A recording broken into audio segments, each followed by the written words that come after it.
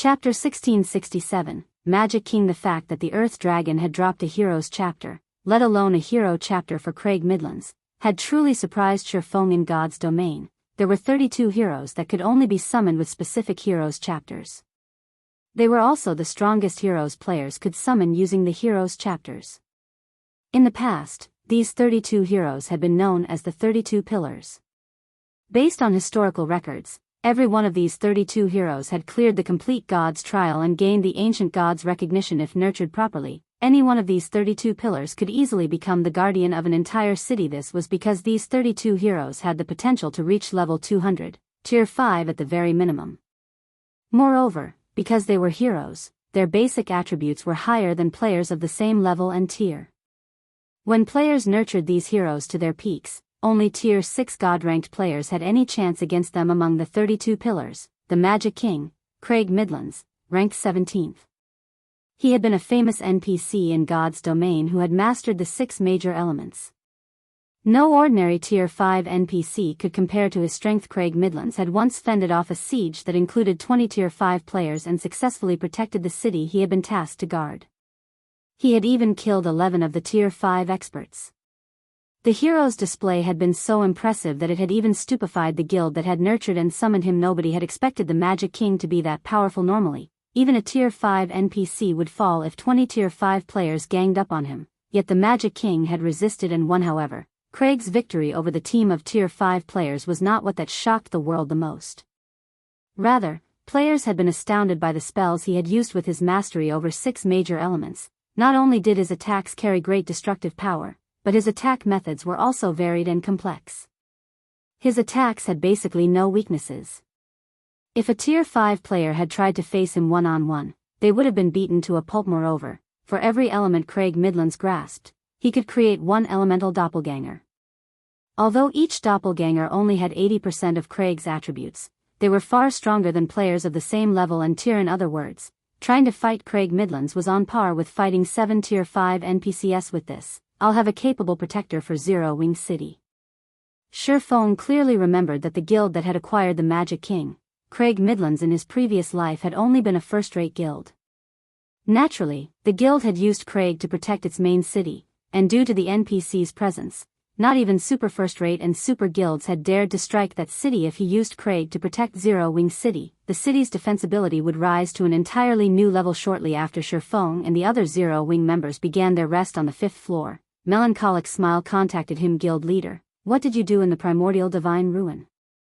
Many large guilds have come to Candlelight to negotiate cooperation, Melancholic Smile asked inquisitively. As many as 8 first-rate guilds had approached Candlelight, seeking cooperation, not to mention the second- and third-rate guilds. Watching these guilds' upper echelons enter White River City's Candlelight trading firm with their entourages has been spectacular. The scene had also caused a huge commotion throughout the city. For a moment, she had even thought that these guilds had intended to attack the trading firm. It's nothing. We just got to the ruins' 5th floor before the other guilds, Shurfong said, chuckling. What kind of cooperation are they looking for? They're asking to purchase some of our guild's basic combat techniques and opportunities to learn advanced combat techniques. Though, slots to enter Primordial City are their main goal. They are willing to pay with magic crystals and top-tier weapons and equipment, Melancholic Smile said. The bounty war between Zero Wing and Heaven's Burial was still in full swing. As a result, Zero Wing burned through funds, weapons, and equipment each day. If Zero Wing could sell the services these large guilds requested for top-tier weapons and equipment, it would help the guild out a great deal. Unfortunately, this matter would have a massive impact on the guild, and she couldn't make the decision by herself. Their ideas sound quite solid. Shurfong began to ruminate on the matter. A moment later, he said, all right, we will agree to their conditions. However, they can only offer payment with magic crystals. Moreover, we will only sell the opportunity to learn basic combat techniques. Each learning opportunity will cost 1,000 magic crystals. This condition isn't limited to these guilds either, it will stand for all players. As for the guild's other requests, refuse them. Due to the appearance of the Primordial Divine Ruin, basic combat techniques had become more commonplace in God's domain. Even so, pitifully few first-rate guilds had secured any techniques from the ruin. The other guilds couldn't even make it inside, however. As players unlocked more of the primordial divine ruin, the number of players allowed inside would increase. Moreover, as players continued to grow stronger, it would only be a matter of time before more guilds secured basic combat techniques rather than wait for such a future. It'd be better if Zero Wing took advantage of the current situation and sold learning opportunities, making a fortune. In fact, many large guilds had openly sold learning opportunities for basic combat techniques in the past. He simply executed this business strategy ahead of time. In any case, he had obtained 3 basic combat techniques on his way to the 5th underground floor, with 2 from the Earth Dragon. As for the advanced combat techniques, there was no way he'd sell them. Both in his previous life and in this one, advanced combat techniques were a guild's core secret. While basic combat techniques helped players build a solid foundation, they did very little to improve players' combat standards. Only advanced combat techniques had a considerable effect on players' combat standards. 1,000 crystals per chance? Isn't that price a little too high? Melancholic Smile asked awkwardly. Currently, magic crystals sold for 30 silver each on the market, thus, 1,000 magic crystals were worth 300 gold. However, while the various guilds might accept a price of 300 gold, that wouldn't necessarily be the case for 1,000 magic crystals. Every large guild desperately needed magic crystals right now, and players wouldn't necessarily learn a combat technique in its entirety on the first attempt. It's fine. Just tell them. Whether or not they accept our price is up to them. Nobody's forcing them to learn our combat techniques, Shifeng said, chuckling. Although basic combat techniques were the weakest of the bunch, they weren't easily found. Players could not obtain one just because they wanted to. Despite the primordial divine ruin activating some time ago, only a small number of basic combat techniques had dropped thus far. Moreover, different basic combat techniques offered different kinds of benefits. Some improved attack methods, some improved footwork, and so on. Just because a player had learned a basic combat technique, that did not mean that other techniques would be useless. On the contrary, the more basic combat techniques a player learned, the sturdier their foundation would become. With a strong foundation, players would have a much easier time learning advanced combat techniques. In fact, players may even be able to create their own basic or advanced combat technique. I'll relay the message to these guilds and announce it to the public, then, Melancholic Smile said.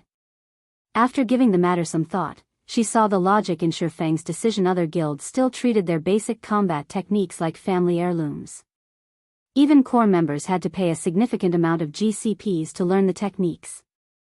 Since they had approached Zero Wing to purchase its family heirlooms, it was only natural that the guild demand a higher price. Moreover, there were many wealthy individuals among God's domain's adventurer teams and independent experts. Generally, adventurer teams and independent experts had no opportunity to learn basic combat techniques, so they'd be more than willing to pay the price. After disconnecting his call with Melancholic Smile, Shifeng sent out a few scouts to explore the 5th floor. In less than 10 minutes, Shifeng received a report from one of the scouts' guild leader. I found a gigantic magic array in the forest. There's also an NPC in the center of the array. A scouting assassin reported an NPC? Send me your coordinates. Shifeng was instantly ecstatic. As far as he knew, there shouldn't be an NPCs on the primordial divine ruins rest floors. Since one of his scouts had found one, that NPC must be related to Primordial City. Chapter 1668, Primordial City's Entrance Test. Chapter 1668, Primordial City's Entrance Test. Shifeng moved through the tranquil forest and proceeded towards the coordinates the scouting assassin sent him. Very quickly, he came across a clearing that was abounding with mana, so much that it had even condensed into a white mist that enveloped the area. What amazing mana! Shifeng was startled as he moved through the white mist. While he stood within the white mist, not only did his mind become much clearer than before, but even his stamina and concentration recovery rates skyrocketed. The recovery rates were at least 4 times higher than what one would experience inside hotels of NPC cities. If players were to practice combat in such an environment, the results would be wondrous. Training here would be particularly effective in his previous life. While part of the reason why players loved places with high mana density was the ease in exhibiting their combat standards there, a more important reason was the much greater efficiency in practicing and learning combat techniques. Although combat techniques did not consume mana, they did take a toll on the user's stamina and concentration. Meanwhile, unlike basic attributes, hidden attributes like stamina and concentration were not displayed using numerical values. Players could only rely on their own senses to determine how much stamina and concentration they had remaining. If players fought normally inside major NPC cities, their stamina and concentration consumption would be roughly equal to their regeneration rates. Hence, players could fight in arenas to their heart's content without worrying about becoming exhausted. However, it was a different story if players started incorporating combat techniques in battle. Combat techniques placed a significant burden on stamina and concentration. Executing a basic combat technique would cost roughly 4 to 5 times more stamina and concentration than executing a simple attack. Hence, if players continuously executed basic combat techniques, even when fighting or practicing inside a city, they would very quickly exhaust their stamina and concentration. Needless to say, the depletion rate for executing advanced combat techniques was even more severe. Hence, high mana density locations were extremely popular among experts of God's Domain during Shifeng's previous life. In the current God's Domain, combat techniques had yet to be popularized.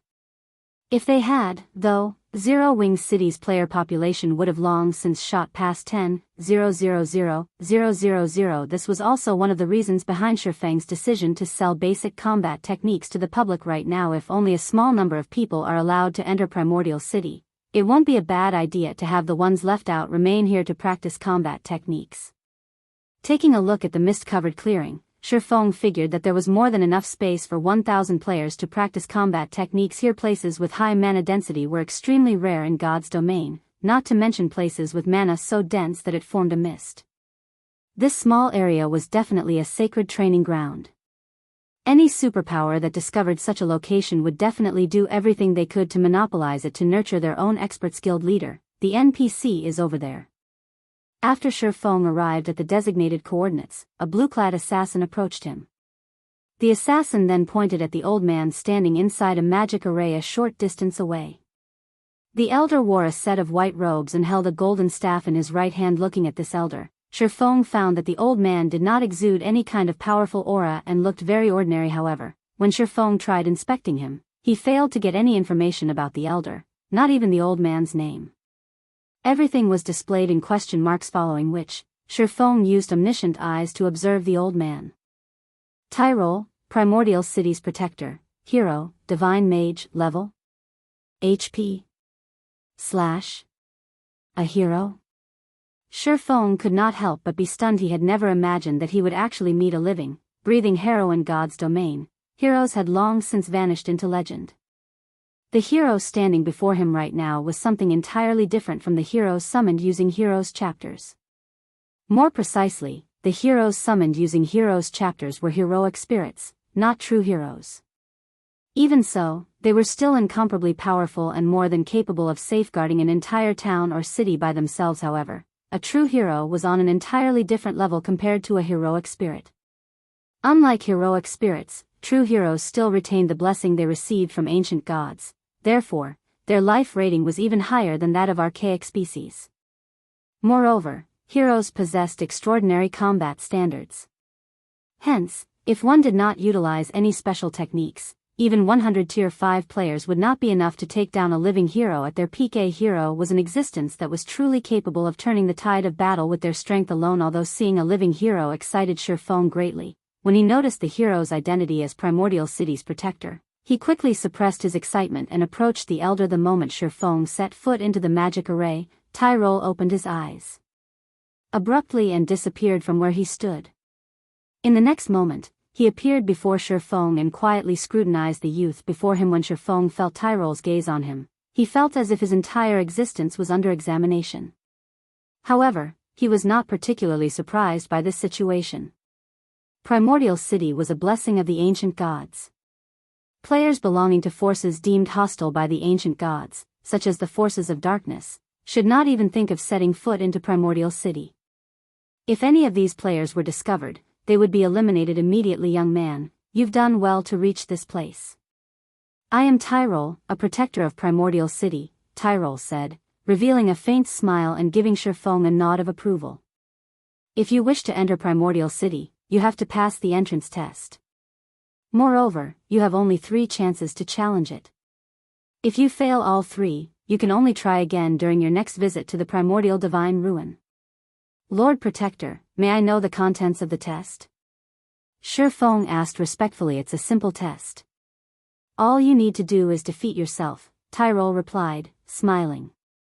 Of course, there are also differences in difficulty.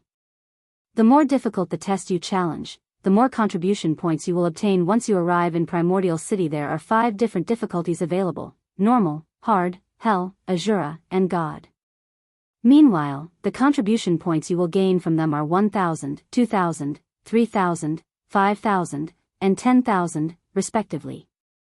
Each person has only 3 opportunities to challenge the test. You must cherish them.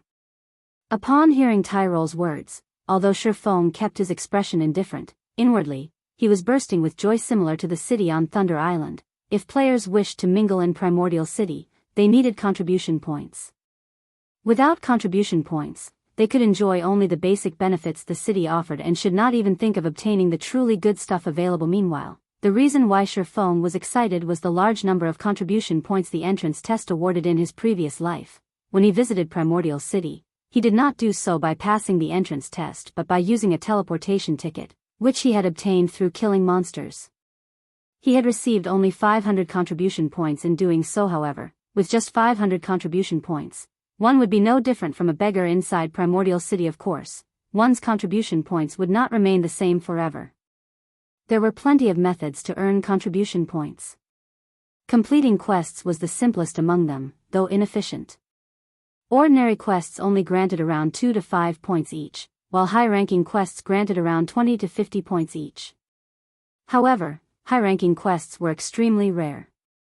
Hence, collecting even 500 contribution points was very difficult. Yet, now, even the normal entrance test awarded 1,000 contribution points upon completion.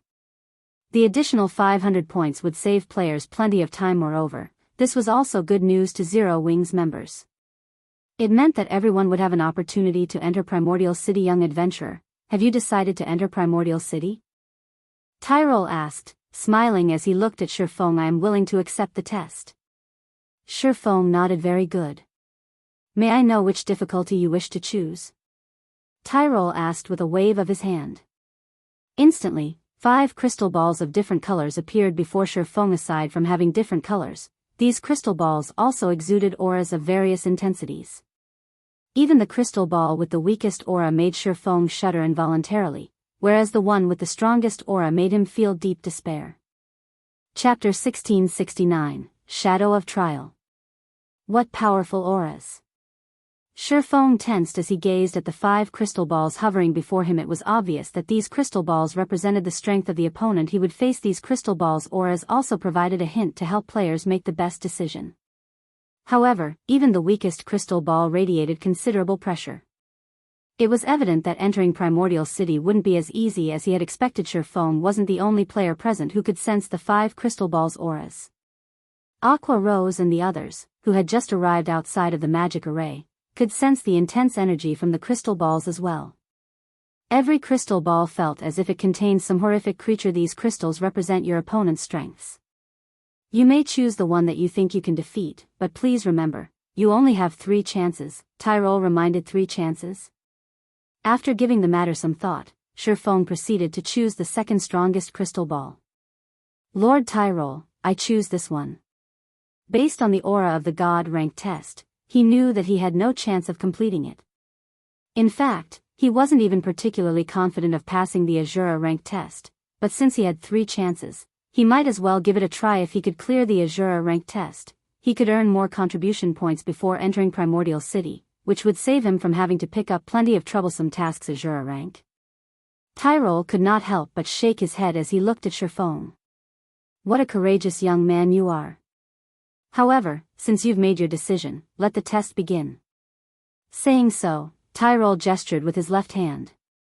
Suddenly, the Azura-ranked crystal ball shattered, and the shards transformed into 3 clouds of mist. These clouds gradually took on humanoid shapes, and a moment later, 3 creatures, identical to Shifeng, manifested inside the magic array.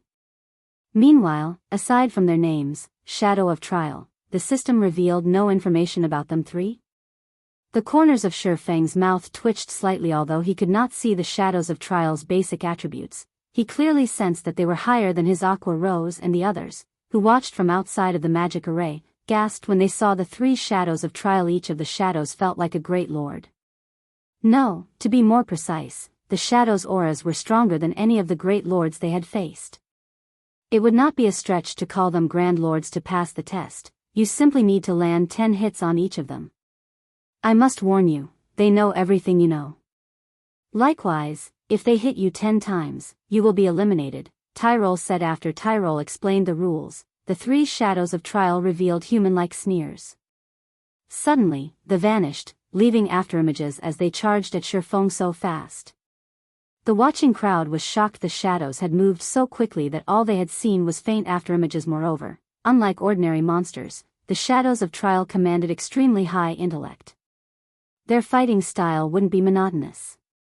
Moreover, all 3 shadows coordinated perfectly, each striking at Shifeng from different directions. As soon as the shadows appeared around Shifeng, each launched a different attack. Illusory Shadow, Purgatory Pentaslash, Shadow Blade. The shadows of Trial's attacks sealed off Shifeng's escape paths. To make matters worse, the illusory shadow attacks couldn't be blocked. Crap. Shifeng paled as he realized his situation. Not even he dared to receive all 3 skill attacks head-on. If he tried to, he would undoubtedly end up dead in the blink of an eye. Just before the attacks landed, Shifeng activated Divine Steps, and 10 doppelgangers split from his body. He immediately switched positions with a nearby doppelganger and used Shadow Blade against the nearest shadow of Trial. However, before the Shadow Blades could reach the shadow of Trial, 10 doppelgangers split from its body. Shifeng's 10 Shadow Blades then pierced through the shadow of Trial's form. However, it was evident that he had nearly struck a doppelganger. How is this possible? They have my weapons and equipment skills, as well? Shifeng was shocked when the shadow also used Divine Steps. However, before Shifeng could regain his senses, all 3 shadows of Trial activated Heavenly Dragon's power, their attributes soaring. They slashed their blades at their target, the intensity of their strength creating powerful gales. With no better plan, Shifeng continued to switch positions with his doppelgangers to avoid the incoming attacks. Although Heavenly Dragon's power was strong, it was a berserk skill that focused on boosting strength. Its buff to speed was only subpar for a time. Shifeng was at a complete disadvantage as the 3 shadows of Trial chased him relentlessly. The spectating players outside of the magic array were flabbergasted. They were literally watching 3 doppelgangers gang up on their guild leader. Moreover, the doppelgangers' basic attributes were even higher than Shifeng's.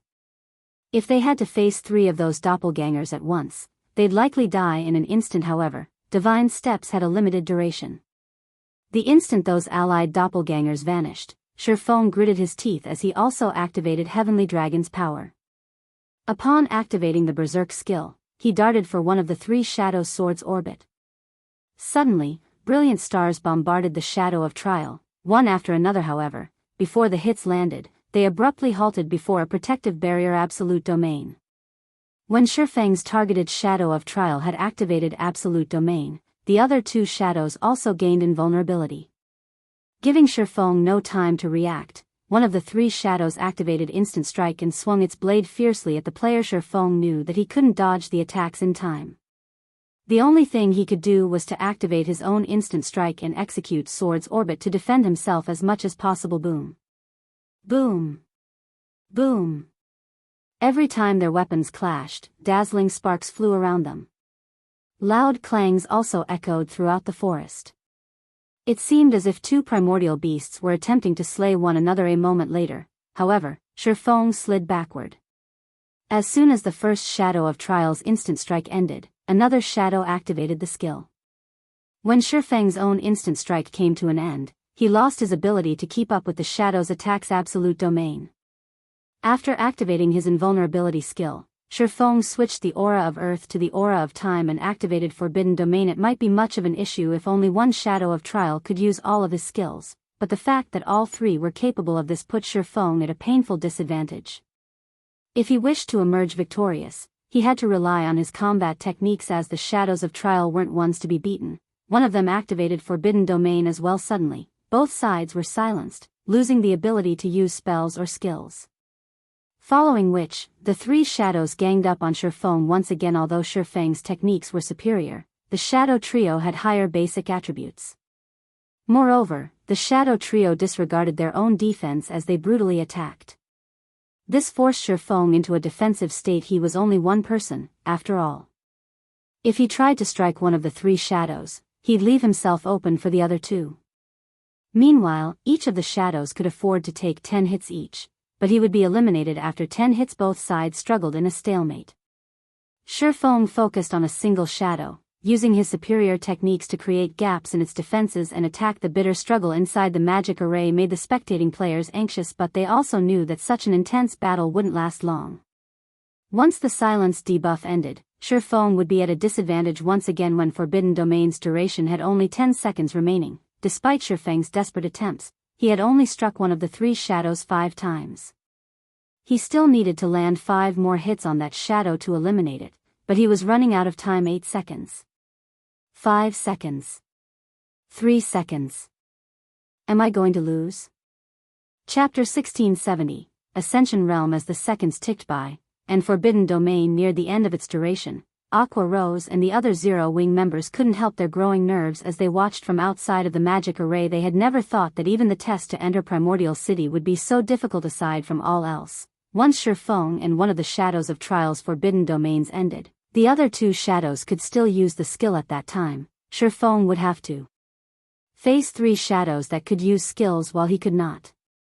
With the huge disparity in combat power, he would doubtlessly meet his end. Not only did the Shadows of Trial have higher basic attributes, but their combat standards were also at the refinement realm. They executed every slash without any excess movement. When the 3 shadows cooperated, they could even make up for the weaknesses in each other's defenses and elevate their combat power further. I have no choice but to gamble everything on one attack.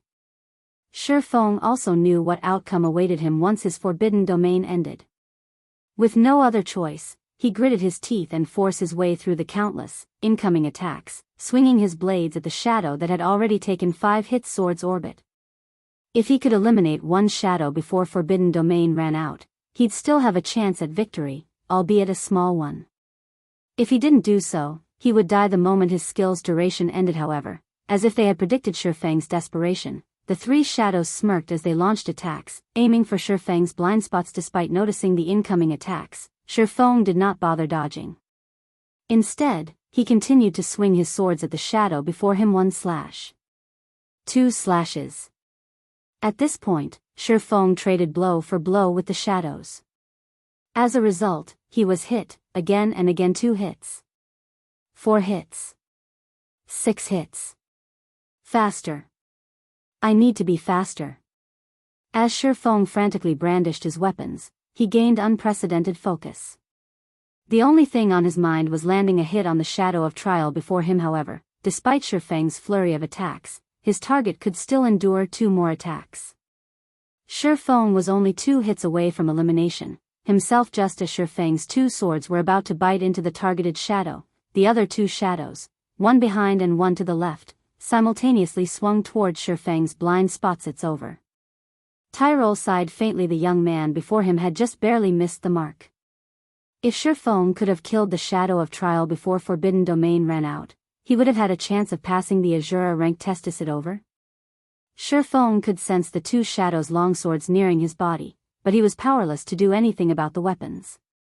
At most, he could take one of the Shadows of Trial down with him as the 2 longswords soared closer to Shifeng's back and abdomen. Something about the situation felt incredibly familiar. Shifeng felt like this test was similar to the test Reinbeck, one of the Sea God's Temple's Vice Knight commanders, had given him. Before the breakthrough he had achieved during that trial, he hadn't been able to withstand Reinbeck's attacks no matter what he had done. He had only been able to watch as he had repeatedly been defeated. Reinbeck. Shifeng's eyes shone with realization when he recalled his battle with Reinbeck. Right. Combat method. My combat method. Suddenly, Shifeng put strength into his legs and made a spinning jump. Utilizing the rotational momentum, he swung Killing Ray at the shadow attacking his abdomen, the sacred sword moving with remarkable speed. Dang. A crisp clang echoed throughout the forest in that critical moment. Shifeng had used Killing Ray to block the attack from the side while he used Abyssal Blade to slice at the targeted shadow's shoulder. He then utilized the force generated from blocking the attack at his side to push himself over 8 yards away from the nearest shadow. When his feet touched the ground again, he used a hand to stabilize himself, only coming to a halt after 2 more spins. He survived. Aqua Rose and the other Zero-Wing experts stared with wide eyes, utterly shocked. Shifeng had actually executed an incredible maneuver at the last second, narrowly avoiding mutual destruction. This is, Tyrol revealed an odd look as he watched Shifeng. How is that possible? He has already reached the Ascension realm in the realms of truth. Existences that could set foot in the realms of truth's truth realm were exceedingly rare, with only a few throughout the kingdom. Meanwhile, experts who had reached the Ascension realm were even rare in Primordial City. One could not simply reach the Ascension realm by understanding the realm's philosophy. They would also need to temper themselves and gain the experience of countless life-or-death battles to execute the proper physical response. During Tyrol's brief moment of surprise, the 3 shadows of trial resumed their assault on Shifeng like before. The 3 shadows surrounded Shifeng and attacked him from different angles. Although Shifeng had avoided certain death, he was still at a disadvantage. He had little more than a second before his forbidden domain ran out, and he had only blocked the attack aimed for his abdomen. The attack from behind had still found its mark. Now, he could only afford to receive 1 more hit before he was eliminated from the test. Come, Shifeng said with a hint of excitement as he watched the 3 shadows. Suddenly, over 20 sword lights surrounded Shifeng, sealing off all escape paths. However, instead of using Sword's orbit to repel the attacks, Shifeng simply adjusted his footwork, turning as he executed 8 slashes, which wasn't much compared to his earlier efforts. Yet something surprising happened again. Despite reaching his maximum attack speed, these slashes continued to accelerate. The 3 shadows of trial interlocked with their target before passing by Shifeng. The swordsman blocked every one of the incoming attacks. As the shadows passed, Shifeng swung Killing Ray, slicing the neck of the shadow that had already received 9 hits. The shadow then vanished, leaving 2 remaining in the magic array. What just happened? Aqua Rose, Fire Dance, Shadow Sword, and the other Tier 2 experts from Zero-Wing were stupefied. Not only had Shifeng blocked every incoming attack without using Sword's orbit, but he had also created a gap in the shadow's defenses and eliminated one of them. None of them could figure out how he had pulled it off. So, this is the realm above the truth realm that Reinbeck had mentioned? Shifeng felt incredible as he turned towards the remaining shadows of trial. Reinbeck had only informed Shifeng that he had just entered the truth realm. After undergoing Reinbeck's test, he had learned that one shouldn't just focus on adapting to the changing battle physically. One could also adjust their perspective of the battle.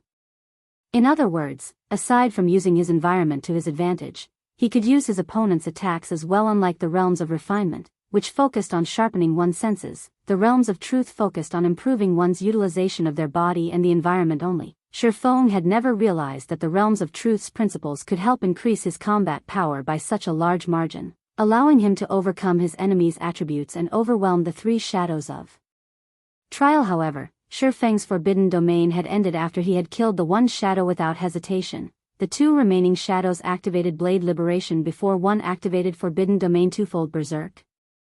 Shifeng could not help but grin as he noticed the shadow's auras strengthen. Before the enemy's forbidden domain reached him, he activated Blade Liberation as well. Fortunately, his skill's cooldowns had reset when he had first entered the magic array. So, the Berserk skills he had exhausted during his battle with the 4th floor's Earth Dragon were ready for him. After activating Blade Liberation, Shifeng executed Void Steps and disappeared. Seeing this, one of the 2 shadows activated Skywill Sword, while the other activated Lightning Edge, both of which were AoEs. However, neither of the shadows' attacks had forced Shifeng out of his concealment. For a time, the shadows attacked their surroundings randomly in confusion, yet even after dozens of seconds, Shifeng remained hidden. He only revealed himself after both shadows had used up their forbidden domains, and when he did, he already stood beside the illusory shadow. Suddenly, 5 crisscrossed slashes bombarded one of the shadows. Although the targeted shadow responded quickly and tried to dodge, it still received 3 hits. Realizing the danger they were in, the 2 shadows decided to end the fight quickly, both activating Chilling Field. The domain skill covered a 50-yard radius and was capable of both offense and defense. The skill's movement speed reduction effect also prevented Shifeng from moving about freely. Seeing this, Shifeng responded in kind, activating his own chilling field suddenly. 27 icicles covered the battlefield, 9 belonging to Shifeng and 18 from the shadows of trial. Following which, the 27 icicles danced and clashed repeatedly and rapidly, yet, despite outnumbering their target, the 2 shadows failed to land a single hit on Shifeng. In fact, Shifeng only needed 6 of his icicles to defend himself, attacking with the remaining 2 hits. 3 hits. 5 hits. The 2 shadows rapidly accumulated hits, and eventually, Shifeng landed the 10th strike on both shadows of trial, killing them. Chapter 1671, City Rookie, he won? Our guild leader is amazing. As the Zero-Wing team watched the shadows of trial and the magic array gradually fade, they couldn't believe their eyes. The battle that had just occurred had overwhelmed them mentally. If they had been distracted for a split second, they would have missed the instant Shifeng and the shadows had clashed. Both sides' basic attributes were ridiculously high, and they could clash multiple times in the instant it took to blink. The several dozen White Tiger Dojo disciples that had joined the team on the 5th floor were utterly dumbfounded. They had witnessed many expert battles in the past and had even fought experts in the battle arena, but if they had to rank the experts they've seen thus far, the player before them would doubtlessly rank at the very top. It's finally over. Shifeng breathed a deep sigh of relief once the battle had ended. He hadn't expected the Azura rank test to be so difficult. If not for the epiphany regarding the realms of truth, which had allowed him greater use of his own body and everything around him, including his opponents, the shadows of trial would have defeated him. However, this experience had taught Shifeng one thing aside from improving in the realms of refinement, which focused on one's senses and physical control. It was very important that players climb the realms of truth. The realms of refinement were akin to the body. As one became physically stronger, they'd be able to exert more strength. However, the realms of truth were like a weapon. Although an individual could rely on physical strength to pose a threat, there was a limit to how much of a threat they become, but if that person were given a weapon to complement their strength, they could pose an even greater threat. Naturally, the better the weapon one wielded, the more power they could exhibit. This also why experts who had yet to reach the refinement realm were sometimes capable of defeating refinement realm experts with their combat techniques. Combat techniques made use of the realms of truth's principles. It seems that we'll need to increase everyone's familiarity with the realms of truth in the future. Shifeng thought to himself there was a limit to how fast one could reach higher realms of refinement, and reaching higher realms of truth wouldn't conflict with a player's growth in the realms of refinement.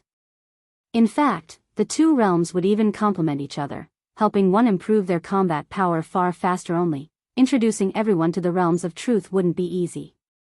First, he needed a proper training ground. It was obvious that neither the battle arena nor the Divine Colosseum could offer similar benefits as Reinbeck's test. Without such a training ground, players wouldn't be able to comprehend the realms of truth's principles regardless of how many times he explained them.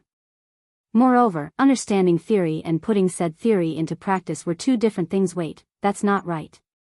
There is one. Suddenly, Shifeng recalled the White Tower within the Lost Town. While the White Tower seemed like a device designed to help players improve their combat standards and gain a better feel for the refinement realm, it actually operated very much like Reinbeck's test. Hence, Shifeng should be able to use the tower to help his players comprehend the realms of truth. Furthermore, God's domain's lore never mentioned the realms of refinement, only the realms of truth. The more Shifeng thought about it, the more he felt that the White Tower was a suitable training device to help players grasp the realms of truth. A sacred land to train in the realms of truth, huh? Shifeng had begun to give up on the Lost Town, preparing to accept the system's penalty, but now, his desire to secure the town had reignited. It's no wonder why the quest to obtain the Lost Town is so difficult. So, this is why training one's grasp of the realms of refinement had long since become common in the virtual gaming world.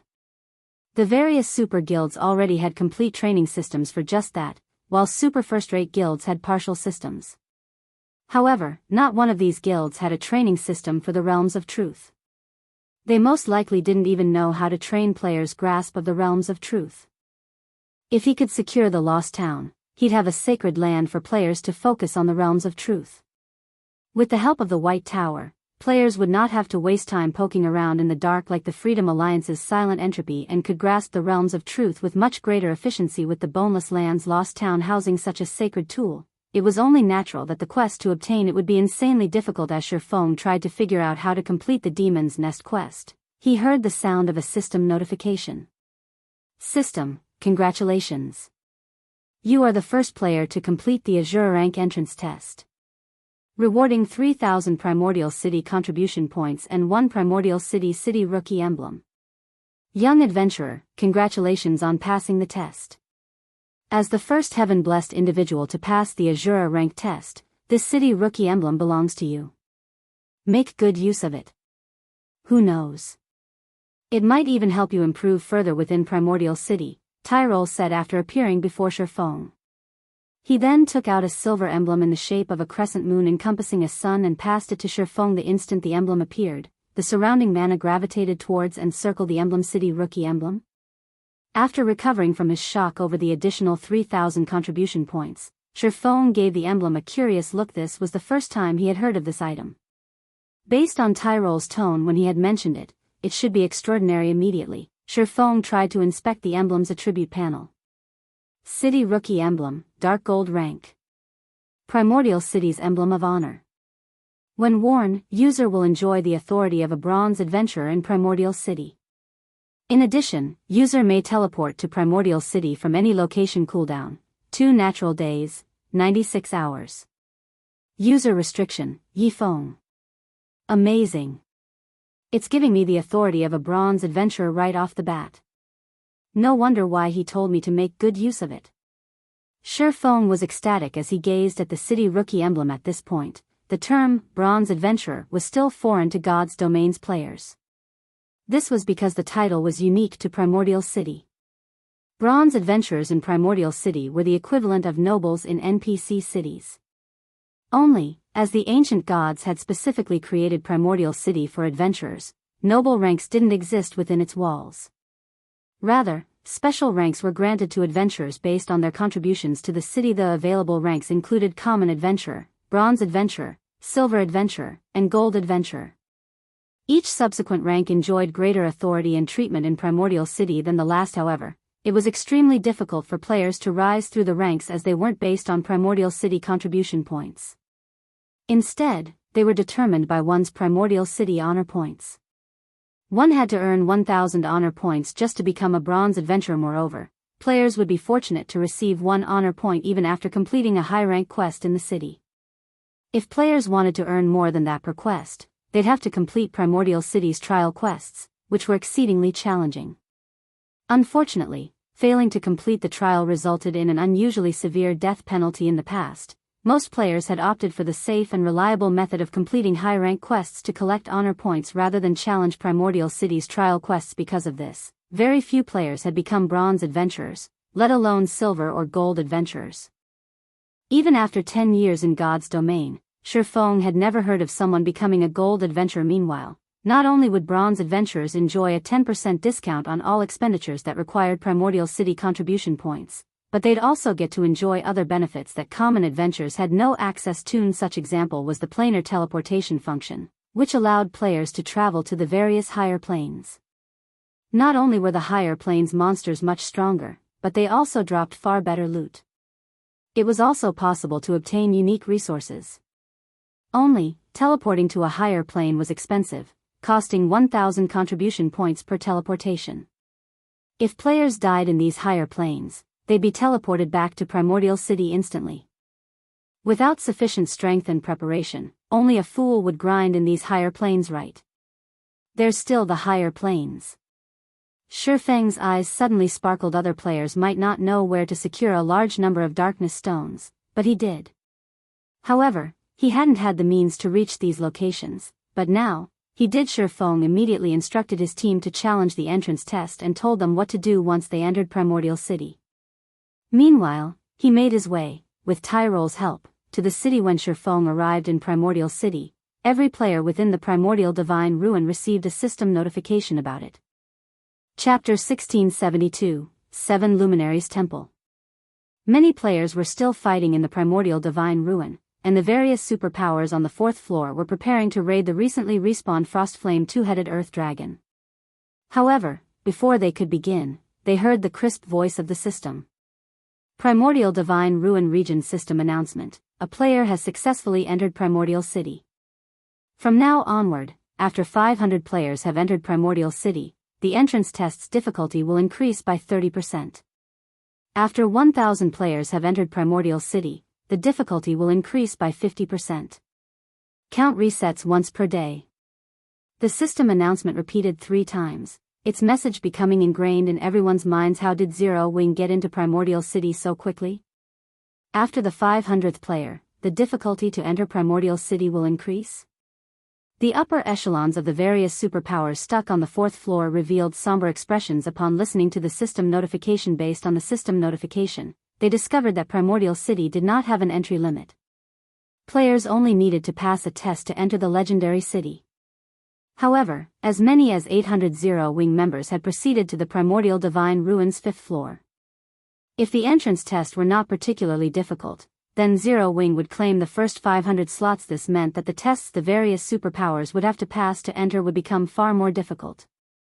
Due to the increased difficulty, players who would have been capable of passing the test might fail. This, in turn, would decrease the number of players the various superpowers could send into the city. Now that they had a clearer understanding of the situation, these superpowers became even more desperate to reach the 5th floor as soon as possible. Meanwhile, news of Zero Wing entering Primordial City quickly spread outside of the ruin. What? Zero Wing is the first guild to send players into Primordial City? Doesn't that mean Zero Wing will be the first to pioneer and explore the city? I'm afraid that it's not that simple. I've heard that only the first 500 players will face the normal difficulty entry tests, whereas other players' tests will be more difficult. The test's difficulty will increase yet again after 1,000 players have entered Primordial City. I've also heard that Zero Wing led 800 players to the 5th floor. It'll monopolize the first 500 slots. With this, the various superpowers will likely have a tough time competing with Zero Wing when pioneering the city.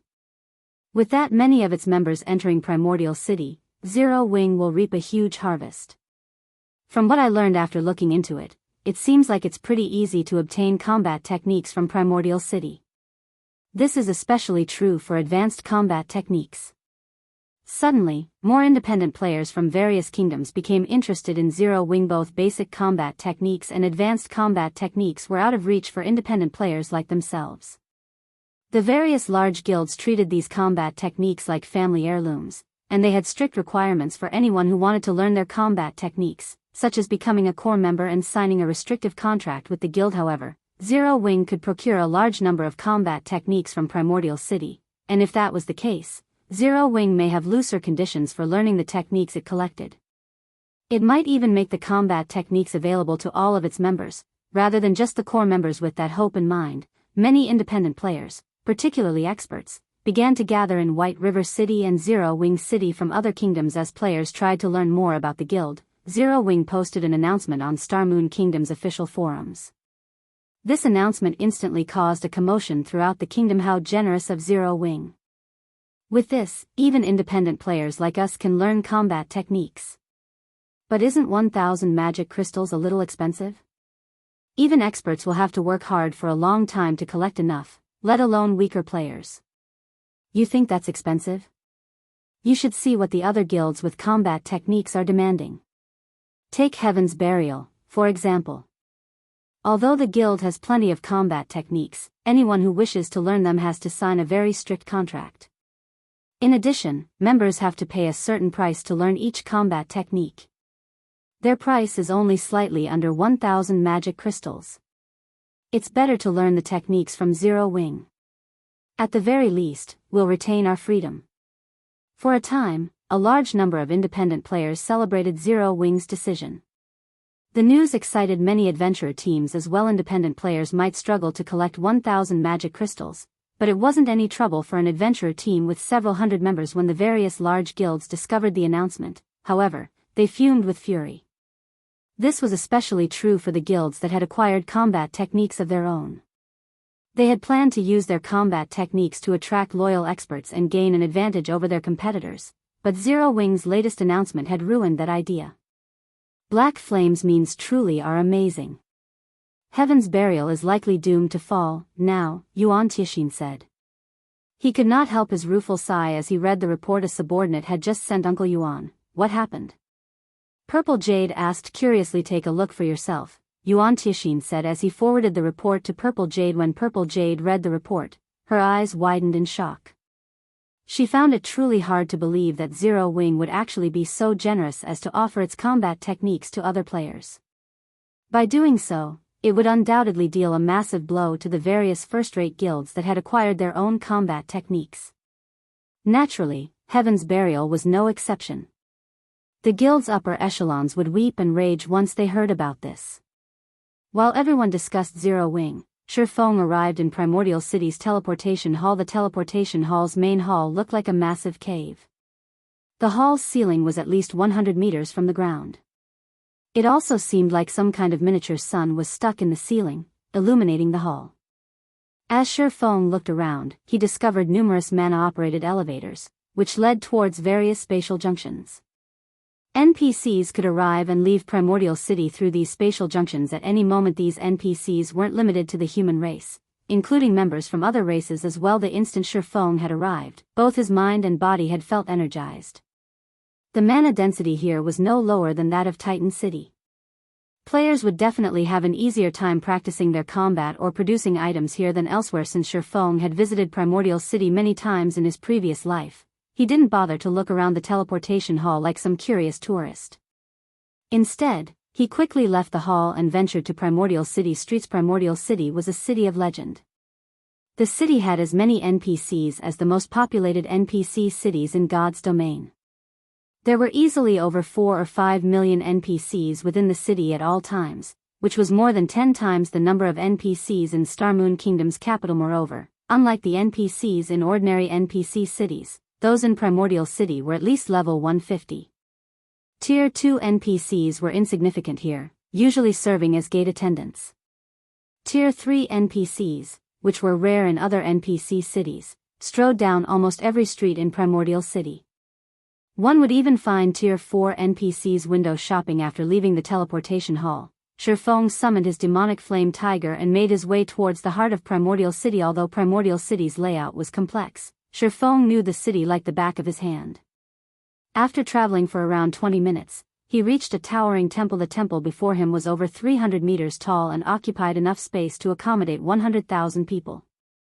It looked more like a mountain than a building. This temple was also the most important structure in Primordial City, the 7 Luminaries Temple. Chapter 1673, Primordial Scroll. Chapter 1673, Primordial Scroll. 2 mechanical puppets at the temple's entrance stopped Shifeng before he could enter the building. This is the 7 Luminaries Temple. Unauthorized individuals are not allowed entry. The 2 mechanical puppets crossed their greatswords before the entrance, preventing Shifeng from proceeding. If any other players saw these mechanical puppets, they would definitely be given a fright. Both mechanical puppets were level 200 mythic monsters. They weren't ordinary mechanical puppets either, but magically enhanced puppets. Not only did they possess extremely high intellect, but they also wielded domains. In other words, they were Tier 4 mythic monsters with domain skills. Even Tier 4 NPCs with domains would not be a match for these magically enhanced puppets. Furthermore, these magically enhanced puppets were only the 7 Luminaries Temple's gate attendants. There were much stronger guards within the temple itself.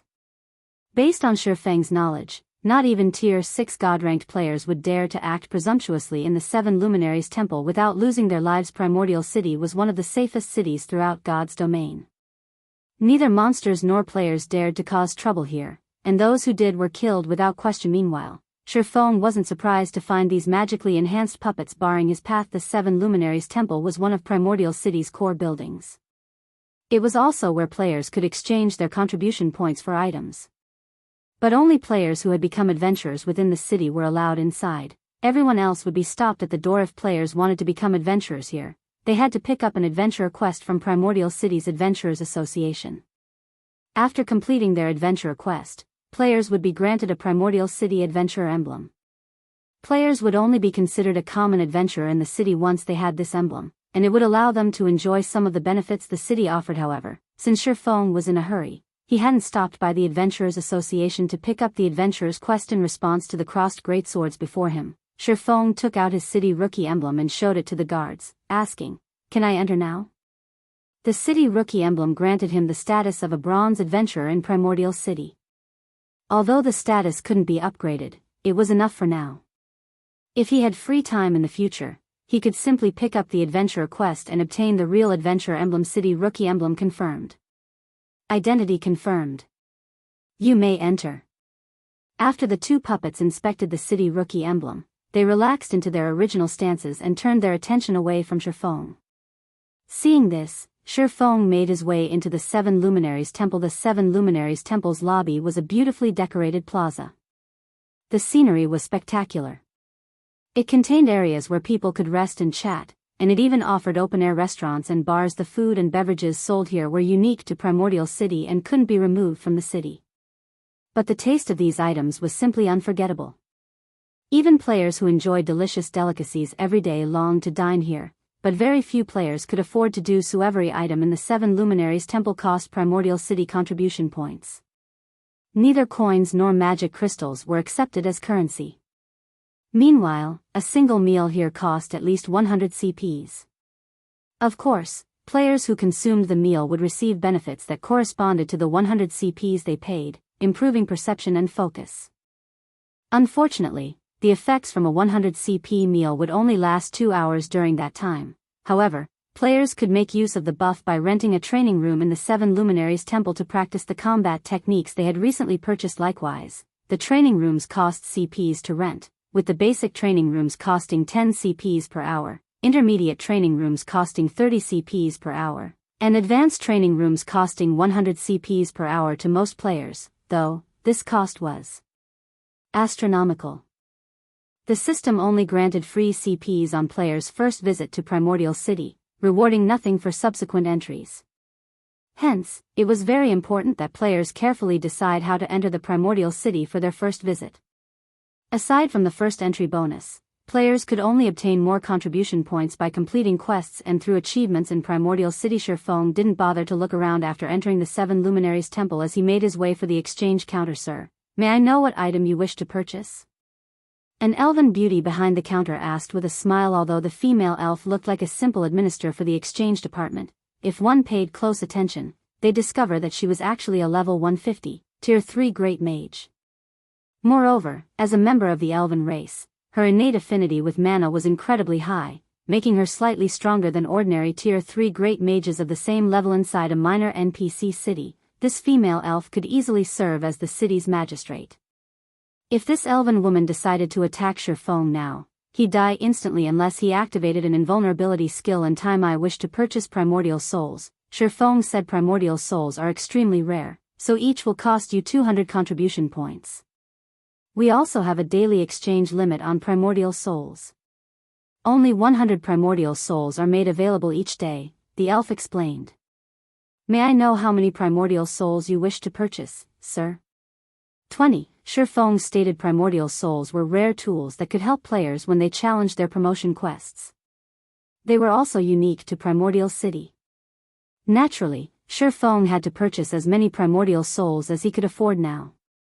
Meanwhile, aside from the 5,000 CPs he had gained for clearing the Azura ranked entrance test, he had received a bonus of 3,000 CPs from the system, giving him a total of 8,000 CPs, so spending 4,000 on primordial souls wouldn't put him in the red. He also wasn't sure how many Zero Wing members would make it into Primordial City. Fortunately, unlike other players, he had the City Rookie emblem, which allowed him to earn CPs far more easily. Alright. The elf administrator then retrieved 20 bottles from the spatial storage unit behind her and said, Sir, as a City Rookie, you enjoy a 10% discount on all purchases. Your total bill comes to 3,600 contribution points. Do you wish to purchase anything else? After giving the matter some thought, Shifeng gritted his teeth and said, I want to purchase 12 primordial scrolls and 1 teleportation stone to the darkness plane. Initially, he had planned to purchase advanced combat techniques after reaching Primordial City, but obtaining the Boneless Land's Lost Town was far more important right now. The darkness plane was one of the higher planes in God's domain, and the power of darkness on that plane was incredibly dense. Naturally, the monsters living in the darkness plane contained frightening amounts of power of darkness within them. When killed, they had a high chance of dropping a darkness stone fragment. Alchemists could use 100 of these fragments to synthesize a complete darkness stone, but their success rate was an excruciatingly low 30%. However, this was, by far, the best method to obtain darkness stones. On the other hand, if he tried to hunt darkness-type mythic monsters, the chance of obtaining a complete darkness stone was around 10%. When players in the past had to acquire darkness stones, they usually decided to do so in the darkness plane. However, as a higher plane, the darkness plane was extremely dangerous.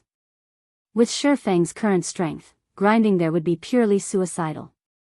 He only dared to do so because he had the Bible of Darkness. If he wanted to increase his survival chances in the darkness plane, the Primordial Scrolls were necessary. The Primordial Scroll was a super rare scroll that could only be used in higher planes. Players could use the scroll to summon heroic spirits to aid them in battle, and it was akin to a Tier 3 summoning scroll. However, heroic spirits summoned this way operated differently from ordinary summoned creatures. A summoned heroic spirit's strength wasn't in direct combat. Rather, they tended to focus on support.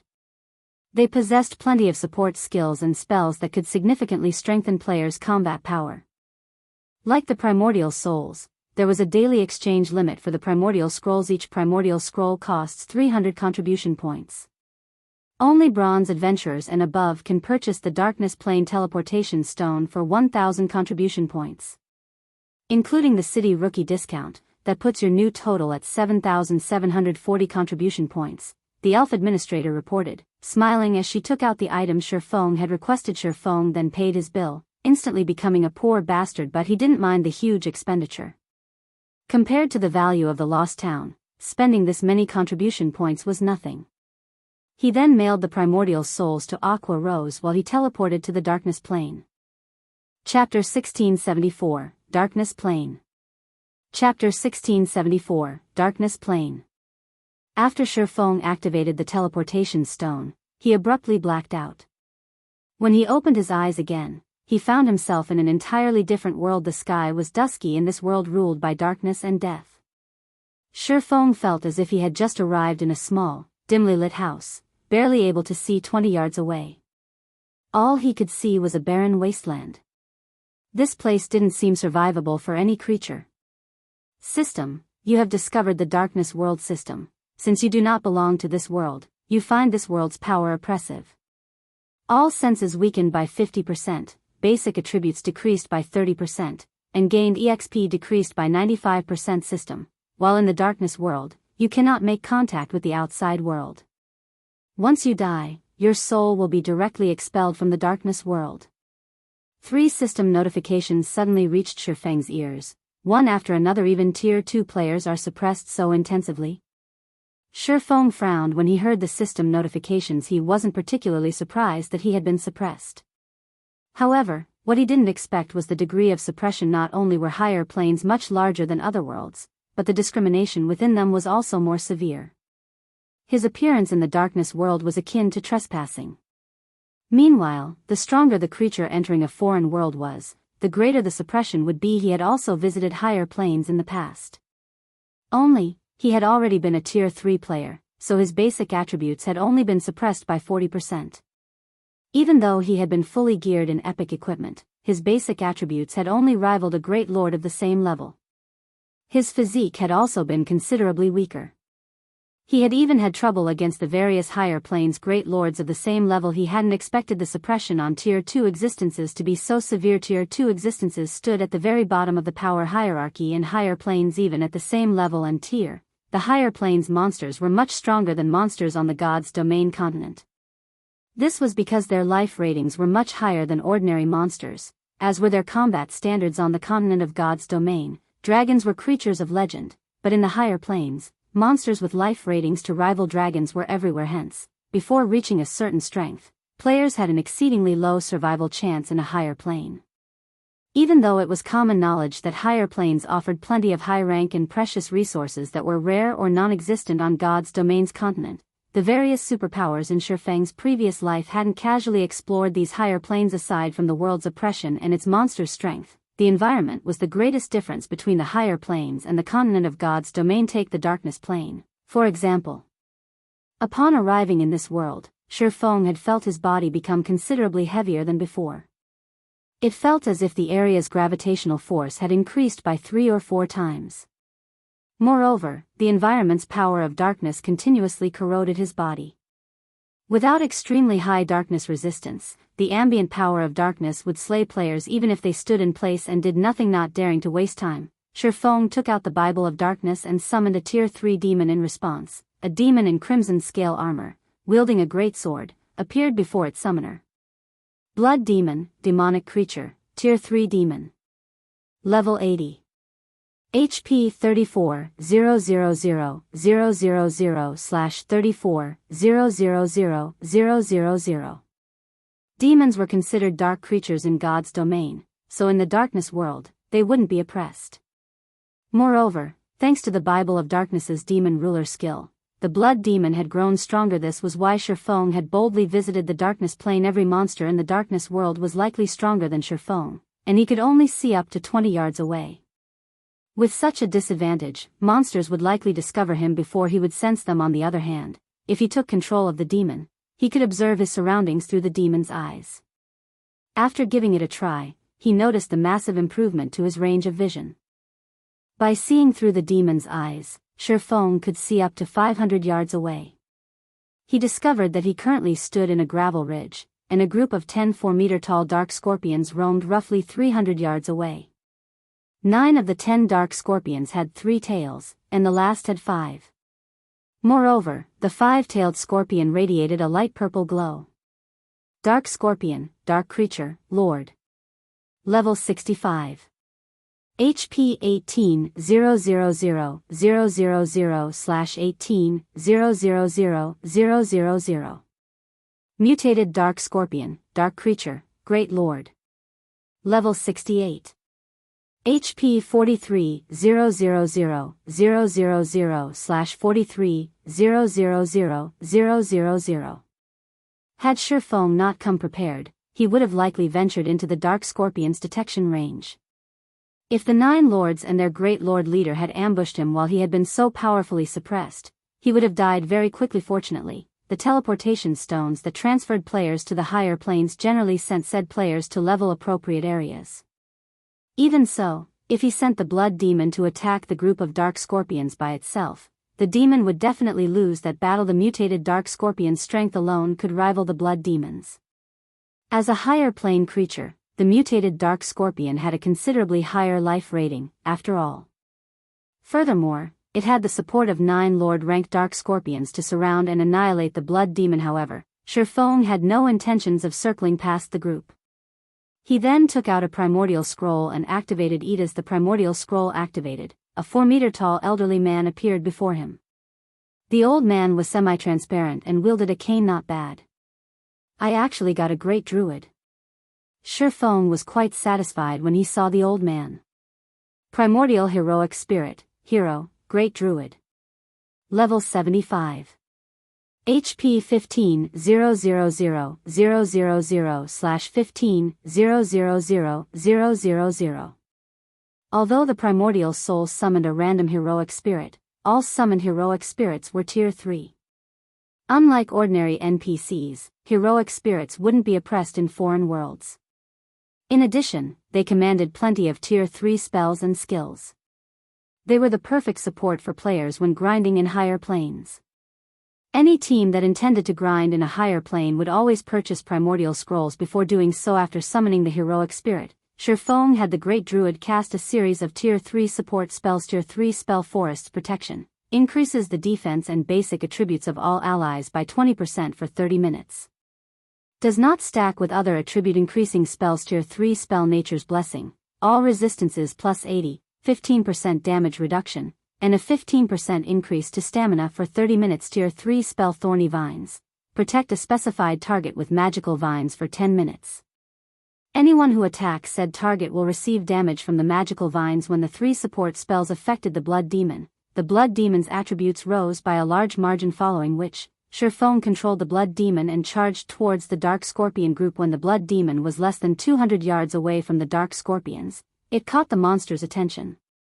Responding, the dark scorpions lashed their tails and hissed threateningly. Not waiting for the dark scorpions to attack, Shifeng used the Tier 3 spell, Blood Sanction. Immediately, 50+ blades of blood flew at the 10 dark scorpions with lightning speed. Even if Shifeng were at his peak and activated a berserk skill, he would have trouble blocking all 50+ blood blades. He would have to dodge or activate a life-saving skill to avoid taking a hit as the blood blades were about to reach the dark scorpions, the latter's tails blurred. Dang. Dang. Dang. A series of dazzling sparks lit up the gloomy environment. The 9 Lord-ranked dark scorpions had successfully struck down over 80% of the blood blades, while the weapons that had found their mark had only dealt a little over -30,000 damage. The mutated dark scorpion, however, struck down all 9 incoming blades, emerging from the exchange unharmed. What high magic resistance! The outcome surprised Shifeng a little. A Tier 3 demon's Tier 3 spell carried immense power. Just one of those blood blades could rival a great lord's attack of the same level, yet they had only dealt a little over -30,000 damage after landing a direct hit. To the dark scorpions, who had 18 million HP each, the damage wasn't significant. During the brief moment Shifeng had been surprised, the mutated dark scorpion screeched as its tails began to glow dark green as they lashed out at the blood demon. The tails had moved so quickly that Shifeng hadn't been able to react in time. He had only managed to tilt the blood demon's body, evading 3 of the 5 attacks when the mutated dark scorpion's 2 remaining tails struck the blood demon. Its stingers slid through the demon's armor like a knife through paper, each dealing over -400,000 damage. Chapter 1675. Mutated Darkness Energy Crystal. After getting struck by the mutated dark scorpion's glowing stingers, the blood demon immediately gained a debuff, 22,347. When the debuff took effect, Shifeng suddenly found it much more difficult to control the blood demon, the demon's movements becoming sluggish. What a powerful poison! Shifeng was slightly surprised when he checked the debuff. Paralyzing Venom. Inflicts 30,000 damage every 0.8 second for 12 seconds. While the venom is still in effect, decreases reaction speed by 40%, attack speed by 30%, and movement speed by 30%. Effects can be stacked up to 10 times. The majority of toxins in God's domain only caused victims to lose HP over time. Very few could inflict a paralysis effect, much less be stackable. Although the blood demon possessed high magic resistance and could mitigate a portion of the damage it received, if the toxin was stacked 10 times, even the blood demon would fall in no time. Moreover, the toxin being stacked boosted not only the dot but also the speed reduction debuff. If that happened, the blood demon would have an increasingly difficult time blocking the attacks of the dark scorpions, which possessed considerably high combat standards. The mutated dark scorpion's combat standard was even at the level of an ordinary expert player. In the next moment, the dark scorpions launched another wave of attacks at the blood demon. Due to the venom, the blood demon had great difficulty defending itself. A series of damages ranging from several tens of thousands to several 100,000 appeared above the blood demon's head, its HP plummeting. The number of paralyzing venom stacks also increased from 1 to 4 now. The blood demon was taking -120,000 damage from the venom every 0.8 second. Its reaction speed had also decreased by 60%. And its attack and movement speed by 50%. Even though the blood demon was higher leveled, it would not last very long against the dark scorpions at this rate. Thank goodness I prepared primordial scrolls. Glancing at the mutated dark scorpion, Shifeng then commanded the heroic spirit to cast the Tier 2 spell Healing Wind. A light green gale immediately enveloped the blood demon. In the next moment, not only did the paralyzing venom debuff disappear altogether, but the blood demon also rapidly recovered the 10% or so HP it lost. In the blink of an eye, it was already back to full HP. Once Healing Wind ended, Shifeng had the heroic spirit cast the Tier 3 spell Earthen Vine. Suddenly, vines sprouted beneath the dark scorpion's legs and bound the monsters completely. Although the dark scorpions managed to cut and snap the vines in their struggles, new vines would always replace the broken ones, greatly restricting the mobility of the dark scorpions. Moreover, the earthen vines also dealt -50,000 damage every second to the dark scorpions, and the skill lasted for a full 20 seconds. This skill was perfect against monsters without control removal skills. After the dark scorpions were restricted, the blood demon brandished its great sword and began exterminating the dark scorpions. Each of its normal attacks caused around -40,000 damage, while its skills dealt over -100,000 damage each. Meanwhile, Shifeng also cast Flame Domain on the group of monsters. Although Shifeng was suppressed by the world and his basic attributes had decreased significantly, the sacred sword he wielded doubled the damage he dealt dark creatures, following which, damages over -200,000 appeared above the dark scorpions' heads. Moreover, the damage Flame Domain dealt also increased by 20% with every passing second. By the time Flame Domain ended, the Lord-ranked Dark Scorpions had lost nearly one-third of their maximum HP. Shifeng then executed Lightning Edge and dealt each of the Dark Scorpions over -200,000 damage per second for 5 seconds. At this time, the heroic spirit standing beside Shifeng finished casting the Tier 3 Curse Star Fury. Suddenly, streaks of starlight started raining down from the sky and bombarding the Dark Scorpions. The might of the AoE spell was stronger than even Shifeng's Flame Domain, each wave of attacks dealing over -600,000 damage to the Dark Scorpions. Moreover, unlike normal AoE spells, Star Fury aimed only at enemies within range. Hence, the curse did not do any damage to the Blood Demon. In total, 7 waves of starlight descended on the Dark Scorpions. By the time Star Fury ended, not only had the Dark Scorpions lost a significant amount of their HPs, but they also fell into a heavily injured state, their basic attributes, defense, and combat power decreasing to a certain extent. This turn of events allowed the Blood Demon to deal even more damage. Now, even its normal attacks inflicted around -80,000 damage on its tough opponents. Very quickly, the first Dark Scorpion fell to Shifeng's group. Afterward, even after Earthen Vine's duration ended, the heavily injured Dark Scorpions didn't pose much of a threat. To make the battle more efficient, Shifeng decided to have the Blood Demon focus on only dodging the mutated Dark Scorpion's attacks while maintaining its assault on the other Dark Scorpions. This strategy rendered the mutated Dark Scorpion useless in the battle. The Great Lord could only watch as its subordinates got picked off one after another. Only after the disposal of all the Lord-ranked monsters did Shifeng have the Blood Demon trade blow for blow with the Great Lord, foregoing all forms of evasion and defense. Although the Blood Demon would get poisoned and receive significant amounts of damage from doing so, there was the healing provided by the heroic spirit. Due to the Blood Demon's all-out offensive, the mutated Dark Scorpion lost HP rapidly: 72%, 70%, 65%. After roughly 10 minutes had passed since the battle began, Shifeng activated Divine Providence and landed the last hit on the mutated Dark Scorpion, following which, the mutated Dark Scorpion let out an agonized screech as it collapsed before Shifeng's feet. At the same time, the Great Lord also dropped 8 items around its corpse. The monsters here are really tough. Shifeng breathed out a sigh of relief when he saw that the mutated Dark Scorpion was finally dead. Although Shifeng had long since known that the monsters in higher planes were powerful, he had never imagined that the monsters of the darkness world would be this powerful. Just dealing with a level 68 Great Lord had already taken him so much effort. If not for him having summoned a healing-type heroic spirit, he could have come out the loser in this battle. With how powerful the monsters in the darkness world were, if he came across a Grand Lord, he would most likely have no choice but to run away. However, while dealing with the Dark Scorpions was indeed very difficult, the loot they dropped pleased Shifeng greatly. The 9 Lord-ranked Dark Scorpions had dropped a total of 37 items. Among them, 15 were level 60 mysterious iron equipment and 8 were level 60 bronze equipment. The drop rate here was considerably better than on the continent of God's domain, where Lord-ranked monsters past level 50 dropped only bronze equipment, while mysterious iron equipment was dropped by only High Lords and Great Lords, and generally just 1 or 2 pieces of equipment at that. Aside from weapons, equipment, and materials, the 9 Dark Scorpions also dropped 3 Darkness Stone fragments. The drop rate for the fragments was considerably better than what Shifeng initially expected it to be. However, compared to the loot of the 9 Dark Scorpions, the loot of the mutated Dark Scorpion was much more attractive. Of the 8 items dropped, 3 were equipment: a level 60 secret silver cloth armor robe and 2 set pieces for the level 60 secret silver plate armor. Dark Devourer set. Level 60 secret silver set equipment would be considered top-notch equipment in the game when players reached level 60. Moreover, the Dark Devourer set was actually an 8-piece set.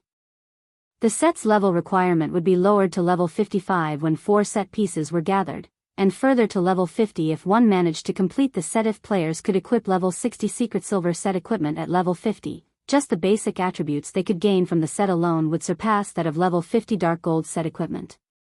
Not to mention, the Dark Devourer set's other set effects were also plenty amazing.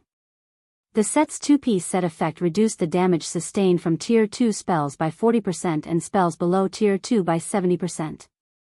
Meanwhile, the 6-piece set effect raised the wearer's strength and endurance by up to 30% when attacked. If he could allow the guild's MTs and Berserkers to equip the Dark Devourer set, they would be practically invincible among those of the same level. Aside from the 3 pieces of equipment, the mutated Dark Scorpion also dropped 2 Darkness Stone fragments. As for the remaining 3 items, 2 of them were paralyzing venom potions, which could be applied to weapons, allowing one's attacks to inflict a weakened version of the paralyzing venom debuff on targets. Each potion could be used 3 times, and each application lasted 30 minutes. Although the debuff imposed was nowhere near as strong as the mutated Dark Scorpions, it was still quite effective against both players and monsters, following which, Shifeng took out from his bag the last item the Great Lord dropped.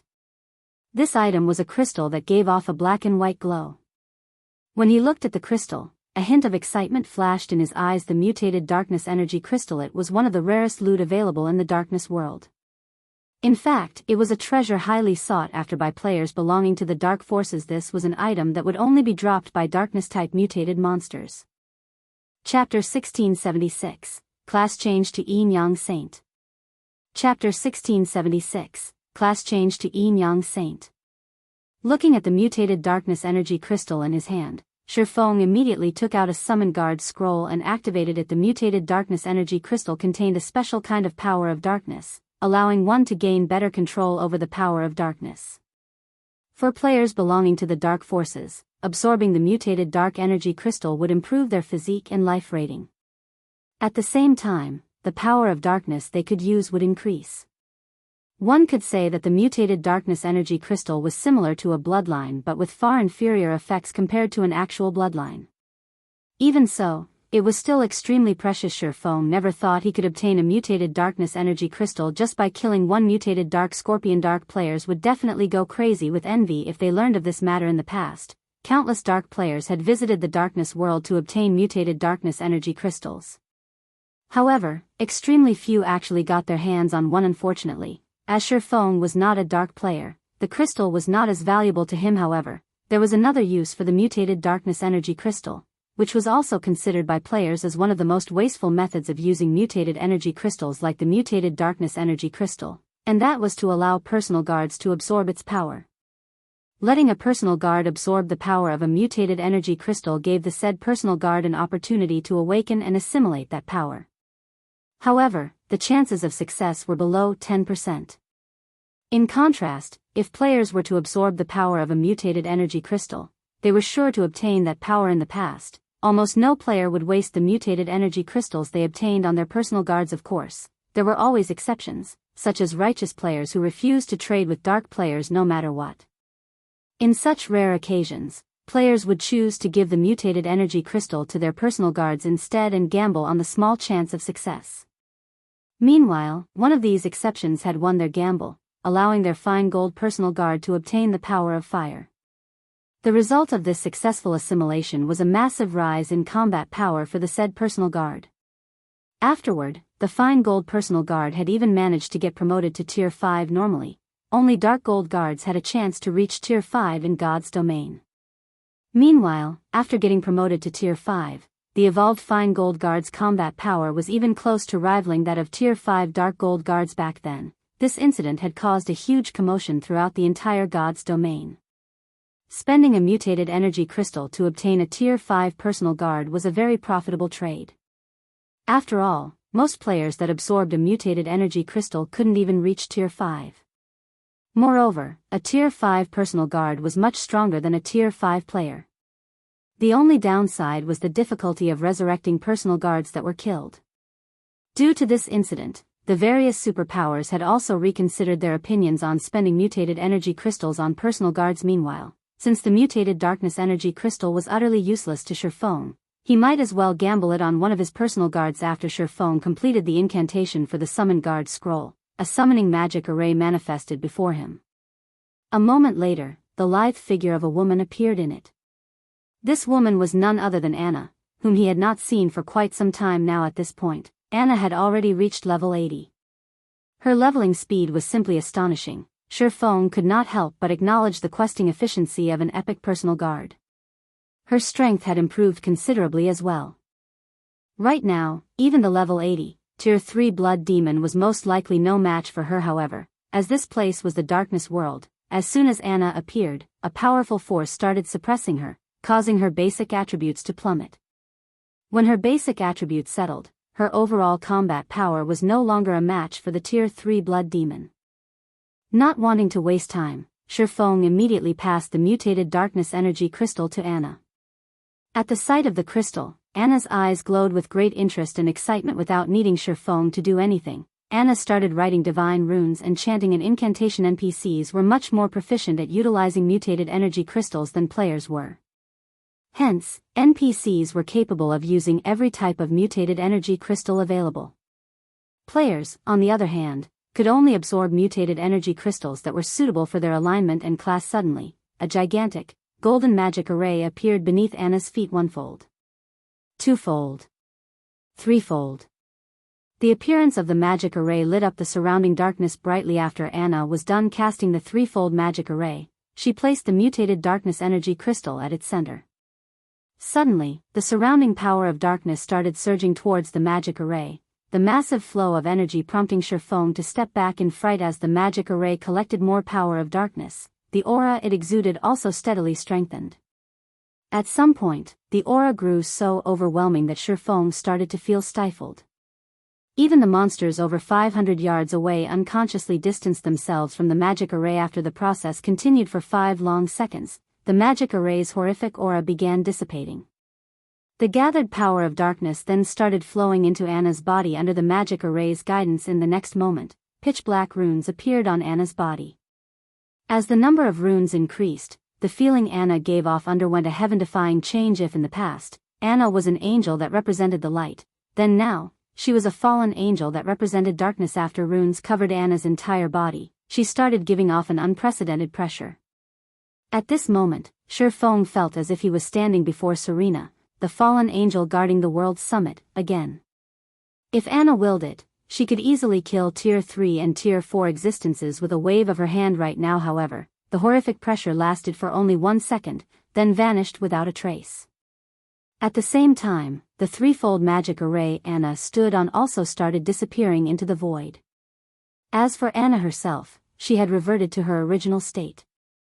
The only differences now were a dark purple mark at the center of her forehead and a hint of coldness in her aura. Did you succeed?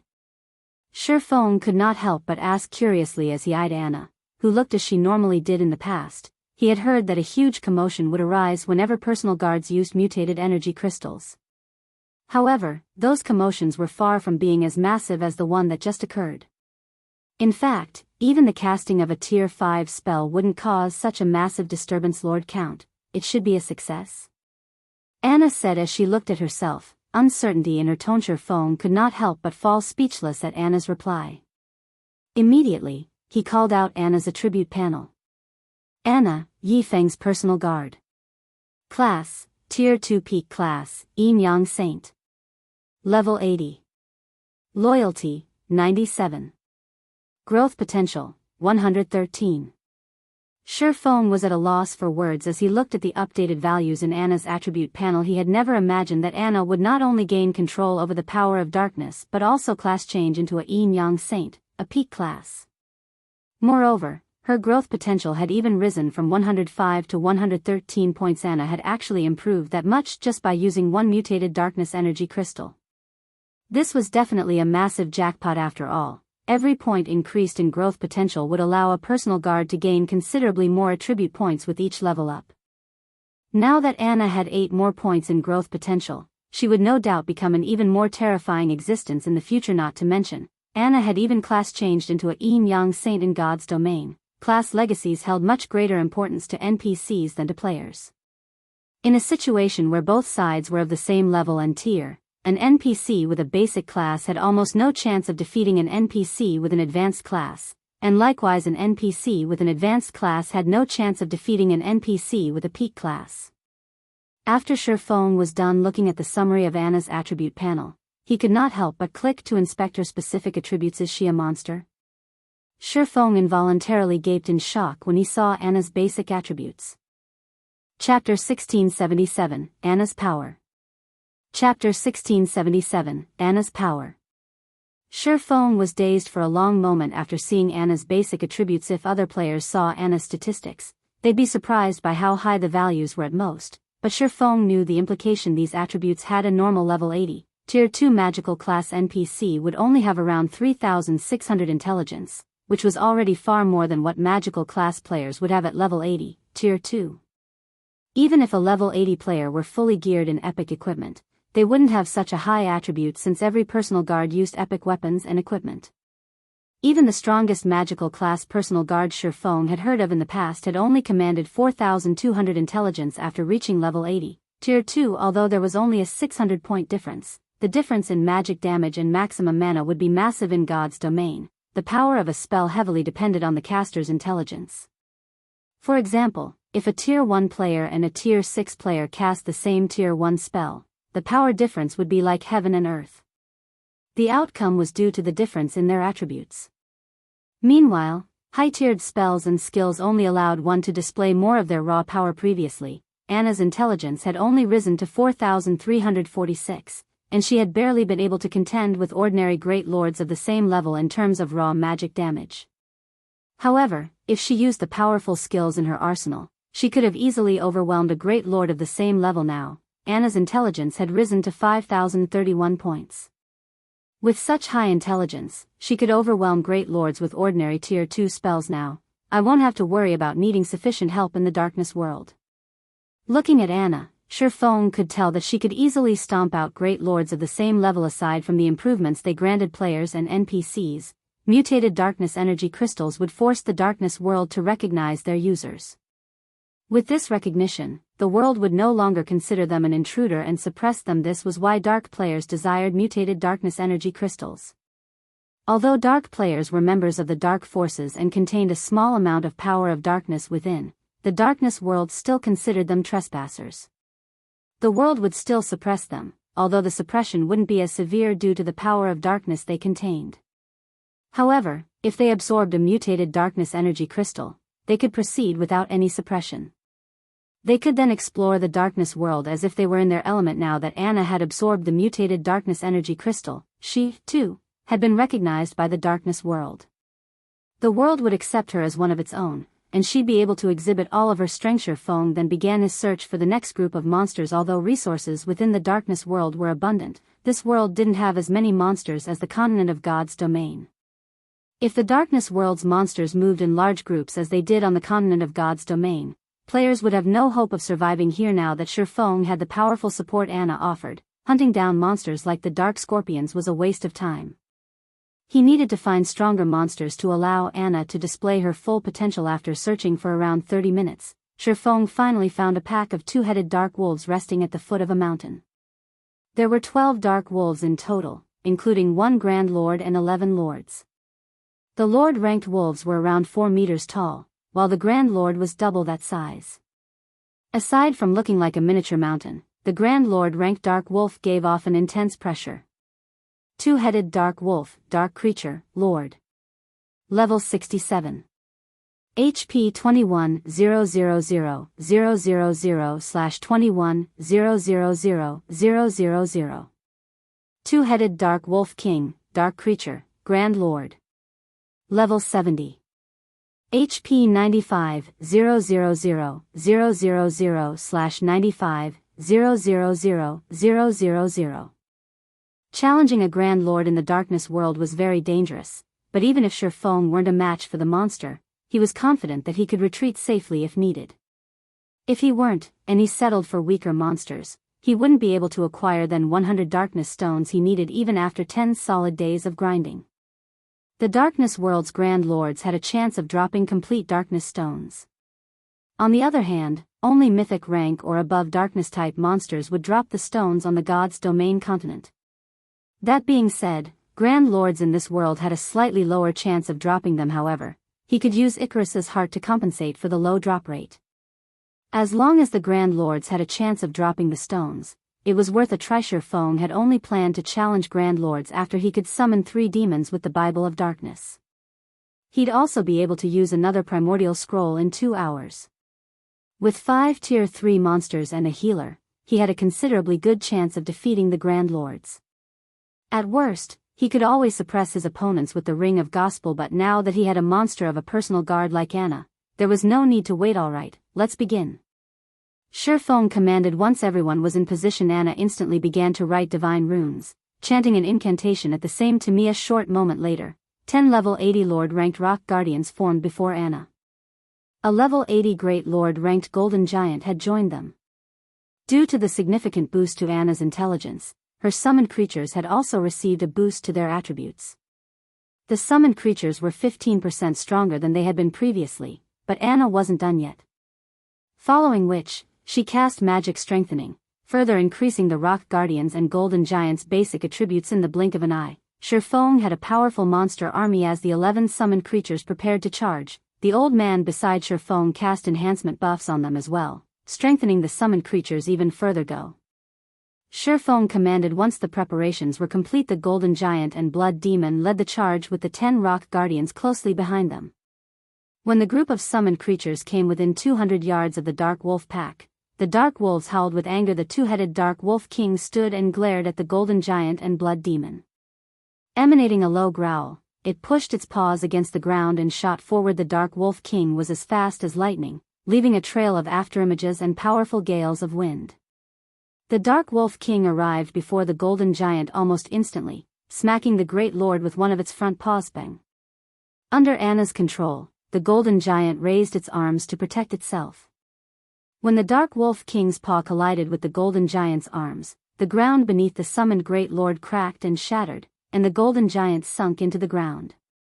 The Dark Wolf King's strength was higher than Shurfong had expected, and despite blocking the attack, the Golden Giant had lost over 100,000 HP. Realizing that its first attack had failed to get rid of its target, the Dark Wolf King turned and swiped its tail at the Golden Giant.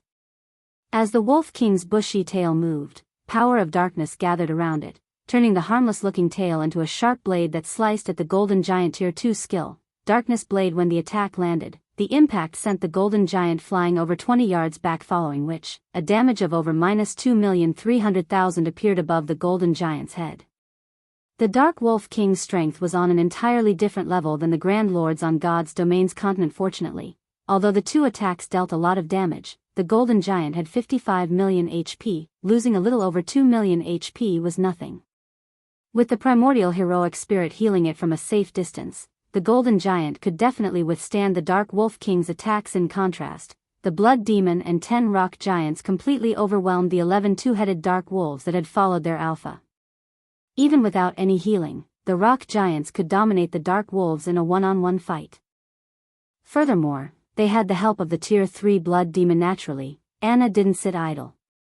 After becoming a Yin-Yang Saint, she had gained more than just summoning skills. She now had powerful attack spells in her arsenal. Anna cast Holy Light Spear, a Tier 2 Light-type spell, launching 18 Holy Spears at the Dark Wolf pack.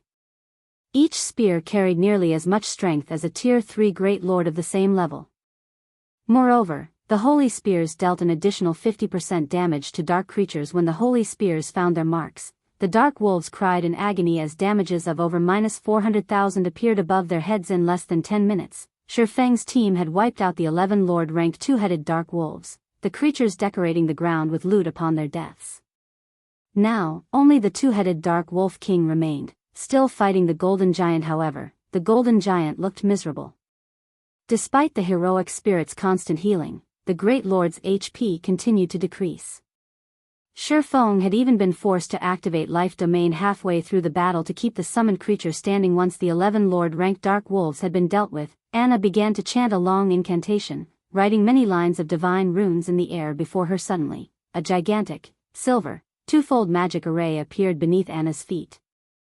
In response, a towering pillar of light rose from the ground beneath the Dark Wolf King's feet, enveloping the boss. Countless chains then appeared from the void and bound the Lupin Grand Lord. Despite the Dark Wolf King's desperate struggle, it couldn't break free. A moment later, the Dark Wolf King released a pained wail as its massive body began to shrink. Tier 3 spell, Chains of Light. Chapter 1678, Power to Transcend Tears. Chapter 1678, Power to Transcend Tiers. She's capable of using spells higher than her tier? Feng was at a loss as he stared at the towering light pillar. Is this the power of a peak class? In God's domain, whether they be players, NPCs, or monsters, all existences could generally only learn and use skills or spells at their tier or lower. The strongest skills and spells they could use were taboo skills and curses, yet Anna had just cast a bona fide tier 3 spell despite only being tier 2 herself. Feng had never heard of anything like this before, of course. One reason for his ignorance was that he had only ever heard of personal guards obtaining advanced classes. Even after 10 years in God's domain, he had never heard of a personal guard acquiring a peak class as Anna had due to the effects of Chains of Light. The two-headed Dark Wolf King, which had been over 9 meters tall, had shrunk to 6 meters in height. The chains around its form also greatly limited its movement. This allowed the Golden Giant to block every one of the Grand Lord's attacks now. The Golden Giant only lost around 80,000 HP after it received one of the Dark Wolf King's attacks. It was clear that the Dark Wolf King's strength had decreased considerably. After the decrease, it was only as powerful as an ordinary Grand Lord on the continent of God's domain. The heroic spirit's healing was now more than enough to keep the Golden Giant alive. After Anna had cast Chains of Light, she proceeded to write another series of divine runes under Anna's control. The 10 rock guardians surrounded the Dark Wolf King. The rock giants then transformed into 10 stone pillars, and after Anna finished over 24 lines of divine runes, she lightly tapped the butt of her staff against the ground. Golden divine runes began to surface on the 10 stone pillars, releasing arcs of golden electricity that lined the pillars and created a magic barrier around the Dark Wolf King. The Dark Wolf King's basic attributes began to decrease rapidly. The Chains of Light had merely weakened the Dark Wolf King's strength and mobility. But the golden magic barrier suppressed all aspects of the boss. In the blink of an eye, the Dark Wolf King's maximum HP had fallen by 30%. This magic barrier could even rival a top-tier intermediate magic array. After seeing this, Feng finally understood why there was such a huge difference between the strength of NPC's classes. It wasn't just a matter of higher basic attributes, but a matter of superior spells and skills. Even without the Blood Demon and Heroic Spirit, Feng was confident he could defeat a level 70 Grand Lord with Anna's help alone. If the party had a strong healer, Anna could even whittle down the Dark Wolf King without too much exertion. This will save me plenty of primordial scrolls. As Feng watched the two-headed Dark Wolf King, whose attributes had already fallen below a Grand Lord standard, he realized that he wouldn't have to rely on primordial scrolls to grind in the darkness world anymore. The heroic spirits players summoned with primordial scrolls could only exist for 12 hours. Meanwhile, Feng only had 12 of these scrolls. Even if he used them efficiently, they would only last him for several days. With Anna's help, though, he could grind in the darkness world for much longer. Due to the magic barrier, the Golden Giant had a much easier time dealing with the Dark Wolf King. The Great Lord even began to trade blows with the Grand Lord, increasing the party's overall DPS. After including the Blood Demon, Anna, and Feng's attacks, the Dark Wolf King's HP began to deplete steadily.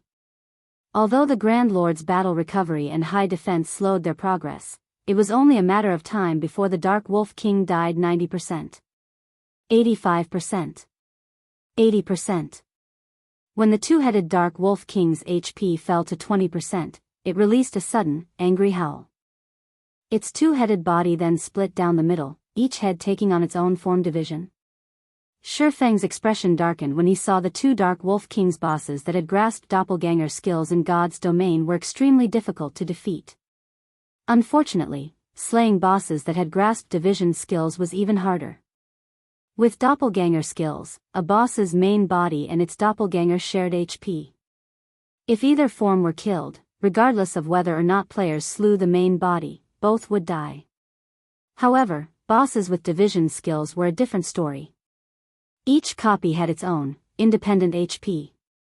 This essentially meant that players had to face two bosses simultaneously. Moreover, when a boss used a division skill, all debuffs on the boss would be removed in the next moment. The chains of light originally binding the two-headed Dark Wolf King vanished.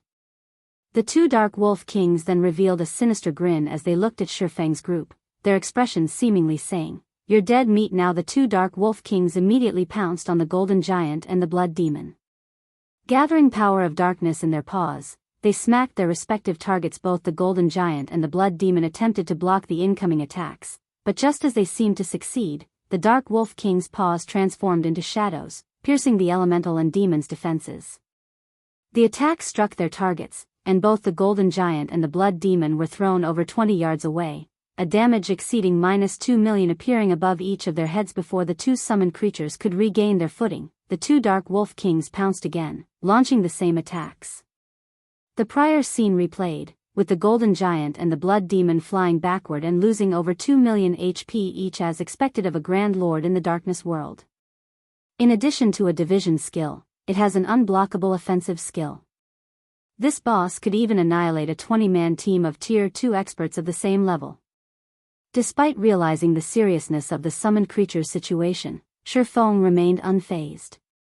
Instead, he calmly told Anna, "Let's see what you've got." Nodding, Anna's aura abruptly changed. The dark purple mark on her forehead disappeared, transforming into runes that covered her body. After Anna obtained a peak class, she had learned 2 overtier spells and 1 epic ranked skill. Although she had displayed the Tier 3 spell, Chains of Light, she had yet to reveal her other overtier spell and epic skill. The move Anna had just used was none other than the epic skill, Yin Yang Power. Not only did Anna's basic attributes soar under the skill's power, but the strength of her light and darkness type skills and spells would also rise by 1 tier, to a maximum of Tier 4. This was the Berserk skill unique to peak legacies. Anna's Tier 2 spells and skills already had the power to rival Tier 3 attacks, but now her attacks were even more powerful than a Grand Lord's of the same level. Furthermore, while Yin Yang Power was in effect, all of her spells and skills would increase by 1 tier. It was by no means an exaggeration to consider Anna a level 80. Tier 3 NPC. Anna proceeded to cast the Tier 2 spell, Holy Light Spear, once more, but unlike her previous use, the number of holy spears she summoned had doubled to 36. Moreover, each spear carried more power than before. Under Anna's control, the holy spears transformed into streaks of white light that bombarded the two Dark Wolf Kings. While the two Dark Wolf Kings happily bullied the Golden Giant and Blood Demon, the holy spears appeared before them. Even with the Dark Wolf Kings' incredible reaction speeds, they only blocked half of the incoming spears. The rest of the shining weapons found their marks. When the holy spears met the Dark Wolf King's tough fur, the two Grand Lords howled in pain. Each spear dealt over -600,000 damage. By the time the two Dark Wolf Kings had recovered from the holy spear's bombardment, Anna had finished casting the Tier 2 spell, Feathers of Light. Suddenly, countless white, immaculate feathers descended from the sky, decorating the area around the two Grand Lords. Anna, who stood outside of the rock giant's magic barrier, grabbed at a feather that had fallen before her. She then gave the feather a gentle pinch. Boom. Boom. Boom. The hundreds of immaculate feathers surrounding the two Dark Wolf Kings began to explode, one after another.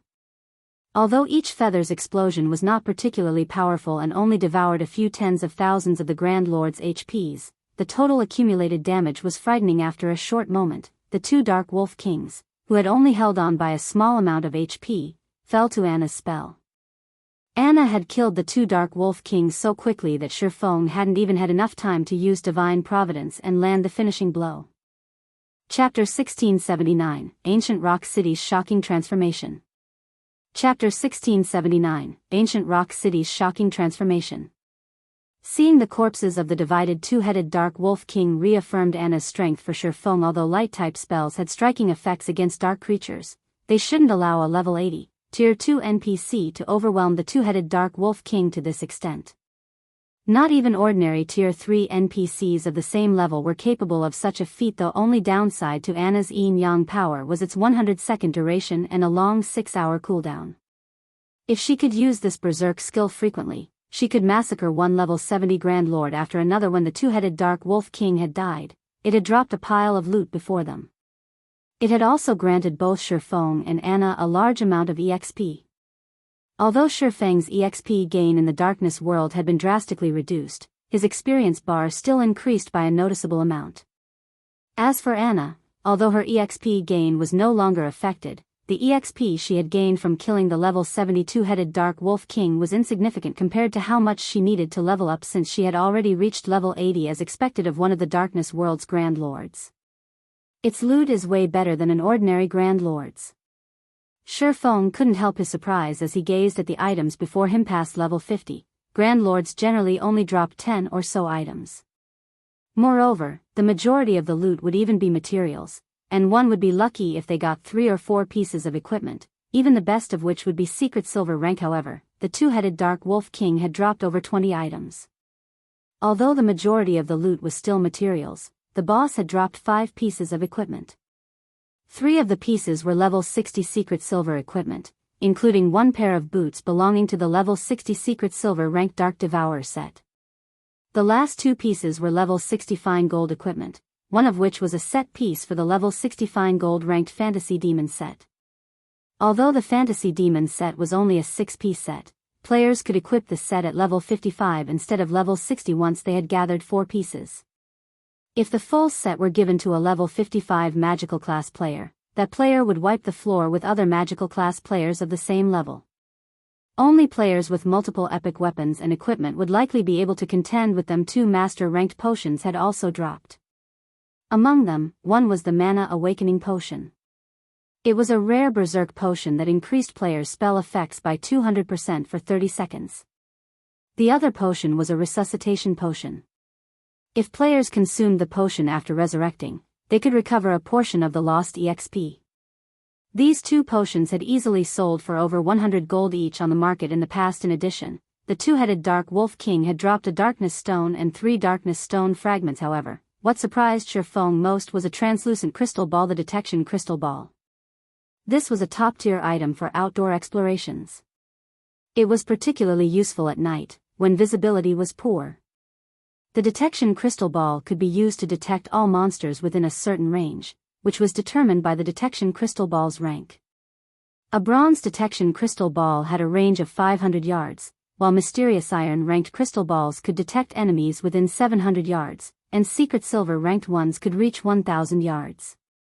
It allowed players to avoid monster ambushes. The Detection Crystal Ball the Wolf King had dropped was Fine Gold rank, with a range of 1,500 yards. Not only could this item's detection reach further than the Blood Demon's vision, but it could also spot every monster within that range. It did not matter even if the monsters were camouflaged or hidden behind terrain. Unfortunately, it did cost 1 magic crystal to operate per hour. Ordinary players might not be willing to pay this price, but it wasn't an issue for Feng, and it would be of great help as he explored the Darkness World. There weren't as many monsters in the Darkness World as there were on the continent of God's domain, making them troublesome to find. Since Feng was looking for specific targets, his hunt was even more time-consuming. With the Detection Crystal Ball, however, he could save plenty of time and avoid unnecessary battles. This will save me a ton of time. Feng smiled. Without hesitation, he spent 1 magic crystal to activate the Detection Crystal Ball and looked for his next target. Although Anna wouldn't be able to use her berserk skill again for a short time, Feng had summoned another Tier 3 demon to assist him as soon as the demon's summoning skill's cooldown had ended. With the extra Tier 3 demon, his party could slowly whittle down another level 70 Grand Lord even without the personal guard's berserk skill. In such a way, Feng continued to hunt Grand Lords in the Darkness World. As for his stamina and concentration recovery, Feng had used the life essence he had accumulated with the blood refining crystal to remain battle-ready.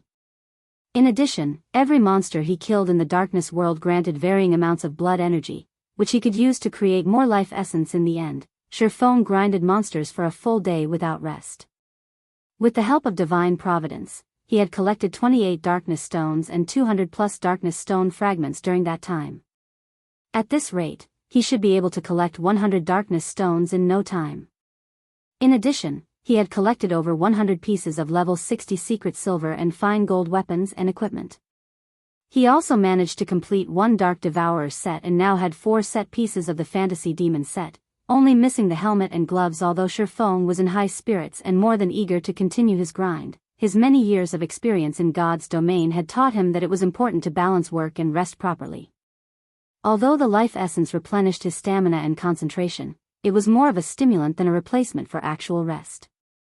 If he wanted to rest his mind, he had to log out of the game after returning to reality. Feng planned to see to his basic training, as usual, maintaining his physical fitness. He then planned to make the necessary arrangements to expand the Zero Wing workshop now that the Zero Wing Guild was on the right track to becoming a superpower, and had acquired a city of its own. the guild would only grow as it moved forward. Naturally, the guild's management would become more complex. He needed more personnel to manage Zero Wing, and so, he needed to expand his workshop and recruit more internal members. But before Shifeng could leave his room, the quantum watch on his wrist, which was connected to his virtual gaming cabin, rang. The display on his watch showed that the caller was Aqua Rose guild leader. "I finally got through to you," Aqua Rose said as soon as the call connected, sounding a little rushed as something happened to the guild. Shifeng asked curiously. "Something big has happened," Aqua Rose stated.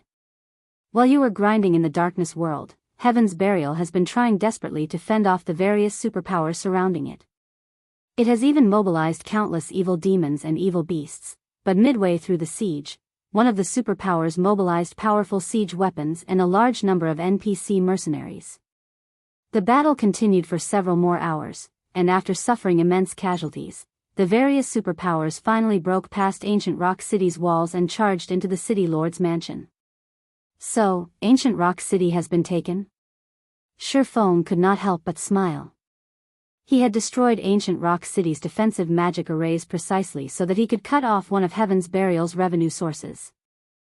If another power claimed Ancient Rock City, it was definitely worth celebrating for Zero Wing. "No," Aqua Rose said, shaking her head. "No? Haven't they broken into the City Lord's mansion? With the various superpowers' strength, they should have no issues getting to the City Lord's tablet even if there are evil demons in the building." Aqua Rose's reply left Shifeng slightly confused. The various superpowers were recognized as such due to the large number of experts they employed. While Refinement Realm experts couldn't do much in a war involving tens of thousands of players, they could exhibit tremendous combat power in compact fights with a limited number of opponents. Even if level 100 NPC soldiers were stationed inside the City Lord's mansion, those NPCs wouldn't be able to stop every Refinement Realm expert from reaching the City Lord's tablet. The various superpowers have stormed the City Lord's mansion, but some Tier 4 NPC appeared suddenly and transformed Ancient Rock City into an evil demon nest. Not only has the city become a forbidden land for players, but the evil beasts and demons are also expanding their influence and capturing areas around Ancient Rock City. More evil demons and evil beasts are joining the force by the minute. Just some time ago, we received a report stating that the other guild's towns in the Orc Empire have fallen to these evil demons. According to our scouts, the evil demon army is spreading towards Starmoon Kingdom's borders. By the looks of it, Zero Wing City is the army's target. Chapter 1680, Evil Gods Branch Temple. Chapter 1680, Evil Gods Branch Temple. A Tier 4 NPC appeared in Ancient Rock City? And the NPC transformed the city into an evil demon nest? How is that possible? Shifeng was stunned after listening to Aqua Rose's report. Suddenly, a possibility came to mind, and he could not help but ask, "Do you have the latest image of Ancient Rock City?" "Yes, I'll send it now." Aqua Rose nodded. The fact that Ancient Rock City had become an evil demon nest had frustrated the various superpowers. Hence, they had sent plenty of scouts to investigate Ancient Rock City's current state in the hopes of wresting back control of the city. Meanwhile, Zero Wing had collected quite a bit of information from those superpowers, following which, Shifeng entered his virtual gaming cabin again and logged into his rest space. He could still make contact with players in God's domain from within the rest space. Once he had logged in, Shifeng noticed the pictures of Ancient Rock City Aqua Rose had sent. In addition to that, she had sent video recordings and statistics reports about the current forces inside the city. What a terrifying number. Shifeng was shocked as he watched the videos. Evil demons and evil beasts crowded Ancient Rock City, both on its walls and inside the city itself. Several million monsters had taken control of the city, far more than any single player could control. Based on the information the various superpowers had gathered, there should be roughly 3 million evil demons and evil beasts defending Ancient Rock City. Moreover, this number continued to grow as time passed. However, the number of monsters within the city wasn't the most important aspect. It was these monsters' levels. The lowest leveled monster present in the city was level 50, while the higher leveled ones had reached level 80. Moreover, there were mythic ranked evil beasts and evil demons outside of the city. Based on current reports, there should be more than 10 mythic ranked evil beasts and evil demons protecting Ancient Rock City. There was also a level 80, Tier 4 NPC stationed in the city. This NPC was the true Grim Reaper to players due to its Tier 4 domain skill. Based on the reports, hostile players that tried to approach this Tier 4 NPC would be transformed into evil demons before they could get near the NPC. Sure enough. Shifeng frowned as he gazed at the towering temple in the heart of ancient Rock City. They sure are ruthless.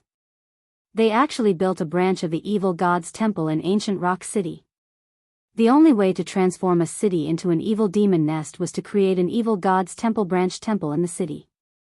If a branch temple descended, one could instantly teleport all of the evil beasts and demons under their command to the temple, essentially fortifying the city with an army. However, it was extremely difficult to get a branch temple to descend.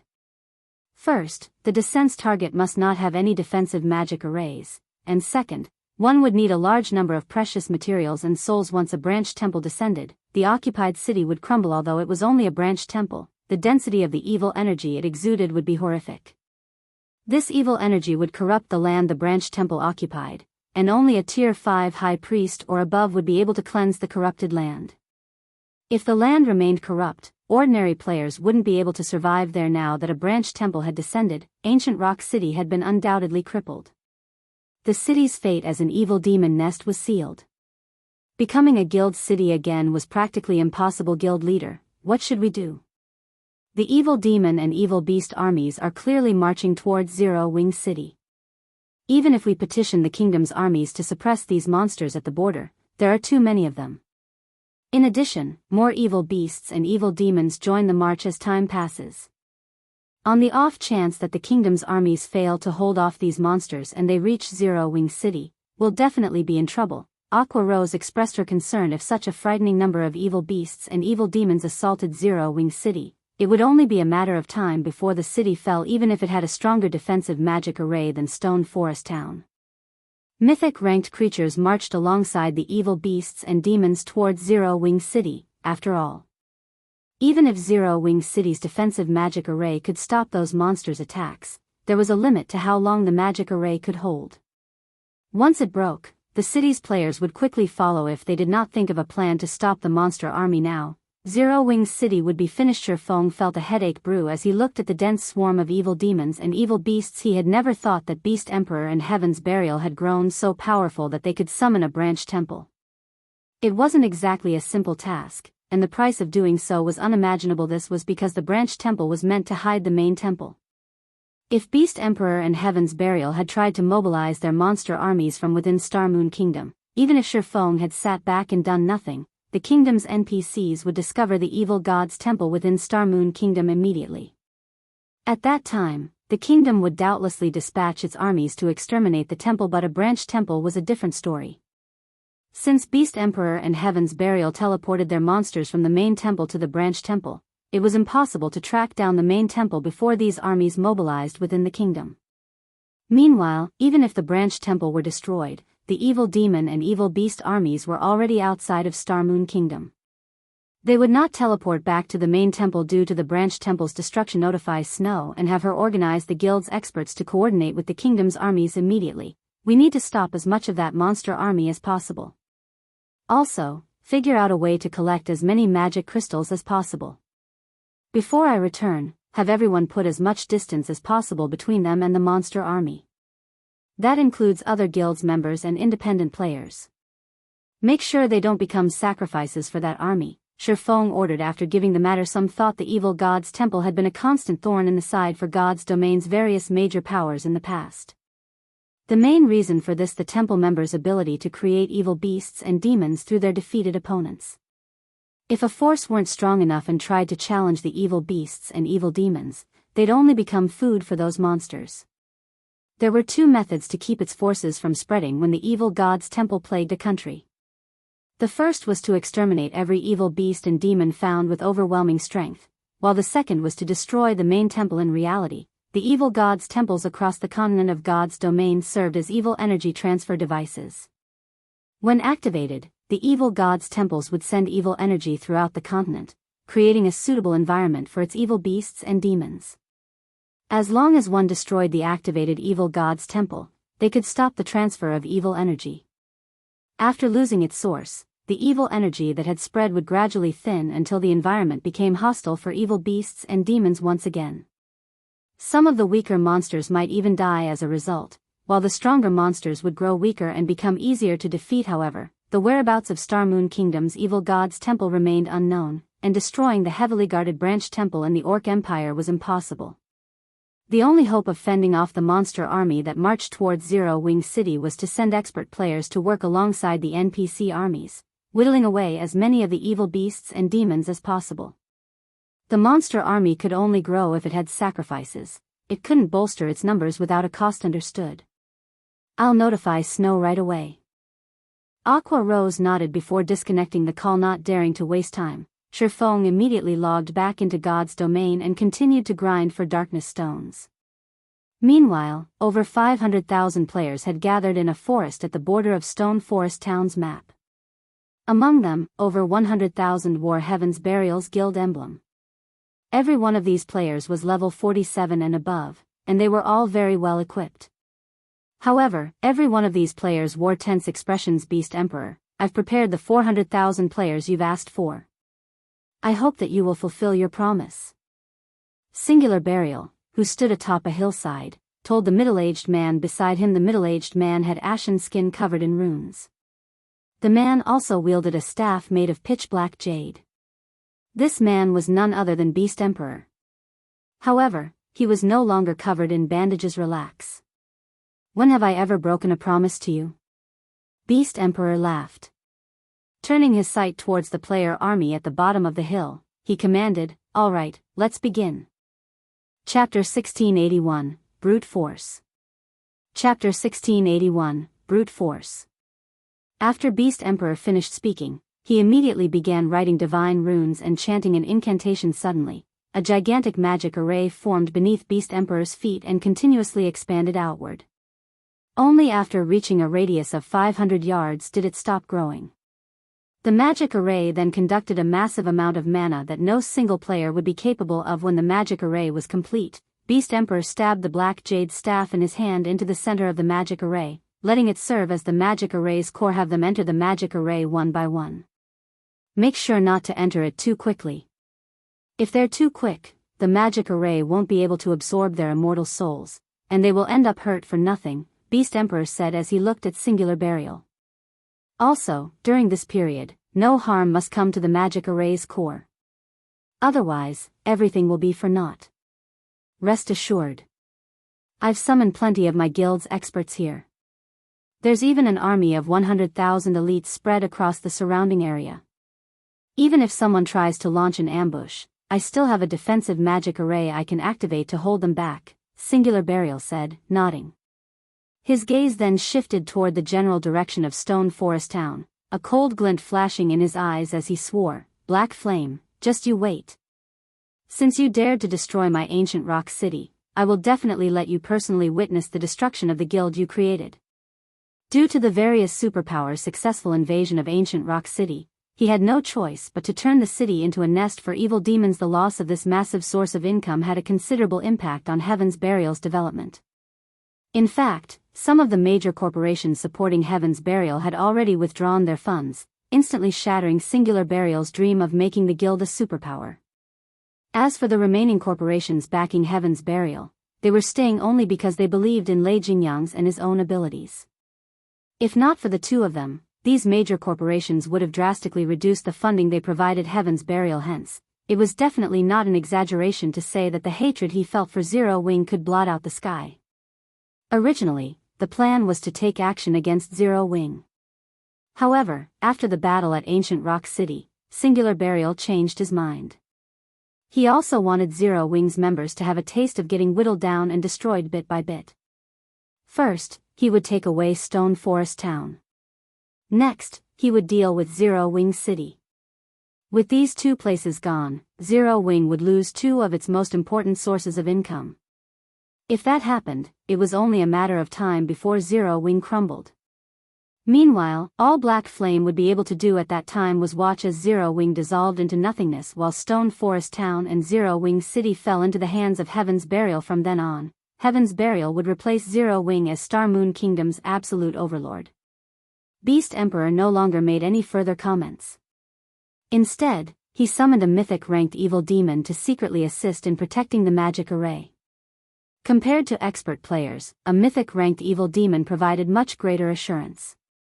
After all, he had paid an enormous price to obtain the Black Jade Staff.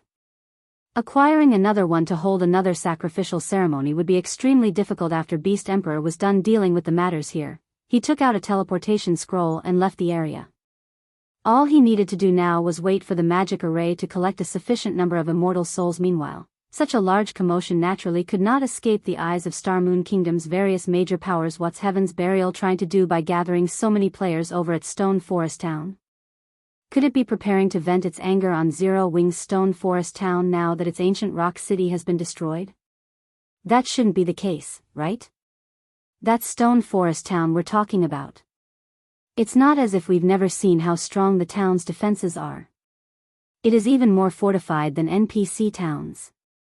Moreover, I heard that the number of Tier 2 NPC soldiers defending Stone Forest Town has already exceeded 400. The town won't be so easy to take down. Hasn't Heaven's Burial learned its lesson from its previous failure? Maybe Heaven's Burial has some trump card to rely on. When the various major powers discovered Heaven's Burial's actions, they could not help but discuss it curiously. They all wondered what Heaven's Burial was trying to do. Vice Guild Leader, Heaven's Burial seems to be trying to take action against Stone Forest Town. What should we do? The Zero Wing members garrisoning Stone Forest Town were greatly concerned over this matter. Based on Heaven's Burial's actions, that guild was obviously planning on starting a guild war, only it had yet to make all the necessary preparations. Once it was ready, however, it would definitely launch an attack. Everyone in the guild is to avoid casually going out during this period, to avoid getting ambushed by Heaven's Burial's evil demons. At the same time, keep a close eye on Heaven's Burial's status and report back any findings immediately. Aqua Rose fired off commands through the guild chat. She also had Melancholic Smile strengthen the defenses of Stone Forest Town, building more defense turrets and moving more miniature ballistas to Stone Forest Town as a precaution. Currently, Heaven's Burial's monster army was already approaching Star Moon Kingdom's border. If Zero Wing did not send experts to help the NPC armies exterminate some of the monsters, the monster army's advance into Star Moon Kingdom would definitely accelerate. Hence, they could not afford to pull away those experts to deal with Heaven's Burial's player army. The only thing they could do right now was slow the advance of the monster army while strengthening the defenses of Stone Forest Town. Not to mention, the odds were that Heaven's Burial's player army was capable of summoning a large number of evil demons to aid the army in battle. If Zero Wing launched a half-hearted attack on Heaven's Burial's player army, Zero Wing's members would definitely be beaten black and blue. After all, without the help of static defenses and NPC soldiers, players couldn't contend against the powerful evil demons. For a time, the atmosphere in Star Moon Kingdom turned awkward. Aside from Zero Wing, the other guilds in the kingdom were also making their own preparations for war. After all, nobody knew for sure what Heaven's Burial was actually trying to do. There was always a chance that the guild would go crazy and start attacking every guild town in sight. Although the NPCs of Star Moon Kingdom had already tightened its security measures against evil beasts and evil demons, if players wanted to have the kingdom's armies mobilized to assist them in dealing with these monsters, they needed to provide concrete proof that these monsters had actually appeared. Only then would the kingdom's armies move out. Moreover, the kingdom's armies would need some time to get to the battlefield. If their guild towns failed to hold out until the kingdom's armies arrived, then there would be no point in notifying the kingdom. Hence, the various large guilds had all started building up the defenses of their respective towns. Meanwhile, back at the Darkness World, Shifeng had also started grinding Grand Lords with greater urgency. Now, he had 2 heroic spirits participating in the battle simultaneously. With the help of Anna and 3 Tier 3 demons, killing level 70 or so Grand Lords became significantly easier. However, Grand Lords still weren't available in great abundance. After half a day or so of wanton slaughter, Shifeng had basically killed every Grand Lord present on the map he was currently in. Now, Shifeng had a total of 52 Darkness Stones and 386 Darkness Stone fragments, which was still some distance away from his target. Meanwhile, if he wished to find and kill more Grand Lords, he had only 2 options to do so. The first option was to wait for the Grand Lords he killed to respawn.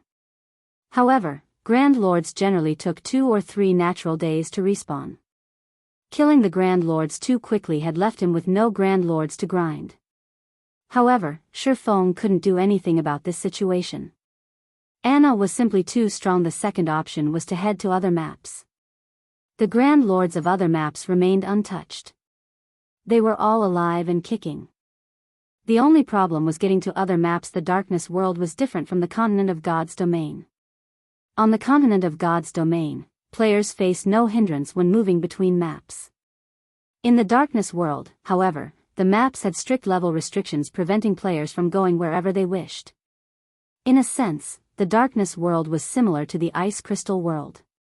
Players needed to defeat the designated Guardian boss in order to proceed to other maps, otherwise, they would be stuck in the same map forever. Generally, players that arrived at the Darkness world using the teleportation stones exchanged at the 7 Luminaries temple would not think of heading to other maps, because the map they were teleported to was suitable for their level, and just surviving in the said map was already plenty difficult. They would not even have time to think about heading to other maps. Shifeng was definitely a unique case. It seems I have no choice but to force my way through, Shifeng thought as he looked at the 30-meter tall monster sleeping inside the canyon ahead of him. He then advanced towards the monster together with Anna. Now that the evil demon and evil beast armies were invading Star Moon Kingdom, he naturally could not waste time waiting for the Grand Lords he had killed to respawn. His only choice was to head to another map and hunt the Grand Lords there. Chapter 1682, High Demon. Chapter 1682, High Demon. Inside the quiet canyon, when Shifeng got within 1,000 yards of the next map, he suddenly felt a powerful pressure washing over him. The pressure he felt now was completely different from what he experienced from the monsters he encountered before. In other words, there was a qualitative change to the pressure he felt currently. Shifeng had already reached Tier 2, yet the pressure still made him extremely uncomfortable. His body felt as if it was fully submerged in a pool of water. The pressure is so strong despite the 1,000 yards separating us. Shifeng stared at the massive figure displayed on his detection crystal ball in disbelief. The crystal ball showed a humanoid figure with the head of a goat sprawled across the ground before the canyon's exit. The figure also had a massive serpent for a tail and the bat-like wings commonly seen on demons. As the figure exhaled, flames surged out of its nostrils and scorched the ground before it. What?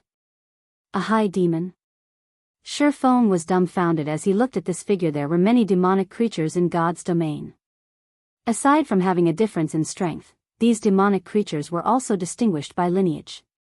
In fact, the hierarchy among demons was largely determined based on lineage.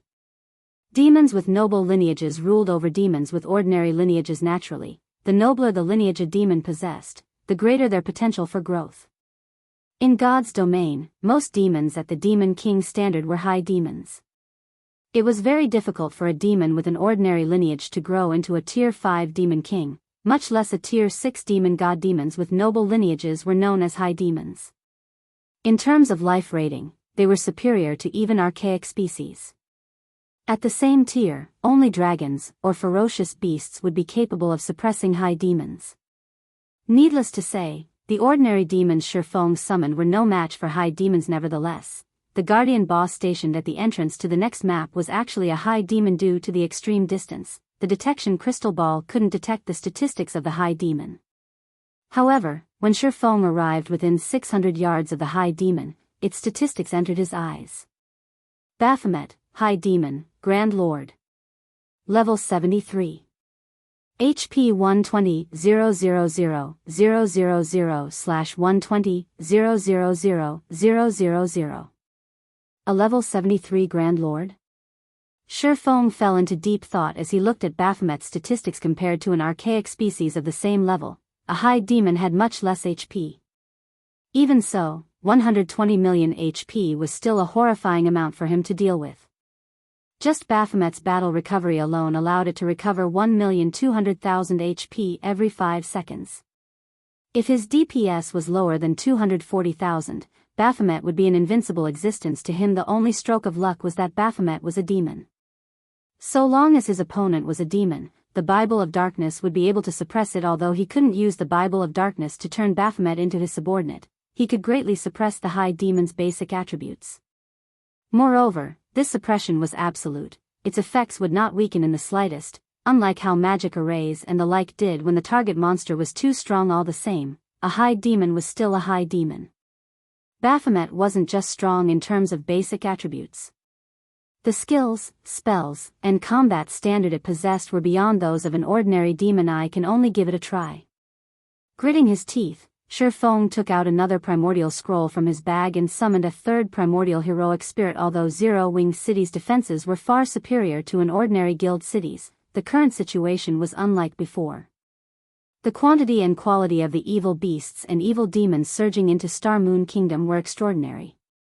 If the monsters broke through the defensive network of the kingdom's army and reached Zero-Wing City, Shifeng was unsure whether Zero-Wing City could hold its ground against them if he could secure the Lost Town before this happened. The numerous mana weapons stored inside the Lost Town would undoubtedly raise Zero-Wing's strength by a significant margin. At that time, the chances of defending Zero-Wing City would also improve significantly. Looking at Baphomet, Shifeng did not hurry to have his 3 demons charge at the high demon.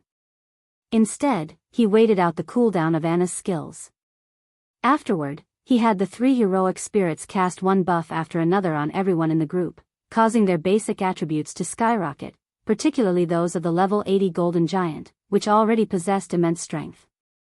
After being buffed up by the 3 heroic spirits, its strength was already close to rivaling a Grand Lord's of the same level, following which, Shifeng gave the command to attack. Taking the lead, the Golden Giant and 3 Tier 3 demons charged forward, the 10 Rock Guardians following closely after them. If a player were to witness this scene, they would definitely turn around and flee. However, Baphomet simply yawned, paying no heed whatsoever to the approaching enemies. Only when the Golden Giant and 3 demons arrived within 200 yards of Baphomet did the high demon look at the Golden Giant.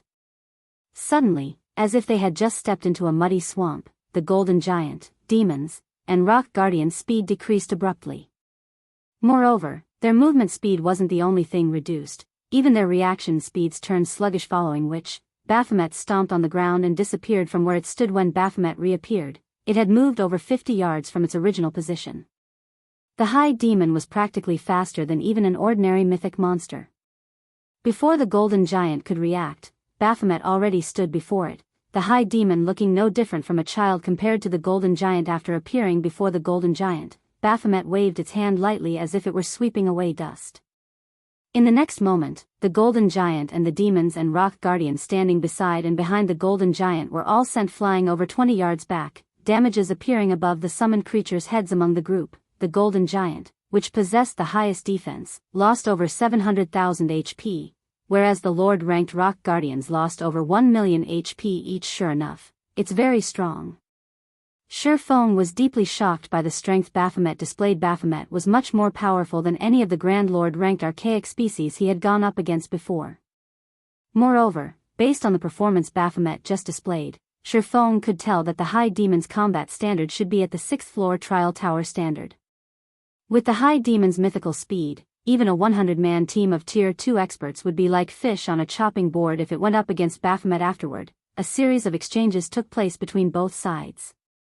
Unfortunately, although the Golden Giant and 3 demons retaliated, they only managed to land a few spells on Baphomet. Relying on its mythical speed, the High Demon easily dodged every normal attack sent at it. In contrast, despite being healed by Tier 3 heroic spirits, the Golden Giant and demons still continually lost HP. Although the Golden Giant and demons tried blocking and dodging Baphomet's attacks, their weakened reaction speeds prevented them from doing so. However, as Baphomet paid attention only to the Golden Giant and Tier 3 demons, Shifeng was able to get within 100 yards of the High Demon unnoticed and immediately activated Demon Ruler. Suddenly, a ripple of power left the Bible of Darkness Shifeng held. Baphomet's basic attributes promptly plummeted by 30%. The effect of Demon Ruler was remarkable. However, this was still not the end. Anna, who had long since completed her own preparations, had the rock giants form a magic array and suppressed Baphomet even more. However, the magic array was evidently inferior to Demon Ruler. In the end, Baphomet retained 60% of its original basic attributes, and it still suppressed the Golden Giant and Tier 3 demons. But instead of dodging all of the Golden Giant and demons' attacks, the High Demon was now forced to parry and block instead. Nevertheless, the Golden Giant failed to inflict any significant damage on Baphomet. Seeing this, Shurfeng had no choice but to spend 5,000 magic crystals and activate the Ring of Gospel's world projection. When world projection descended on Baphomet, the high demon's speed decreased once more. However, even after world projection suppression took effect, Baphomet still retained 50% of its basic attributes and still overwhelmed the Golden Giant. How is it so powerful? Shurfeng was next to speechless as he stared at Baphomet. If not for the Bible of Darkness's suppression, he would have long since turned around and fled by now. After thinking up to this point, he turned to look at Anna, a bitter smile on his face as he said, "It seems we can't hold back anything at all." Following which, he commanded Anna to use her other overtier spell, which was also the strongest spell Anna currently possessed, Tier 3 Curse, Yin Yang Judgment. Yin Yang Judgment's cooldown was 1 natural day. Unless absolutely necessary, Shurfeng did not wish to use the curse at all. However, if he did not use it now, it was only a matter of time before Baphomet defeated his team. After all, world projection had a short duration of only 10 minutes, each use costing him 5,000 magic crystals. He did not have enough magic crystals to fight a protracted battle with the High Demon. Chapter 1683, First Kill Baphomet. Chapter 1683, First Kill Baphomet. After Anna completed the final verse of her incantation, 2 magic arrays, one glowing white and the other, black, appeared above Baphomet. The mana surrounding the magic array then grew restless, blurring space around the High Demon. Such a huge disturbance attracted Baphomet's attention, and the High Demon's immediate reaction was to turn and flee, but Anna didn't give Baphomet the chance to escape. Waving her staff, she activated the magic array looming above Baphomet. Suddenly, a 50-meter-long golden, holy spear descended from the sky. The instant the spear fell, space around the magic array and Baphomet froze, drastically decreasing the High Demon's movement speed. Before Baphomet could attempt to defend itself, the holy spear collided with the monster boom. As a result, a towering, black-white light pillar rose into the air. When the pillar had manifested, the world around Baphomet shook violently, and resulting shockwave pushed the Golden Giant and the Tier 3 demons under Shurfeng's control back by over 20 yards. After the light pillar had disappeared, it revealed a massive crater where Baphomet had stood, with the High Lord lying at the body. Scorching flames burned the High Demon, decorating it and the crater with scorch marks. Dark blue blood seeped from the numerous wounds covering Baphomet's body. However, compared to Baphomet's miserable appearance, the damage it had taken was truly terrifying. For 67,175.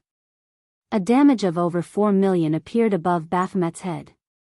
To Baphomet, who only had a maximum HP of 60 million after multiple means of suppression, this move had taken nearly 1/13 of its total HP. The might of Yin Yang Judgment completely exceeded Shurfeng's expectations. Moreover, Baphomet had been heavily injured when the Tier 3 curse had struck, significantly decreasing its combat power. With no intentions of letting Baphomet recover, Shurfeng ordered all of the summoned creatures to use their strongest moves, holding nothing back, following which, Tier 2 and Tier 3 skills and spells bombarded the High Demon. One after another, the injured Baphomet wasn't able to dodge any of the incoming attacks, and every skill and spell that had been sent slammed into the High Demon. Each attack dealt a minimum of -500,000 damage, depleting Baphomet's HP by a significant chunk. 80%. 75%. 70%. Although Baphomet eventually recovered from its mental shock and resumed its retaliation, the Golden Giant was more than enough to keep the High Demon busy with its weakened combat power. This prevented Baphomet from blocking Anna, the Tier 3 demons, and heroic spirits' attacks. Of course, Shurfeng didn't hold back either.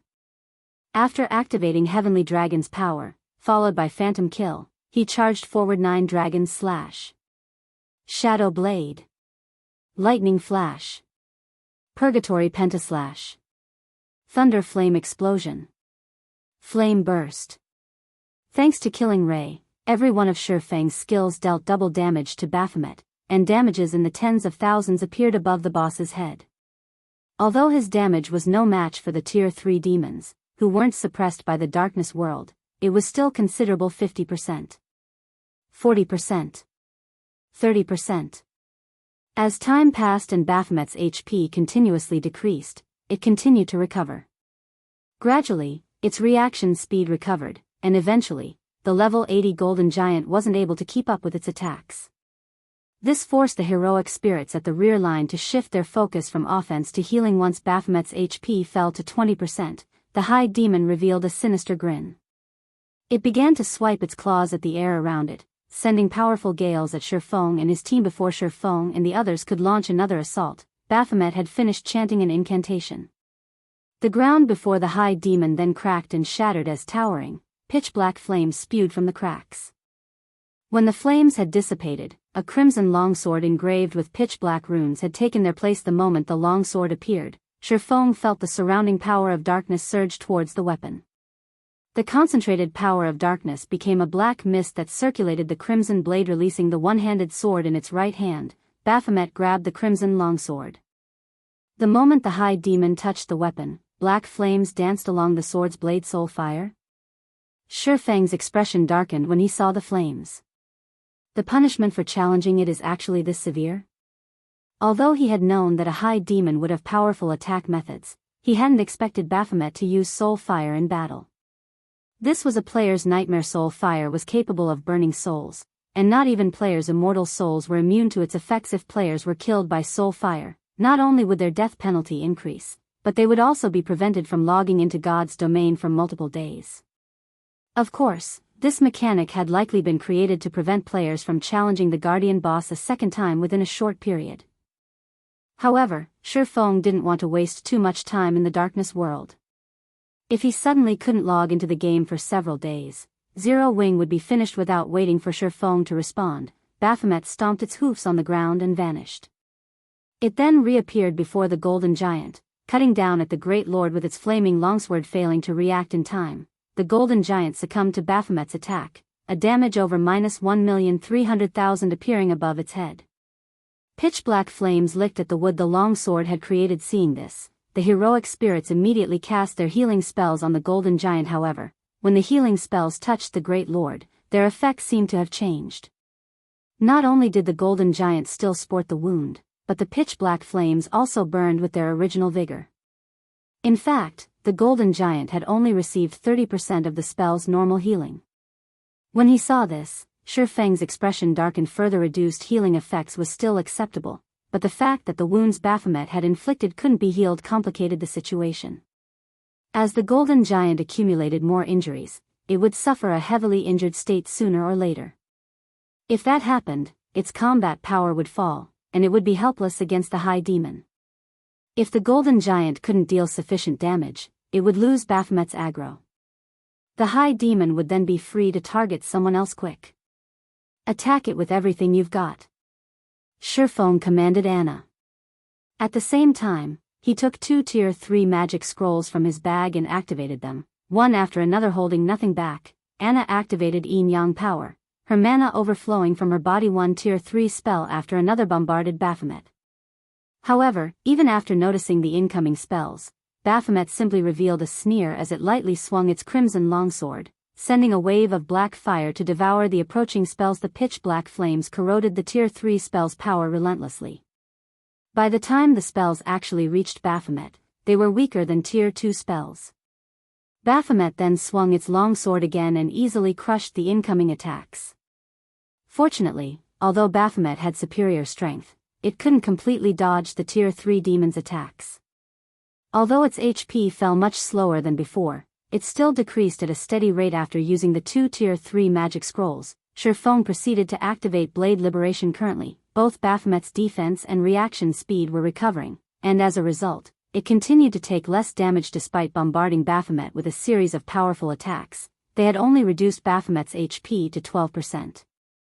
In contrast, the golden giant had become heavily injured after receiving 10 hits from the high demon's crimson longsword, and it could no longer serve as a proper MT. Baphomet then turned its attention to the Tier 3 demons. If this continued, it was only a matter of time before they team-wiped. After activating Blade Liberation, Shifeng's attributes skyrocketed yet again, and his basic attributes now surpassed the level 80 golden giants. Following which, Shifeng activated Instant Strike and appeared before Baphomet's sword's orbit. Dang! Dang! Dang! Unfortunately, Baphomet managed to block the majority of Shifeng's slashes. Only the occasional slash slipped past the High Demon's guard and dealt a little over minus 100,000 damage. With how much HP Baphomet had remaining, the High Demon wasn't particularly concerned with this amount of damage. Even after Shurfeng fought for several seconds and launched dozens of slashes, the High Demon still had 5% of its HP remaining. Meanwhile, once Shurfeng had lost Instant Strike's buff, Baphomet gained the upper hand. In fact, due to Shurfeng's weakened state, he lacked any ability to retaliate. He could only defend himself. Fortunately, Anna finally finished her incantation angel summoning. Suddenly, a Tier 4 Valkyrie dropped onto the battlefield. Taking a step forward, the Valkyrie instantly appeared before Baphomet and swung her holy spear. Despite being a high demon, the impact still sent Baphomet flying back over 20 yards, robbing it of its defensive stance. Immediately, the Valkyrie threw her holy spear, which easily pierced through the defenseless high demon and dealt over minus 4 million damage. In the blink of an eye, Baphomet's HP fell below 1,000,000. Taking advantage of this opportunity, Shurfeng activated Divine Providence and pointed Killing Ray at Baphomet Flame Domain. Lightning Edge. Under Shurfeng's command, a raging inferno and countless sword lights devoured Baphomet.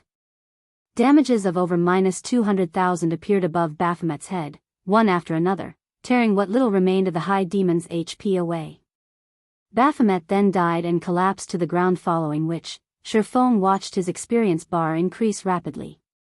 At the same time, the sound of a system notification reached his ears. System, congratulations.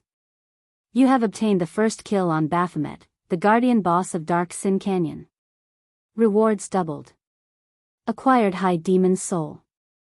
Chapter 1684, Repairing the Bible of Darkness. Chapter 1684, Repairing the Bible of Darkness. After watching Baphomet die, Shurfeng breathed a deep sigh of relief. Despite the fact that the Darkness world reduced Shurfeng's EXP gain, his experience bar had risen by 7%, pushing him to 62% of level 65. If not for the 95% reduction in EXP gain, he definitely would have climbed to level 66 with the High Demon's death. Loot rained down from above, creating a dazzling sight to behold. If the various superpowers learned of this, they'd die from envy. The Darkness world's monsters already dropped excellent loot, and as a map's guardian boss, Baphomet's loot was far better than the map's other monsters. Including the first kill bonus, one could just imagine how bountiful the High Demon's loot was. Giving the loot a rough glance, Shurfeng estimated that there should be over 100 items. As items rained from the sky, a crystal, radiating a golden glow, landed before Shurfeng. His curiosity piqued, Shurfeng promptly picked up the crystal and inspected it. High Demon's Soul, Epic Rank Consumable. Sacrifice magic crystals to create a new body for High Demon Baphomet. Spend 2,000 magic crystals to create a Tier 3 body that is 10 levels higher than the user, 5,000 magic crystals to create a Tier 4 body that is 15 levels higher than the user. Can be used 3 times cooldown, 5 minutes. Current usage count, 0. What a powerful epic consumable. Shurfeng was stunned as he read the crystal's introductory text. Epic consumables were incredibly rare in God's domain, and each one was incomparably powerful. Take the Demon King's Horn, for example. It had enabled Shurfeng to destroy a city's defensive magic array instantly. Meanwhile, the High Demon's Soul was similarly extraordinary at this stage of the game. A Tier 4 High Demon was practically invincible to players. Moreover, Shurfeng could use the item 3 times. Also, the High Demon's Soul was different from the Divine Beast's Descent magic array. In the latter's case, if the magic array's operation were interrupted, the summoned Divine Beast would disappear. In the case of the High Demon's Soul, the summoned High Demon would only be cancelled if the owner were killed. It was a perfect tool of war. Shurfeng then stored the High Demon's Soul and collected the loot scattered across the ground. In total, Baphomet had dropped 154 items, including 45 epic materials and 31 magic scrolls. Among the magic scrolls, 6 were Tier 3 magic scrolls, 2 large-scale destruction magic scrolls, 1 summoning scroll, 2 defensive magic scrolls, and 1 single-target attack magic scroll. There was also 1 Tier 4 large-scale destruction magic scroll. The Guardian boss had dropped 1 Grandmaster and 33 Master-ranked potions, as well. The Grand Master Potion was a growth potion that when consumed, would temporarily increase the user's potential and forcefully elevate them by a single tier. This potion wasn't particularly useful to Tier 1 players, but to Tier 2 players and above, this potion's effects were even stronger than a Berserk skill. A Berserk skill only granted players additional basic attributes. However, this growth potion elevated players by a single tier. Not only would this increase grant players a boost to their basic attributes, but players' physique would also improve. This potion would be miraculously effective in dungeons. As for the remaining 44 items, there were 10 designs and recipes of various kinds among them. There was even a master-ranked potion recipe and a master-ranked engineering design. The master-ranked potion in question was the life potion. Not only would this potion heal players for 70% of their maximum HP instantly when consumed, but it would also grant an hot buff that recovered 2% of the user's HP every second for 10 seconds. In addition, it healed any heavy injuries and replenished 10% of the player's stamina and concentration. Unfortunately, the potion had a 5-minute cooldown, so it could only be used once or twice in most battles. Even so, it was much stronger than any advanced ranked recovery potion available on the market currently. Aside from the HP regeneration it provided, the fact that it could heal heavy injuries and replenish stamina and concentration made it extremely valuable. The potion would be particularly effective when players fought intense battles and when their stamina and concentration were nearly exhausted. The potion would also be very useful against bosses that increased stamina and concentration consumption. Although the life potion only recovered 10% of the player's stamina and concentration, it could save the player's life or help the team defeat a powerful boss if used during a critical moment. When the life potion had been introduced to the market in Shifang's previous life, each bottle had easily sold for 5 gold. However, the life potion recipe was extremely rare, and even the various superpowers had only acquired a few copies after going to great lengths. Each copy of the recipe could easily sell for an exorbitant 8,000 gold if put up for auction. As for the master-ranked engineering design Baphomet had dropped, it was the hang glider design. Like its real-world counterpart, the hang glider allowed players to glide through the air. Moreover, the hang glider was much faster than any mount. The master-ranked hang glider provided a 350% movement speed increase. Since there weren't usually obstacles in the air, players could also traverse longer distances in a straight line. However, the hang glider had 3 flaws. The first was that players needed to take off from a sufficiently high location.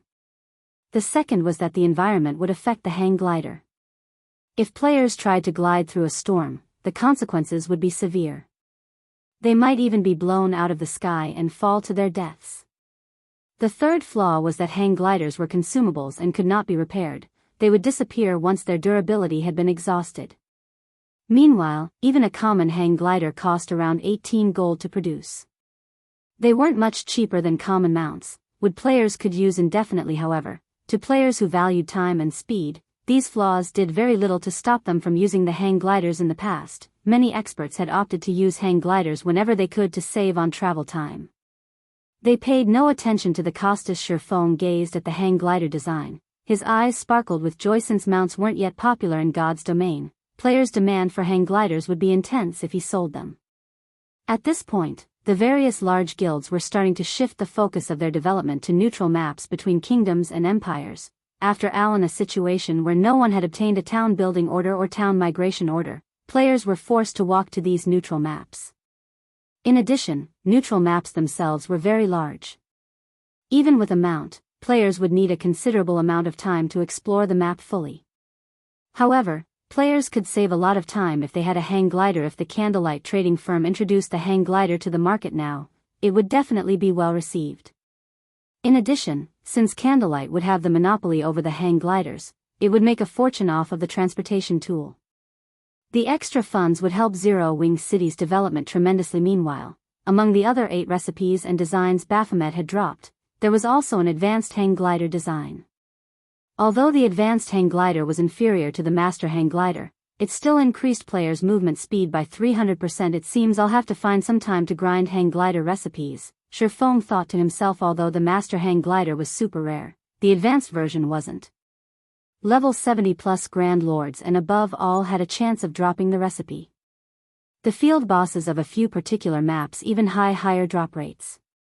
In the past, The various large guilds had generally opted to grind those field bosses to obtain more advanced hang glider recipes. Zero Wing's main force was already considerably strong. With the help of his Bible of Darkness, they could definitely grind for more advanced hang glider recipes. After storing the master hang glider design, Shifeng shifted his sight to a tattered page in his bag. The words on the page had long since become indiscernible. However, the page still radiated a faint trace of divine might. Moreover, the surrounding power of darkness gathered around the page when he pulled it from his bag. When Shifeng inspected this page, he became indescribably excited. This was because this page was actually part of the Bible of Darkness. Despite repairing the Bible of Darkness's core, it wasn't complete.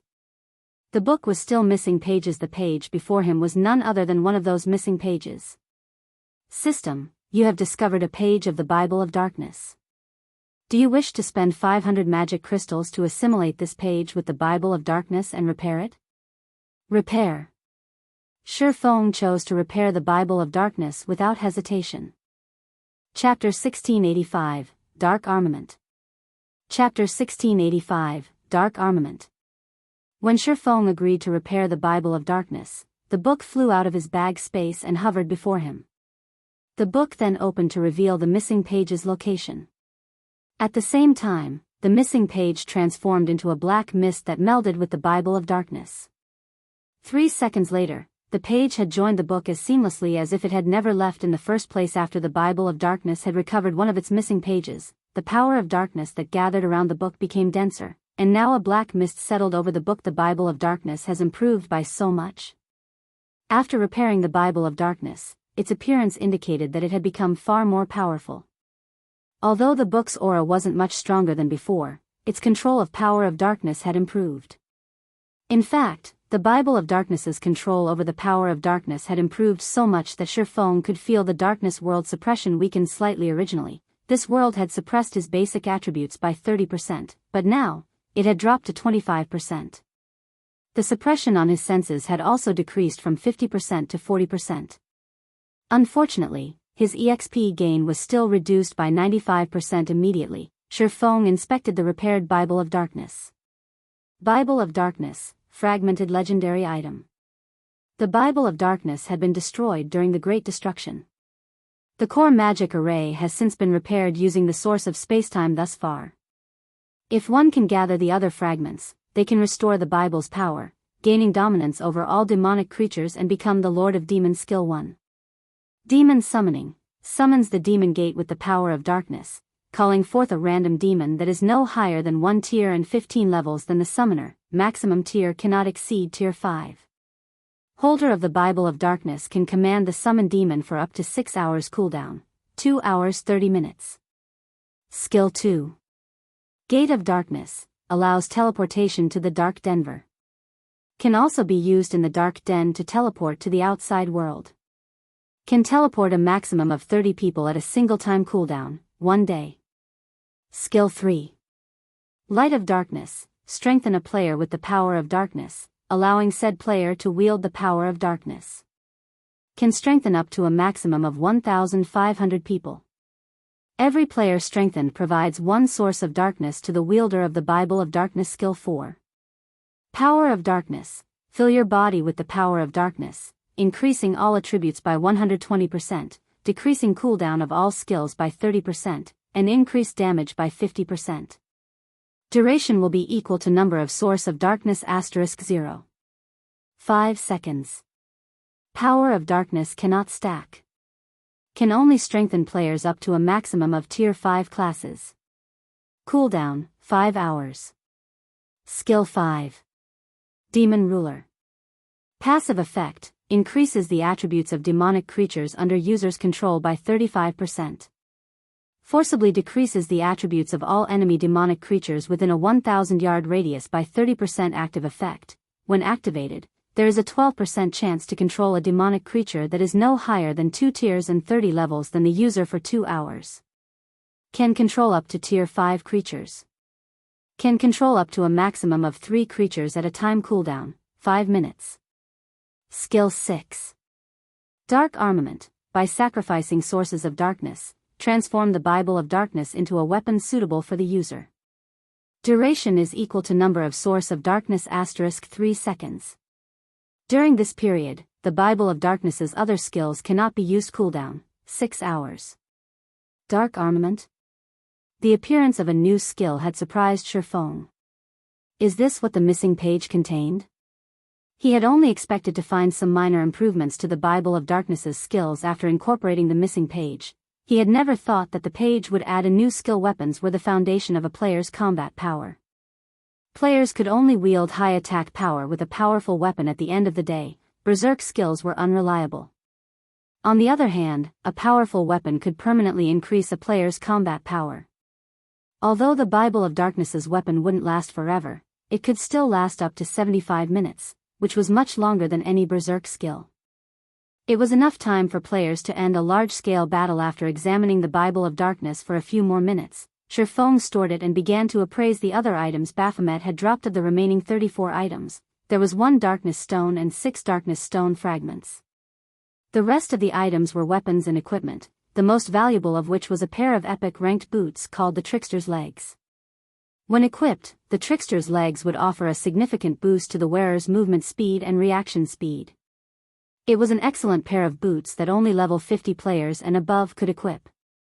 There were also 5 pieces of level 60 dark gold equipment, 12 pieces of level 60 fine gold equipment, and 9 pieces of level 60 secret silver equipment. Among the level 60 fine gold equipment, 2 pieces happened to be the hat and gloves for the fantasy demon set, which Shifeng still needed.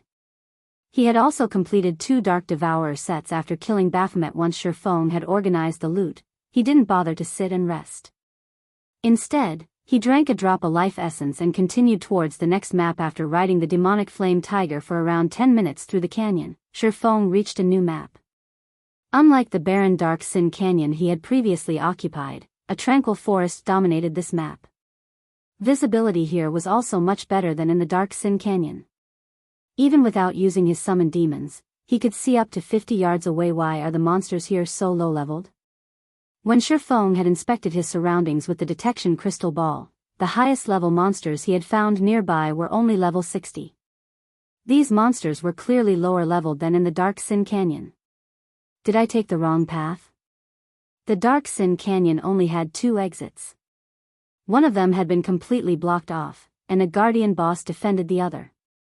Since he couldn't pass through the sealed exit, he had chosen to kill Baphomet, yet that path had led him to a lower level map. Forget it. This will do. In any case, I am only trying to grind darkness stones. It'll be easier to kill level 60 Grand Lords. Although Shifeng hadn't expected to reach a lower level map, he welcomed this outcome. It was undoubtedly easier to kill level 60 Grand Lords than it was to kill their level 80 cousins. Furthermore, he wasn't able to do much fighting since he was in a weakened state due to activating his twofold berserk during the fight with Baphomet.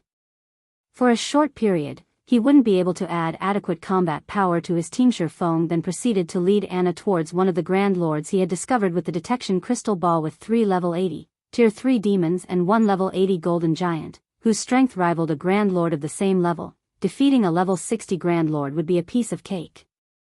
With Anna and the 3 heroic spirits' assistance, the fight against the Grand Lord ended quickly. Shifeng hadn't even needed to do anything throughout the fight. Time passed quickly, and before Shifeng had realized it, he had grinded in the tranquil forest for over a day and wiped out all of its Grand Lords. Now, he had 93 darkness stones and 847 darkness stone fragments. With the Philosopher's Stone's 100% synthesis success rate, he would have no problems collecting 100 darkness stones. The full day of grinding had also pushed Shifeng to 84% of level 65. If not for the reduced EXP gain, he would have long since reached level 66. Even so, his leveling speed was incredibly efficient, but compared to his leveling speed, the loot he had acquired from the bosses he had killed was truly amazing. Although he had not obtained any epic items, he had collected 17 pieces of level 50 dark gold equipment, 52 pieces of level 50 fine gold equipment, and 276 pieces of level 50 secret silver equipment. The number of weapons and equipment he amassed by himself in a single day could almost rival a first-rate guild's acquisition. Of course, a large part of the reason for his success was the help of Icarus's heart, the monstrous Anna, and the Bible of Darkness.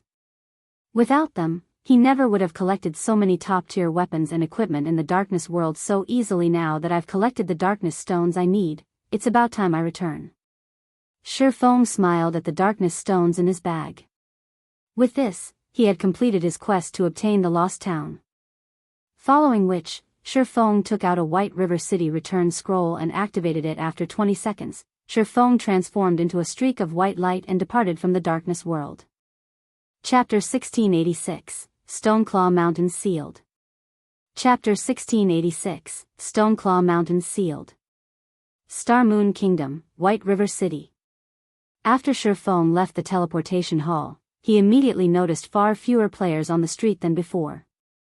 Moreover, when players noticed the zero-wing emblem pinned on Shurfang's black cloak, they gave him unusual looks. When independent players on the streets had noticed Zero-Wing's emblem previously, they had gazed at the player wearing it with envy and admiration, but now, they looked at Shurfong with sympathy in their eyes. Shurfong was confused. He had only been away from White River City for a few days, yet the city had changed so massively. What happened here?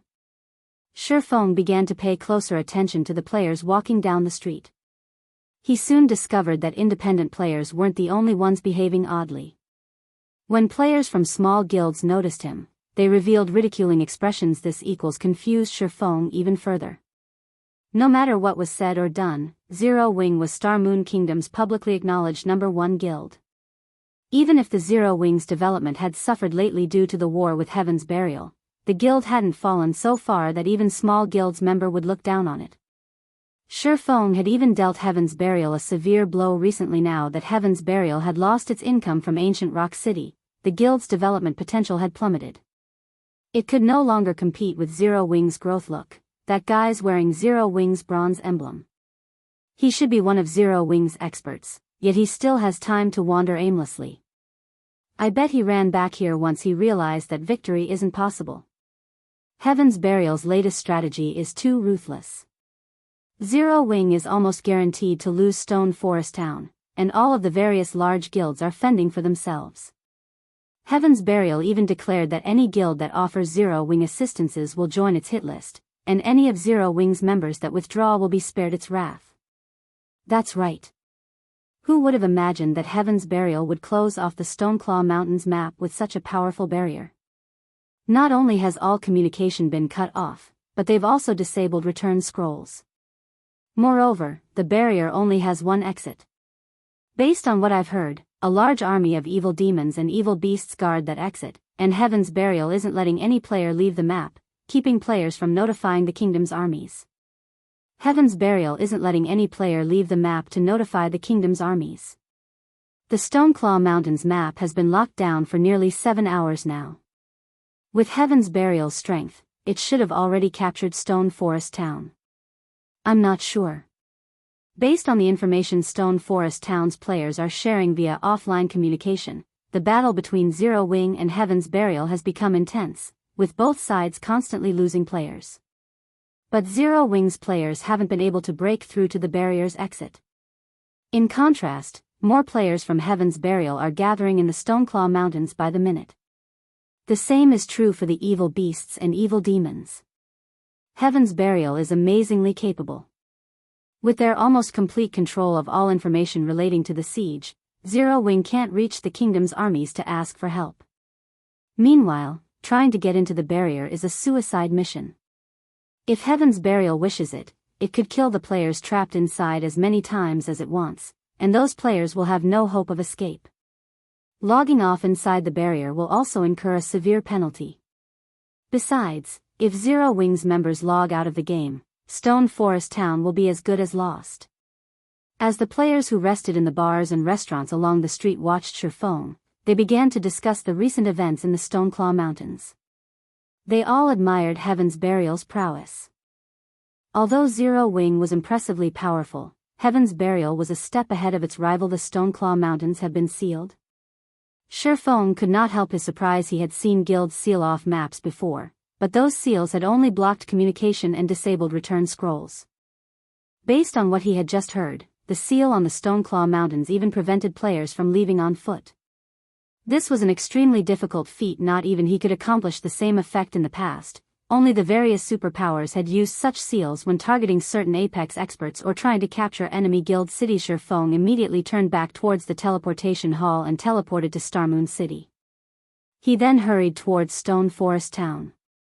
Meanwhile, the normally blue sky over the Stoneclaw Mountains had dulled to a dismal gray.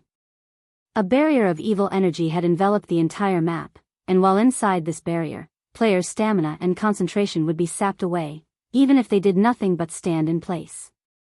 Their minds also felt foggy due to the barrier's power. In contrast, the evil demons inside the barrier were in their element. Both their movement and intellect had improved, as had their basic attributes. Standing on one of Stone Forest Town's walls, Aqua Rose watched the swarm of monsters and players gather some distance away with a somber expression. Suddenly, a level 50 ranger clad in blue walked up to Aqua Rose and reported, "Vice Guild Leader Aqua, based on our scouts' observations, another player army has entered the barrier. By the looks of it, they seem to be from Blackwater. There are roughly 20,000 players, over 6,000 of which are level 49 or above. Moreover, they have brought 8 catapults with them. 6,000 experts and 8 catapults?" Aqua Rose's expression darkened further after hearing this. Currently, Zero Wing only had around 100,000 members protecting Stone Forest Town, and a large majority of them were players she had gathered and led to the town to reinforce its defenses. Meanwhile, Heaven's Burial had gathered over 300,000 members before Stone Forest Town. Although only around 170,000 of them were elite members, and the rest were normal members, the normal members were not to be underestimated. Even the weakest among them was level 45. Furthermore, Heaven's Burial had the support of a large force of evil demons. Rough estimates counted over 100,000 of these monsters. Moreover, more monsters joined the force as time passed. Although most of the evil demons were relatively weak, with only level 45 elites, they continued to devour monsters around the Stoneclaw Mountains, growing stronger. In fact, Heaven's Burial had yet to besiege Stone Forest Town because it concentrated on accumulating more strength during this period. Aqua Rose and Zero Wing's experts had made multiple attempts to assault the barrier's exit and send information out of the map to notify the kingdom's armies, hoping that the NPCs would show up to exterminate the evil demon army. However, the evil demons and Heaven's Burial's members guarding the exits had foiled every attempt. The evil demons guarding the exit were simply too powerful. There was even a mythic-ranked evil demon among them. Even Fire Dance, who had the greatest chances of escaping the barrier, had been defeated and killed in just a few moves. She hadn't even had the power to resist the mythic-ranked evil demon. Now that Blackwater had dispatched 6,000 experts and 8 catapults as reinforcements, Heaven's Burial's strength in this siege had increased further. Although Aqua Rose wanted nothing more than to charge out there and destroy the 8 catapults Blackwater had sent, the evil demon army would undoubtedly assault any force she led out of Stone Forest Town. By leaving the town, they'd simply nourish the evil demons, ultimately helping Heaven's Burial capture Stone Forest Town. Ha ha ha. Vice Guild Leader Aqua, I suggest that you give up this struggle. Stone Forest Town will be mine. In fact, I won't just settle for Stone Forest Town. I'll take Zero Wing City as well. Listen up, Zero Wing members. You do well to abandon any hope of winning this war and withdraw from your guild now. Staying will only spell your doom once my monster army charges into Stone Forest Town. We've already sealed off the Stoneclaw Mountains, so even in death, none of you will leave this place alive. You'll only die, again and again. So, withdraw from your guild while you still have the chance. Singular Burial announced with a voice amplification device as he watched Aqua Rose on the town's ramparts. You should also know that currently, Blackwater's army and another army of evil demons are on their way. Once they arrive, not even heaven will be able to save you. The players in Stone Forest Town fell silent after listening to Singular Burial's declaration with solemn expressions. Are we going to fall, just like this? Everything Singular Burial had said seemed true. All they could do now was wait for death to reach them. Suddenly, a figure appeared above the town before a deep voice echoed throughout the area, reaching Stone Forest Town and Heaven's Burial's army and ingraining its question into everyone's minds. Is that so? Chapter 1687, Strong Reversal. Chapter 1687, Strong Reversal. As the deep voice from above reached the players, everyone turned towards it. Black Flame. The Sword King? everyone quickly discovered a cloaked man hovering in the air. The man carried 2 longswords at his waist and radiated a majestic aura. Upon recognizing this man's appearance, many players gasped in surprise. This man had been responsible for so many miracles already, from killing an enemy commander whilst surrounded by an army of thousands to deterring an army of tens of thousands single-handedly. This man had defied common sense. He had even slain one well-known expert after another and wounded multiple superpowers. Just recently, he had charged into Ancient Rock City alone and destroyed 2 of the city's defensive magic arrays.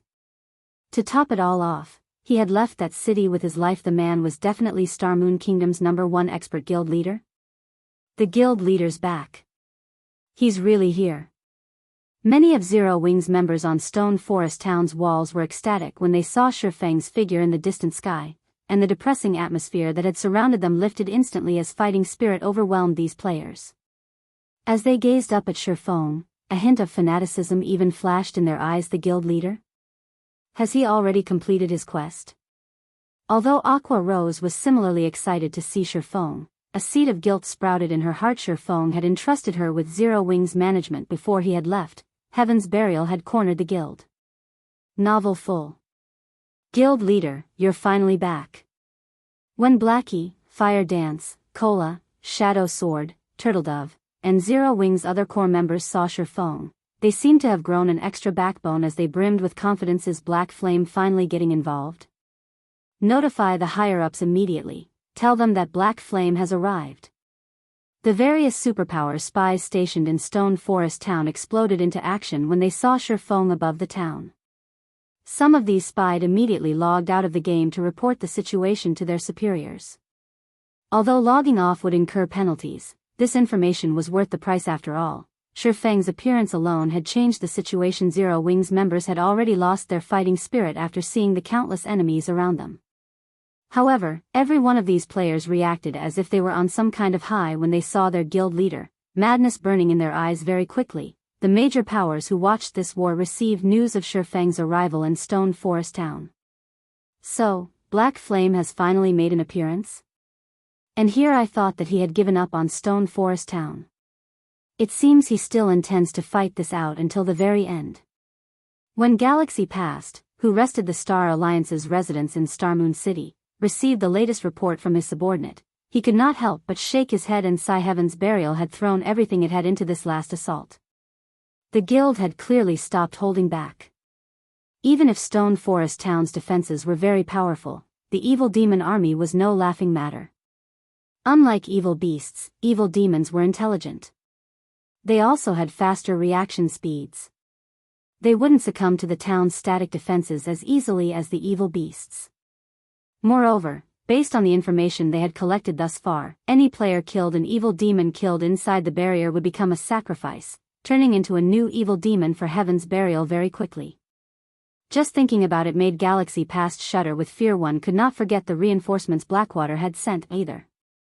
8 catapults could inflict devastating damage to Stone Forest Town.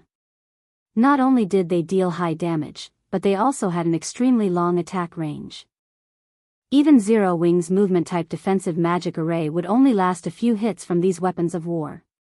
Meanwhile, in a high-class restaurant in the Black Dragon Empire.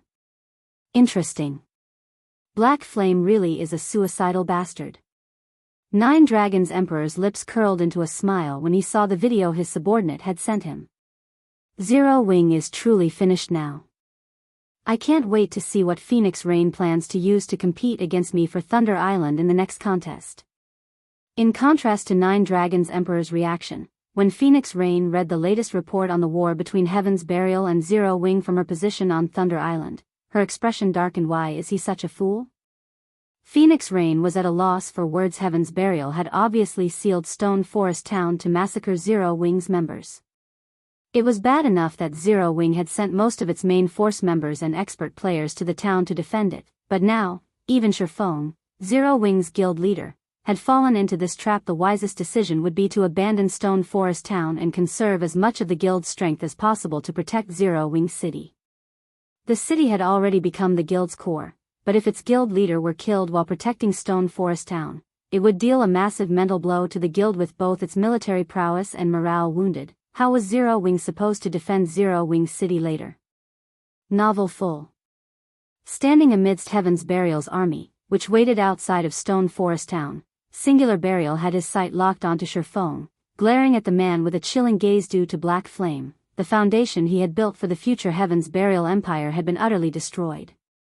If Black Flame hadn't destroyed Ancient Rock City's defensive magic arrays, the various superpowers wouldn't have sieged the city, forcing him to sacrifice his city to the evil god's branch temple. However, it was his turn to share the feeling of destruction with Zero Wing Black Flame. Your words sure are bold. What can you possibly do by yourself? You dared to destroy my city's defensive magic arrays, and today, I will take Stone Forest Town from you as compensation. Singular Burial sneered at Shurfeng. As soon as Singular Burial finished speaking, the evil demon army behind Heaven's Burial's army loosed an earth-shattering roar. The roars of over 100,000 evil demons echoed throughout the Stoneclaw Mountains, and the pressure the monsters released made everyone in Stone Forest Town shudder. Some players' legs even lost their strength. The players in Stone Forest Town were reminded of the evil demon army's strength once more. If the pressure the evil demon army radiated were already so powerful, the consequences would be unimaginable if the monster army took action. Although Shurfeng was powerful, what could one person possibly do against so many formidable monsters? There were also Heaven's Burial's players to contend with. In the end, Shurfeng had only come to die alongside Zero Wing's members by coming to Stone Forest Town. Since you people from Heaven's Burial like Stone Forest Town so much, then you can stay here forever. Shurfeng immediately retrieved a pitch-black energy bead from his bag. The instant he took out this bead, Heaven's Burial's members below him felt their souls shudder. This bead's power had even affected their consciousness. This energy bead was none other than the destruction crystal Shurfeng had obtained from recasting the disintegration armor. Before anyone could react, Shurfeng loosened his grip on the destruction crystal. The pitch-black energy bead then landed among Heaven's Burial's army. Boom. The moment the destruction crystal touched the ground, it exploded with a silver radiance. Instantly, the ground beneath the destruction crystal sank as the power of destruction spread across the land. Neither living beings nor inanimate objects were spared. Anything and anyone the power of destruction came in contact with vanished, leaving nothing behind. Not even the weapons and equipment players had dropped as they had died had survived the blast. Everything had happened so quickly that before Heaven's Burial's members could even react, an empty plot of land had been created amidst their massive army. For a time, silence descended on Heaven's Burial's forces as if time itself had frozen. Zero Wing's members, who stood on Stone Forest Town's walls, were just as stupefied by the scene that had just occurred. They hadn't expected Shurfeng to make such a sudden move, not even giving Heaven's Burial's members a second to react. And the results of his attack were even so horrific.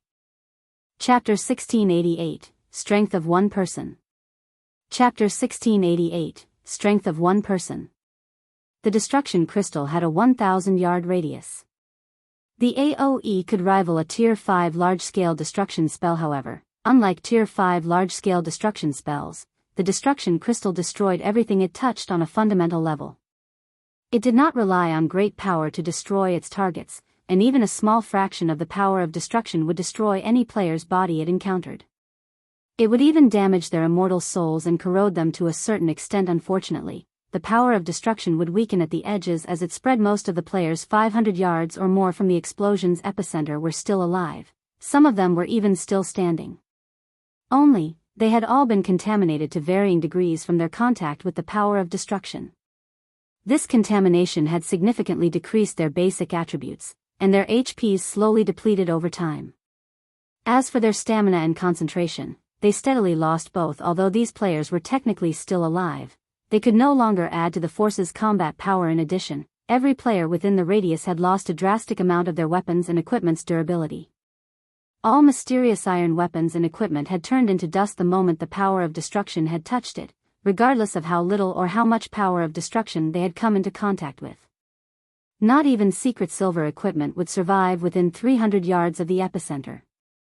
Only fine gold equipment had any hope of surviving the contamination within this range. Only dark gold equipment or better would have survived the contamination within 100 yards of the epicenter. Even so, dark gold weapons and equipment within this radius had still lost over 1/3 of their durability. All of this had happened in a mere instant, and Heaven's Burial hadn't had any time to react. The sudden development hadn't only stunned Heaven's Burial's members, but players within Stone Forest Town also gaped at the result. Heaven's Burial's members were all level 45 and above. If they died and lost a level, they'd have a challenging time recovering their losses. However, players that had been caught in the blast hadn't only lost levels, but their equipment and weapons had been destroyed as well.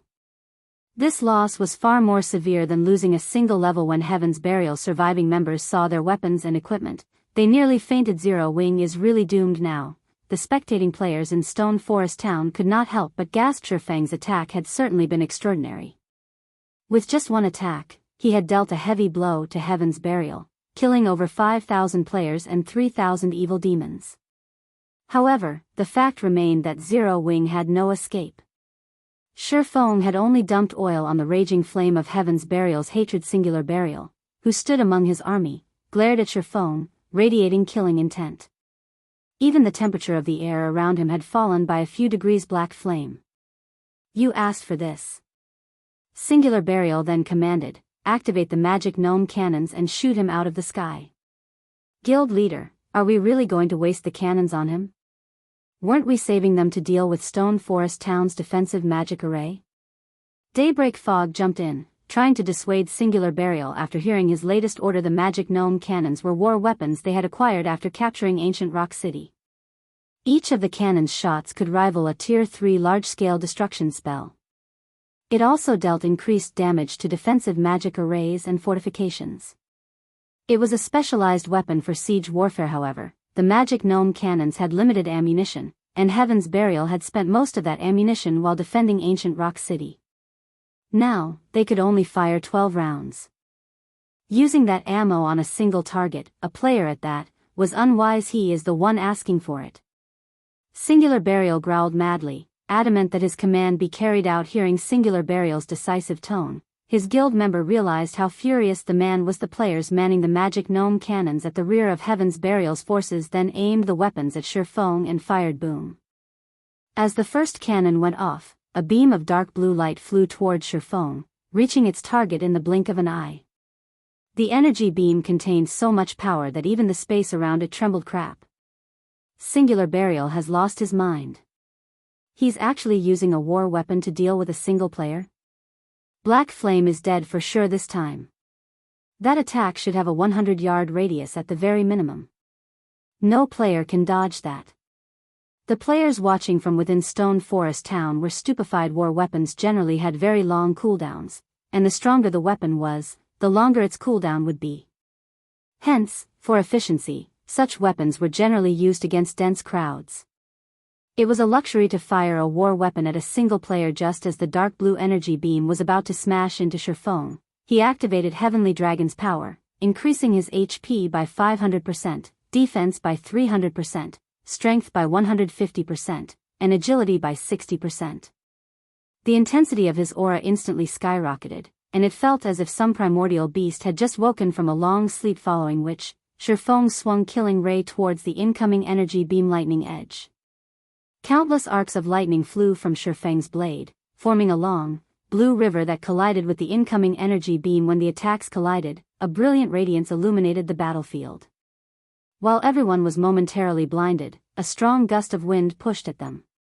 Heaven's Burial's members standing near the collision were even forced to retreat several yards. After the two attacks fought for supremacy, the magic gnome cannon's energy beam devoured the river of lightning and proceeded to devour Shifeng. However, before Singular Burial could cry out in joyous victory, the smoke in the sky scattered and revealed Shifeng's still living figure. Shifeng was actually alive and still hovering in the air. In fact, he was nowhere near dead. He had only lost around 1/8 of his HP. He didn't die? How is that possible? Seeing Shifeng alive and kicking, the players watching from Stone Forest Town were dumbfounded. The eyes of Heaven's Burial's members nearly fell from their sockets when they saw the result of the attacks. How is this possible? Did he use some invulnerability skill? No, that can't be right. He has lost HP. But, if he didn't use an invulnerability skill, why did he only lose a little HP? For a moment, Singular Burial failed to comprehend what had just happened. He had considered the possibility that Shifeng may have a few methods to dodge the magic gnome cannon's attack. For example, the enemy swordsman could use an invulnerability skill or a Tier 3 defensive magic scroll to block the energy beam. He could also use the teleportation skill he had used many times in the past. However, of all the possibilities he had considered, none of them included Shifeng receiving the attack head-on. Continue firing. I refuse to believe he can endure. Singular Burial gave out the command to attack again. Gritting his teeth, the magic gnome cannon had a 45-second cooldown, but Heaven's Burial had secured 3 magic gnome cannons from Ancient Rock City. They still had 2 more they could rely on. Suddenly, another magic gnome cannon fired at Shifeng. Boom. Once more, a dark blue energy beam threatened to devour the hovering swordsman this time. However, Shifeng did not use an AoE skill. Instead, he activated Flame Burst and used Killing Ray to block the energy beam. Once the energy beam had passed, Shifeng had slid back nearly 20 yards before he stabilized his position in the air. He also lost close to 1/6 of his maximum HP. Although he had fared worse than before, he was still alive and well. Attack! Continue attacking him. Singular Burial commanded, madness flashing in his eyes. The third magic gnome cannon fired immediately. Seeing another dark blue energy beam approach, Shifeng moved forward to meet it. Boom. As the smoke scattered, Shifeng remained in the air. He also still had more than 50% of his HP. Is that it? Shifeng asked as he leisurely dusted himself off. Glancing at Singular Burial, he chuckled and wondered aloud, "Are you telling me that this is all Heaven's Burial is capable of?" Silence fell on the battlefield as everyone watched Shifeng. Chapter 1689, Summoning a High Demon.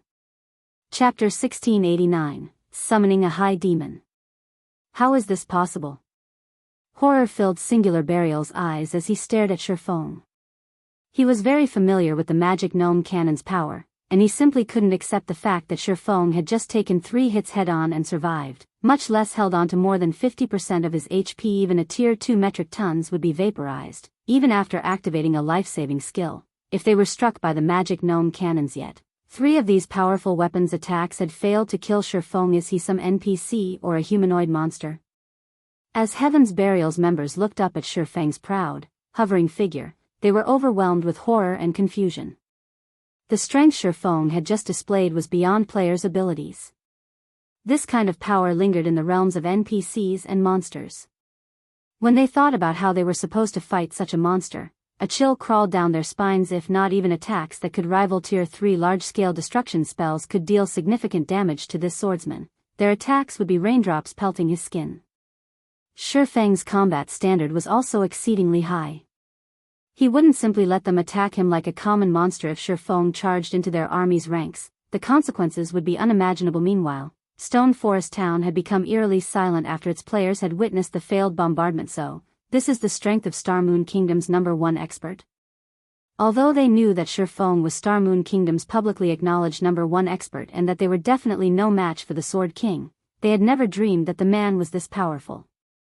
Being able to face weapons of war was a feat beyond players.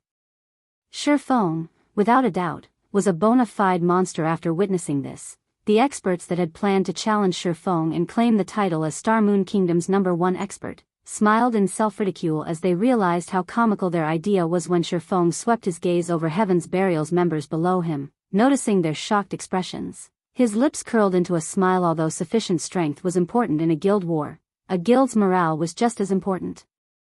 Players plagued by fear and worry wouldn't be able to fight to their full potential, and they'd make senseless mistakes. In contrast, if a guild's morale were high, its players would exhibit their full potential and perform better than normal. Trying to defeat an enemy while outnumbered wouldn't be entirely impossible. It seems that it was quite effective. Shifeng was very satisfied with his performance when he saw his enemies' overwhelmed expressions. While war weapons were indeed powerful, they were not unstoppable. Current players were simply too weak to take a hit from such weapons. Tier 3 large-scale destruction spells could certainly kill Tier 1 players, and not even Tier 2 players could normally survive such an attack.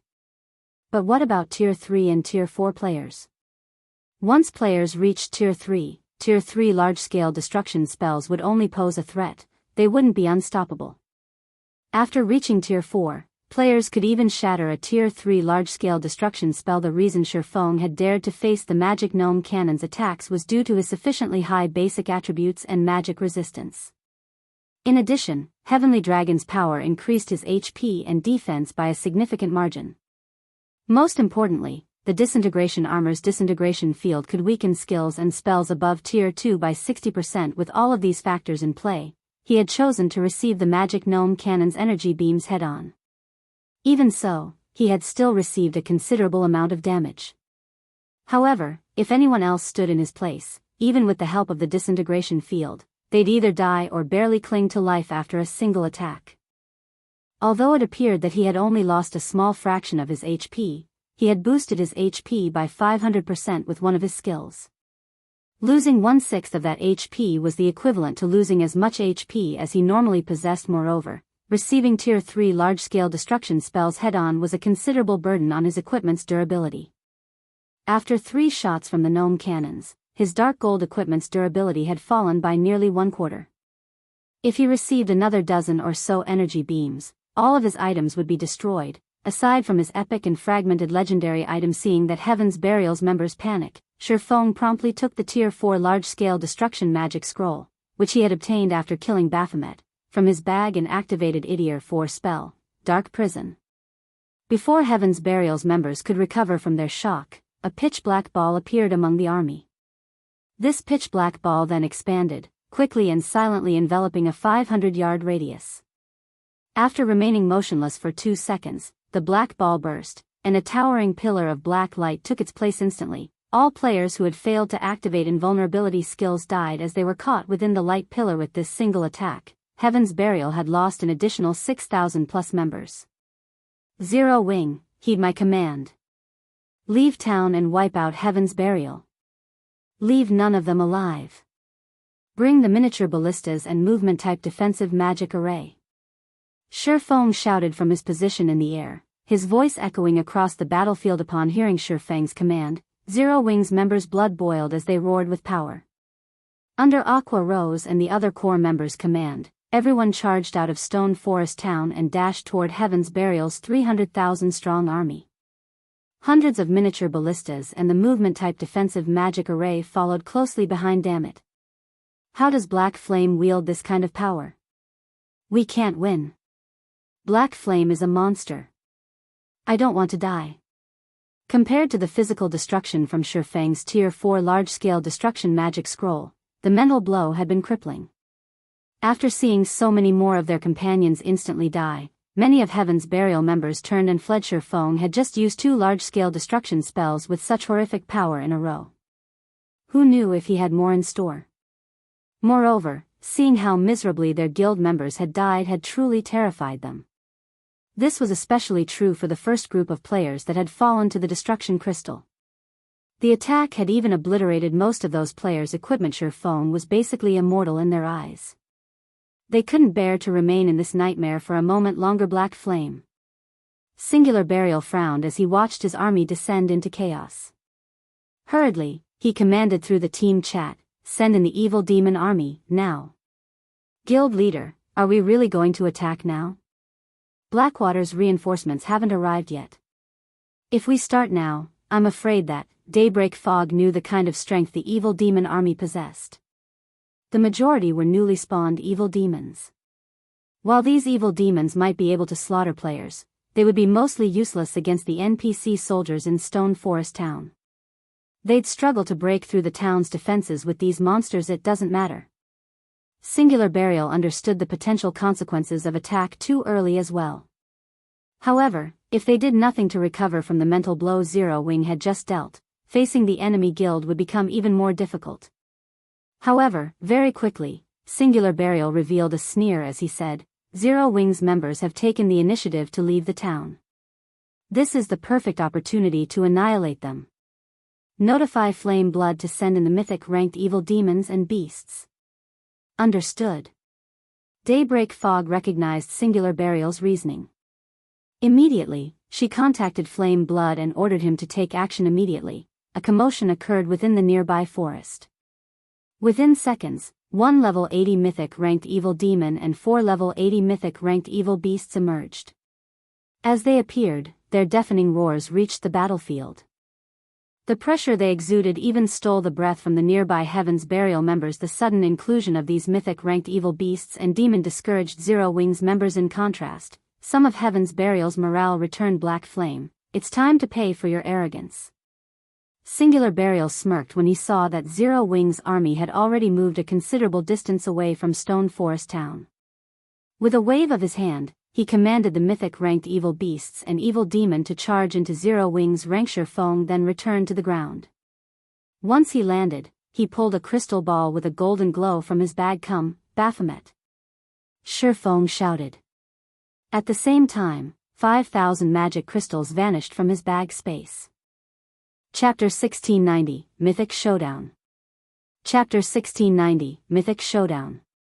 After sacrificing 5,000 magic crystals to activate the High Demon Soul, a gigantic magic array formed before Shurfeng. However, unlike other magic arrays, this one did not absorb mana from its environment. Rather, power of darkness gushed from the array and flooded its surroundings as if it were a portal to the darkness world. The dense power of darkness quickly formed a layer of dark mist around the magic array. It was so dense that it even dispersed the ambient evil energy. After 3 seconds of this process, the black mist concentrated into a colossal form. The moment the mist began to coalesce into this gigantic form, it radiated an overwhelming aura that spread into its surroundings. Moreover, as the body took shape, its aura became stronger. After another 5 seconds, Baphomet's 30-meter-tall frame arrived on the battlefield. However, unlike the Baphomet Shurfeng had killed, this Baphomet was multitudes stronger. The previous Baphomet had merely been a level 73 Grand Lord, but the monster before Shurfeng was level 80 mythic-ranked High Demon. Moreover, due to the Bible of Darkness's demon ruler skill, Baphomet's basic attributes increased by another 35%. Baphomet, High Demon, Mythic. Level 80. HP 324,000/324,000,000. When the evil demon army was within 100 yards of Zero Wings' army, Baphomet stopped the ground lightly and disappeared. The High Demon instantly reappeared before the evil demons before swiping one of its clawed hands at the monster army. Boom. Suddenly, all evil demons within 20 yards of Baphomet flew backward. All elite and special elite ranked evil demons within Baphomet's attack range were instantly obliterated. Even the chieftain ranked evil demons clung onto life with a small strand of HP. So strong. Zero Wings members, who were charging into battle, could not help but gasp when they saw this. It was obvious that the swipe had been one of Baphomet's normal attacks. The High Demon hadn't used an AoE skill, yet it had instantly destroyed several dozen evil demons. The resulting impact had even flattened the previously uneven ground before the High Demon. Naturally, Baphomet didn't give its enemies the time to react as it swung its other clawed hand. Boom. Once more, dozens of evil demons died. Several Lord-ranked evil demons flew through the air as they sustained heavy injuries. For a time, Baphomet continued on an unstoppable rampage. The High Demon massacred the evil demons as if it were squashing on ants. Although the nearby evil demons had tried to retaliate, Baphomet had barely taken damage. The chieftain-ranked evil demons only dealt around -300 damage to the High Demon, whereas the Lord-ranked evil demons dealt around -1000 damage. These attacks weren't even a scratch to Baphomet. With its battle recovery, Baphomet regained 3,240,000 HP every 5 seconds. Furthermore, the evil demons didn't have long-ranged attacks. At most, they could launch a few mid-ranged attacks. Although Baphomet was massive, only 200 or so evil demons could attack it at one time. Even if Baphomet stood there and did nothing, the evil demons couldn't kill it. In the few seconds since Baphomet had joined the battlefield, the High Demon had killed hundreds of evil demons. Among them, over 24 had been chieftains, and one had been a lord. Although the loss was insignificant compared to Heaven's Burial's 100,000-strong force of evil demons, Singular Burial's expression twisted as he watched the High Demon slaughter. He had never expected Zero Wing to have a trump card like this. He had assumed that Zero Wing would summon divine dragons as it had during their previous war. If that were the case, he intended to sneak the mythic-ranked evil demons past Zero Wing's defenses to target the magic array that summoned the dragons directly. However, it was a different story if Shifeng summoned a mythic monster with an item. Dealing with Baphomet wouldn't be easy. Send 2 mythic evil beasts to hold that demon back. The mythic evil demon will go after Black Flame. I want to see how Zero Wing intends to defeat us. Singular Burial commanded evil demons were best against players. Although Shifeng was not an easy target, he was a small pest, slightly larger than his companions. Before a mythic-ranked evil demon, 2 of the 4 mythic-ranked evil beasts turned toward Baphomet, whereas the mythic-ranked evil demon charged at Shifeng. However, before the evil demon could reach Shifeng, a gigantic figure intercepted it. This figure belonged to none other than Baphomet. Baphomet was 30 meters tall. And the mythic-ranked evil demon was only 5 meters tall. The high demon loomed over the evil demon like a building. Do you think you can stop it? Singular Burial sneered. A mythic-ranked evil demon's combat standards were even superior to ordinary experts, and its strength was higher than a mythic-ranked evil beast's. Its only weakness was its low, 150 million HP. Against players, however, this much HP was more than enough. Without hesitation, the mythic-ranked evil demon brandished one of its claws at Baphomet. As its claw moved, gray mist rapidly enveloped it. Space tore as the claws passed Tier 3 skill, Dark Annihilation Claw. Although the attack was only a Tier 3 skill, the evil demon's overwhelming strength and speed improved it. Seeing the approaching attack, Baphomet swung one of its own clawed hands to meet the attack, rather than try to dodge. Boom. When the 2 claws collided, space around them shattered. The ground below the collision sank, while nearby evil demons were thrown through the air. Evil demons below chieftain rank and within 20 yards of the impact died instantly from the resulting shockwaves. After the 2 demons pushed against each other for a few seconds, the Dark Annihilation Claw's effects vanished, and the mythic-ranked evil demon was forced back by 5 steps before it stabilized itself. The difference between the 2 monsters' strength was obvious at a glance. The Heaven's Burial members that had brimmed with fighting spirit were stupefied, especially Singular Burial. How is any of this possible? How can that thing stop the evil demon's Tier 3 skill with a normal attack? Singular Burial simply could not understand how a demon could possess such horrific strength that not even a mythic-ranked evil demon could compete with it. However, Singular Burial quickly recovered his senses. Baphomet was only one creature, and he had a total of 5 mythic monsters under his command. Even if Baphomet were more powerful, it couldn't stop 5 mythic monsters at once. As long as they killed Shifeng, Baphomet would vanish. Singular Burial immediately contacted Flame Blood, who controlled the mythic monsters in secret, and instructed him to send all 5 to kill Shifeng. He also told Flame Blood to keep the other evil demons away from Baphomet as much as possible, focusing on Zero Wing's members. As Singular Burial had expected, although Baphomet was powerful, it couldn't stop 5 mythic monsters of the same level. It took everything the high demon had to pin down 1 evil demon and 2 evil beasts. However, Zero Wing's army had arrived on the battlefield, and the movement-type defensive magic array enveloped Shifeng in its protection. Meanwhile, several hundred ballistas launched their payload simultaneously. The scene of hundreds of exploding arrows flying towards their targets was spectacular. The explosion 7 halted the mythic-ranked evil beasts' advance for a moment. The weaker evil demons began to die in droves. A single volley of arrows had claimed several hundred evil demons' lives. However, the evil demon army launched its own assault against the movement-type magic array. From time to time, the 2 mythic-ranked evil beasts, which had avoided Baphomet's care, snuck past the high demon to land 1 or 2 attacks on the magic array. Heaven's Burial also continued to bombard the array with the magic gnome cannons. With so many attacks against it, cracks began to surface on the magic array's barrier.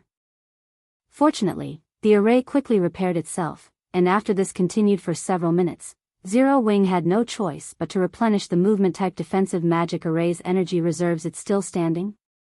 Envy flashed in Singular Burial's gaze as he watched the movement-type defensive magic array. Although it wasn't as strong as the barrier around a city, it could be reactivated the moment after it shattered. So what if you can withstand the evil demon army for now? How many magic crystals can you afford to spend? Heaven's Burial, charge! Zero Wing won't last much longer. Singular Burial shouted. Heaven's Burial's members could also see that, although Black Flame's previous performance had been stunning, Zero Wing couldn't avoid annihilation. When Zero Wing's members heard Singular Burial's shout, their expressions darkened. the evil demon was already a formidable force. If Heaven's Burial's players joined the fray. Sure enough, I'm pushing my luck by relying on one Baphomet. The battle's current state didn't particularly surprise Shurfong. Fortunately, Zero Wings City had accumulated quite a number of magic crystals lately. Following which, he retrieved the High Demon's soul from his bag and sacrificed another 5,000 magic crystals to it. Another gigantic magic array joined the battlefield, and after a few seconds, a new Baphomet manifested within the movement-type defensive magic array. Black Flame can summon another one? This is some trick, right? As Heaven's Burial's members began their charge, they slid to a halt as they gaped at the new Baphomet in utter shock. Chapter 1691, Chaotic Battlefield. Chapter 1691, Chaotic Battlefield. Baphomet's 30-meter-tall figure was eye-catching inside the movement-type defensive magic array.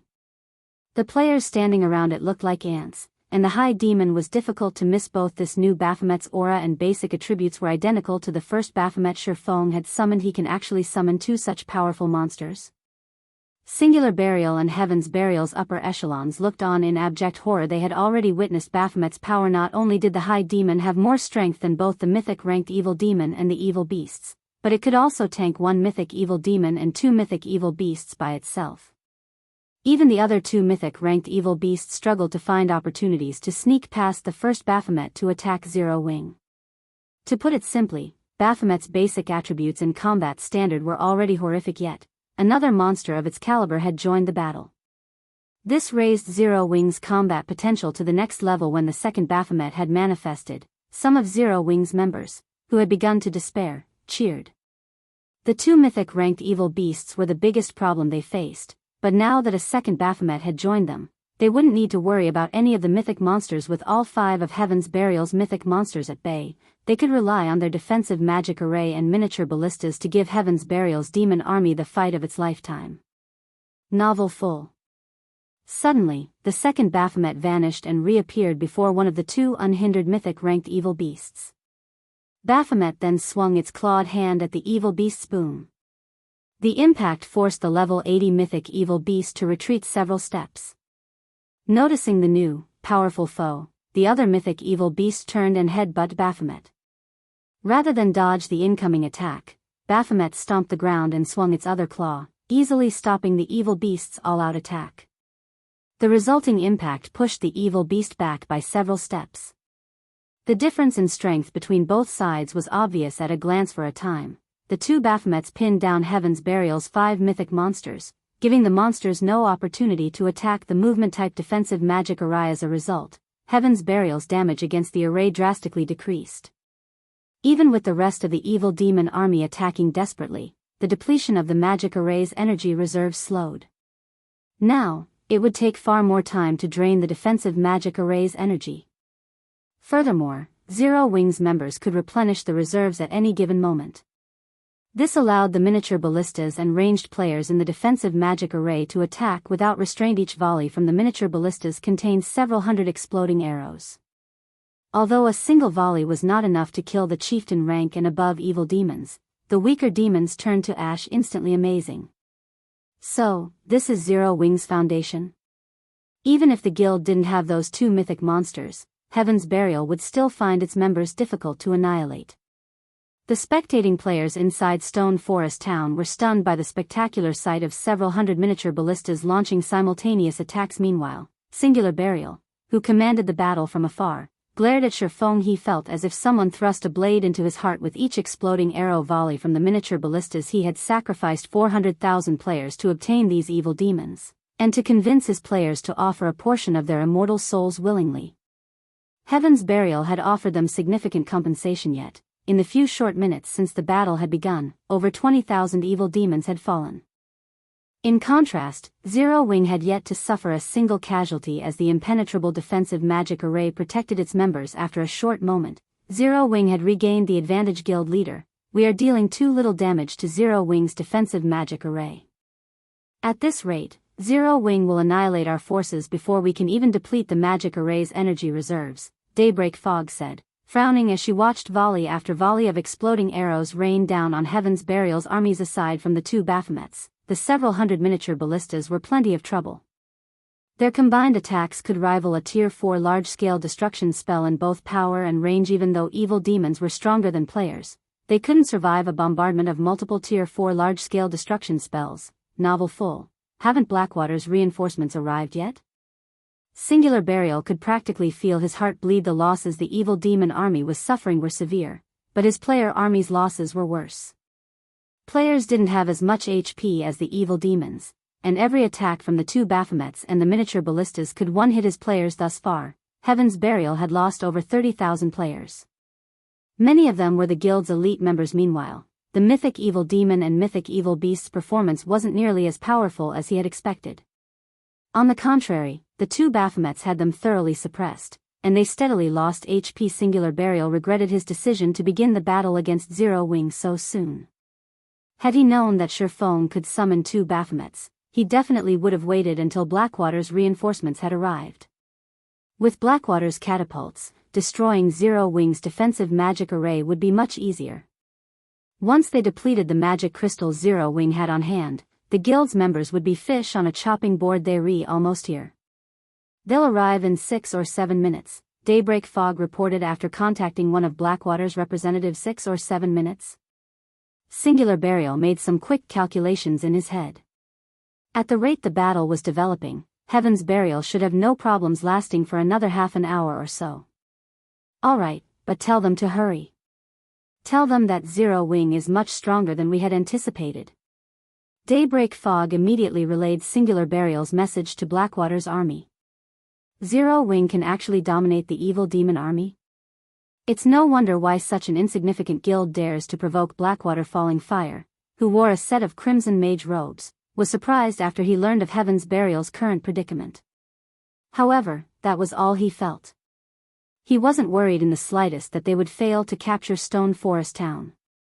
Singular Burial had stated that his forces could hold out for another 30 or so minutes, and his group would arrive in around 7. Meanwhile, standing at the forefront of Zero Wing's army, Shurfong spent another 5,000 magic crystals to summon a third Baphomet once the High Demon's Soul's cooldown ended. The instant the third Baphomet manifested, the battlefield fell silent. It was as if time had frozen before Heaven's Burial's members could react to the new Baphomet. Shurfong had the freshly summoned High Demon charge into enemy ranks, executing one skill after another. A Tier 4 High Demon possessed many skills and spells, and all of them were capable of killing dozens, even hundreds, of players. Damn it. How is this possible? Shock and confusion overwhelmed Singular Burial as he stared at the third Baphomet. He could not figure out how Shurfong had summoned such powerful monsters, one after another. However, Singular Burial quickly calmed himself and pushed this thought out of his mind as he turned to Daybreak Fog and commanded, "Fog, contact Falling Fire and tell his group to hurry. Tell him to bring the 1 Mythic Evil Demons and the 2 Mythic Evil Beasts guarding the exit." Daybreak Fog knew how precarious their situation was now, as well. She notified Falling Fire, telling him to increase his force's speed and transfer more monsters to the battlefield. However, shortly after Daybreak Fog ended the call, Shurfong pulled a summon guard scroll from his bag and activated it suddenly. A lithe, captivating figure appeared before Shurfong naturally. This figure belonged to Anna. Following Anna's arrival, a level 80 Great Lord ranked Golden Giant and 10 level 80 Lord ranked Rock Guardians joined the battlefield. This instantly elevated Zero Wing's destructive power to a whole other level. Anna, in particular, performed as well as the Baphomets. She controlled numerous holy spears to attack the enemy players, each wave killing dozens or even over 100 players. Any Tier 1 player these spears struck died instantly. After summoning Anna, Shurfong had the 3 Baphomets use their strongest skill. Each of the Baphomets then summoned their crimson longswords enveloped in pitch-black fire. Not only did the crimson longsword significantly increase the Baphomet's attack range, but those who fell to these weapons would also find their souls burning in the soul fire in 1 minute. Heaven's Burial's 300,000 strong player army was reduced to just 200,000. Meanwhile, there were less than 50,000 surviving evil demons. This instilled a deep fear in Heaven's Burial's members. Even Singular Burial began to panic. He contacted Falling Fire personally and demanded, "Falling Fire, where are you? We're almost there. We'll arrive in another 4 or 5 minutes. Falling Fire said 4 or 5 minutes. That long? Singular Burial paled as he gazed at the scorched, corpse-laden battlefield before him. Chapter 1692, Army Shattered. Chapter 1692, Army Shattered. Long? Falling Fire was confused by Singular Burial's comment. This was the time they had previously agreed upon. His arrival hadn't been delayed in the slightest. In fact, he had even increased his army's pace while disregarding their stamina consumption. Moreover, a battle of hundreds of thousands couldn't end in 4 or 5 minutes. These battles normally drug on for several hours before reaching a conclusion. The battle is intense. I can buy at most 5 more minutes. In any case, you need to hurry over here as soon as possible. Otherwise, the battle's outcome won't be certain, Singular Burial said, gritting his teeth. In reality, he wanted to tell the man that if his group didn't arrive in the next 5 minutes, their siege on Stone Forest Town would likely fail. Zero Wing is actually that strong? Singular Burial's response confused Falling Fire further. Although Heaven's Burial had incurred heavy losses while defending ancient Rock City, its remaining combat power could not be underestimated. Heaven's Burial also had command of over 100,000 evil demons. However, Falling Fire did not bother to ruminate over the matter as he nodded and said, "All right, I'll increase my force's speed to its maximum. We'll arrive in 4 minutes at most." 4 minutes? Singular Burial breathed a sigh of relief. If he organized his current forces, they should still have enough strength to defeat Zero Wing's army and capture Stone Forest Town. Singular Burial immediately disconnected the call and commanded his armies to retreat from the battlefield slowly. At the same time, he ordered some of his players to use magic arrays to buy time. He even used the 6 Tier 3 summoning scrolls and a large number of Tier 3 control magic scrolls Heaven's Burial had gone to great lengths to collect to stop the 3 Baphomet's rampant slaughter. Although Tier 3 control magic scrolls could not stop Tier 4 mythic monsters completely, Singular Burial could use them to limit the monster's mobility. As the Tier 3 control magic scrolls activated, one after another, magic arrays began to appear above and below the 3 high demons. Barriers, vines, and chains then emerged and restricted the Baphomet's strength and mobility. Black Flame, I'll admit that you are amazing to have forced me to use all of Heaven's Burial's trump cards, but in another 4 minutes, Zero Wing will meet its doom. Singular Burial shot Shurfeng a cold glare as he watched Zero Wing's army push forward. The strength Zero Wing had displayed in this battle had greatly exceeded his expectations. Had he known that Zero Wing could summon monsters of Baphomet's strength, he would have had Flame Blood mobilize every mythic monster under his command. If the remaining mythic monsters, which currently guarded the barrier's exit, were here, Heaven's Burial's armies wouldn't have been forced to retreat after suffering such severe losses. However, with things as they are now, he had no choice but to push his armies to resist. Now that Heaven's Burial had lost ancient Rock City, it must capture both Stone Forest Town and Zero Wing City if the guild wanted any hope of becoming a superpower in God's domain again. Otherwise, rising would become extremely difficult for Heaven's Burial. Although Blackwater hadn't dispatched a lot of players to help capture Stone Forest Town, many of them were experts. Blackwater's army was even armed with powerful weapons of war.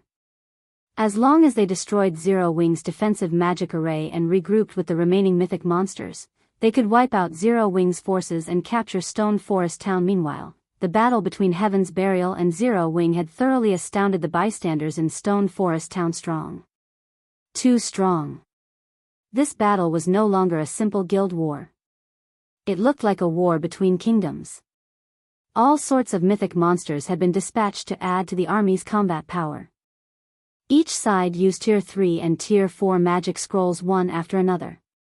The experts that ordinary players like them normally looked up to were insignificant here. All of these players finally understood what a real guild war looked like. The guild wars they had witnessed previously were child's play compared to this.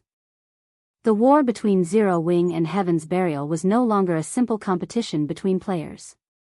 It had become a war in which both guilds used everything they had to finish each other off. Both guilds had staked their continued existence on this war. No one had expected the battle to reach these heights initially. Everyone had assumed that Heaven's Burial's victory would be overwhelming due to the assistance of the evil demon army. However, not only had Zero Wing shattered both Heaven's Burial's players and its monster army, but it had also done so without losing a single player. This outcome was too frightening. The various large guild's members, who had planned to take advantage of Zero Wing's predicament to rob the guild, abandoned that plan out of fear. Fortunately, they had not taken action alongside Heaven's Burial. The consequences for doing so would have been unimaginably dire, following which, due to Heaven's Burial's sudden retaliation, the battle fell into a stalemate. Guild leader, I just received a report that Blackwater's forces are nearly here. Moreover, the evil demon army guarding the barrier's exit are rushing towards our location, Aqua Rose hurriedly reported after hearing from one of the frontline scouts. Although the battle seemed like it was in Zero Wing's favor now, Aqua Rose knew that her guild couldn't continue at this pace much longer. Since the battle had begun, Zero Wing had spent over 80,000 magic crystals, and they had only started with a stock of 140,000. If Blackwater and the other evil demon army reinforced Heaven's Burial's forces, Zero Wing would be in danger. How long until they arrive? Shifeng asked. Blackwater's forces should arrive first. It'll take them roughly 4 or 5 minutes, Aqua Rose said. She then suggested, why don't we retreat to Stone Forest Town for now? If they retreated into Stone Forest Town, they could rely on the town's magic towers and defense turrets, which would give them an easier time against Heaven's Burial and Blackwater's combined army. The town's NPC soldiers could also participate in the fight 4 or 5 minutes. Shifeng smiled. That was more than enough time for them to deal with Heaven's Burial. Immediately, he commanded, relay my commands. Have everyone attack with everything they've got. Hold nothing back. Previously, he had let Zero Wing attack to prevent Heaven's Burial and Blackwater's forces from combining. Naturally, he couldn't let Zero Wing's members hide behind Stone Forest Town's walls and focus on defense. Heaven's Burial had already used everything it had. Its players' morale was at an all-time low. This was the perfect opportunity to strike. Receiving Shifeng's command, Zero Wing's morale increased again. Zero Wing's members retrieved the precious treasures they had gained during their usual grinds or raids and used them against Heaven's Burial's members, and the evil demon Xana, who stood beside Shifeng, also activated her berserk skill, Yin Yang power, the intensity of her aura soaring.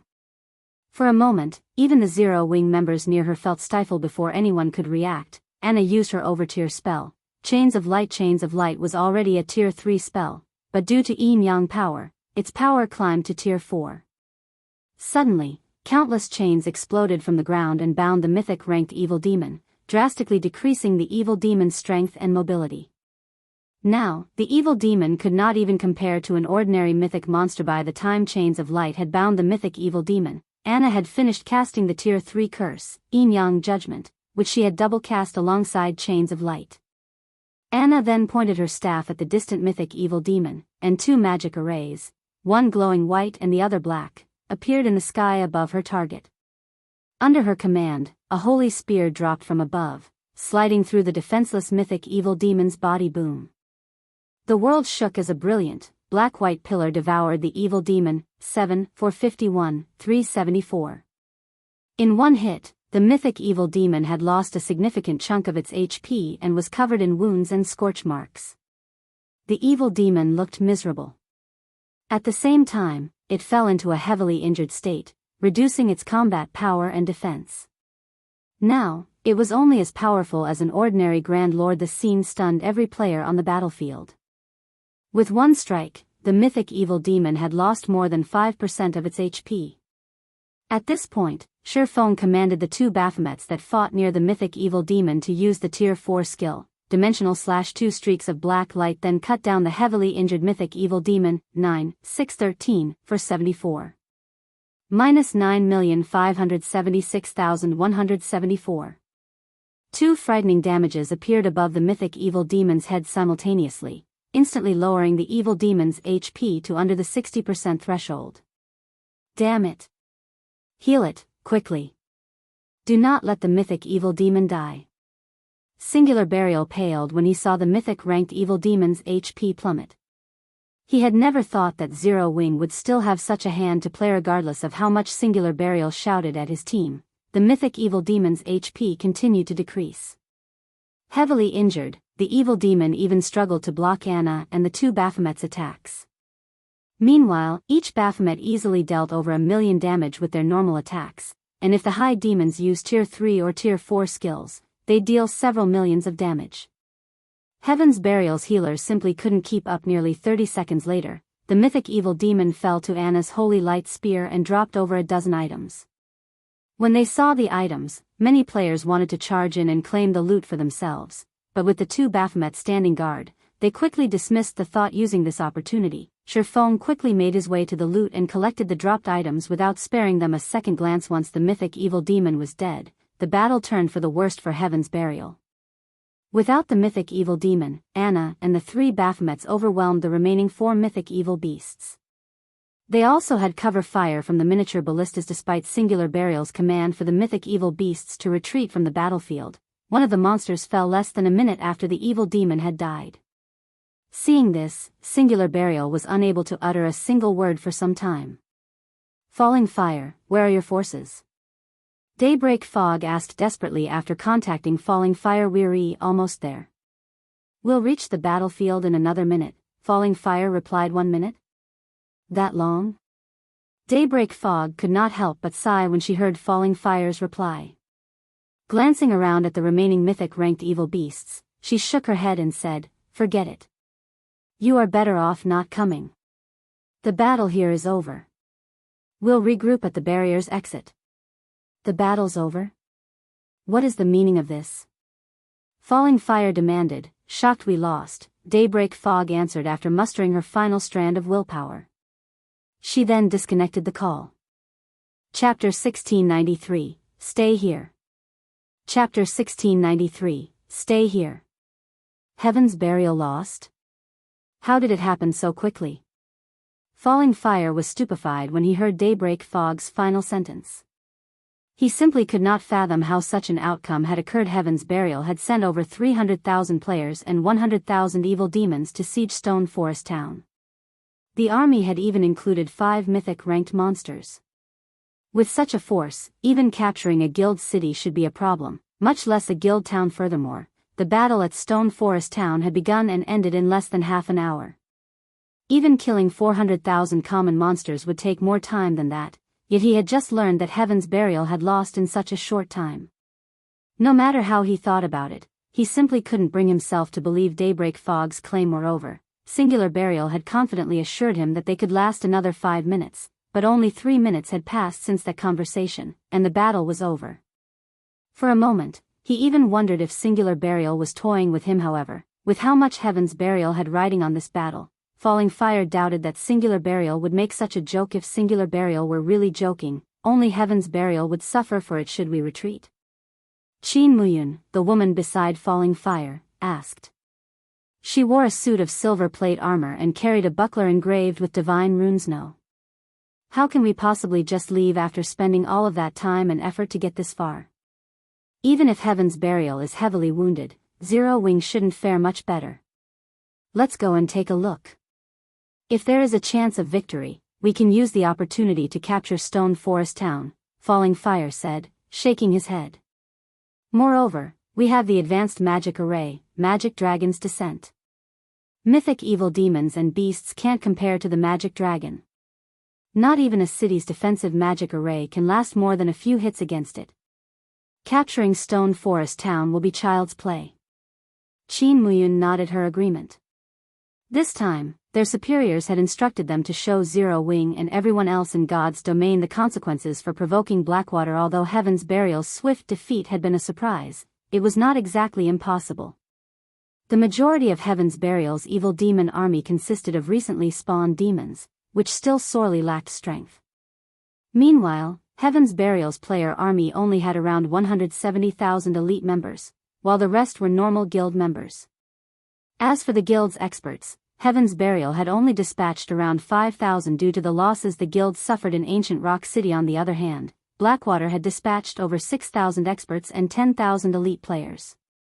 In addition, the army had 5 Tier 2 experts, Falling Fire, Laughing Drunkard, Lethal Gale, First Ghost, and Qin Muyun. With their arrangement of 1 Tier 2 Shield Warrior, 2 Tier 2 Berserkers, and 1 Tier 2 Assassin, they could offer the support to allow Falling Fire to display the full strength of a Tier 2 Elementalist. In contrast, Heaven's Burial only had 3 Tier 2 players, and there wasn't a single MT among them. They had also brought with them 8 catapults.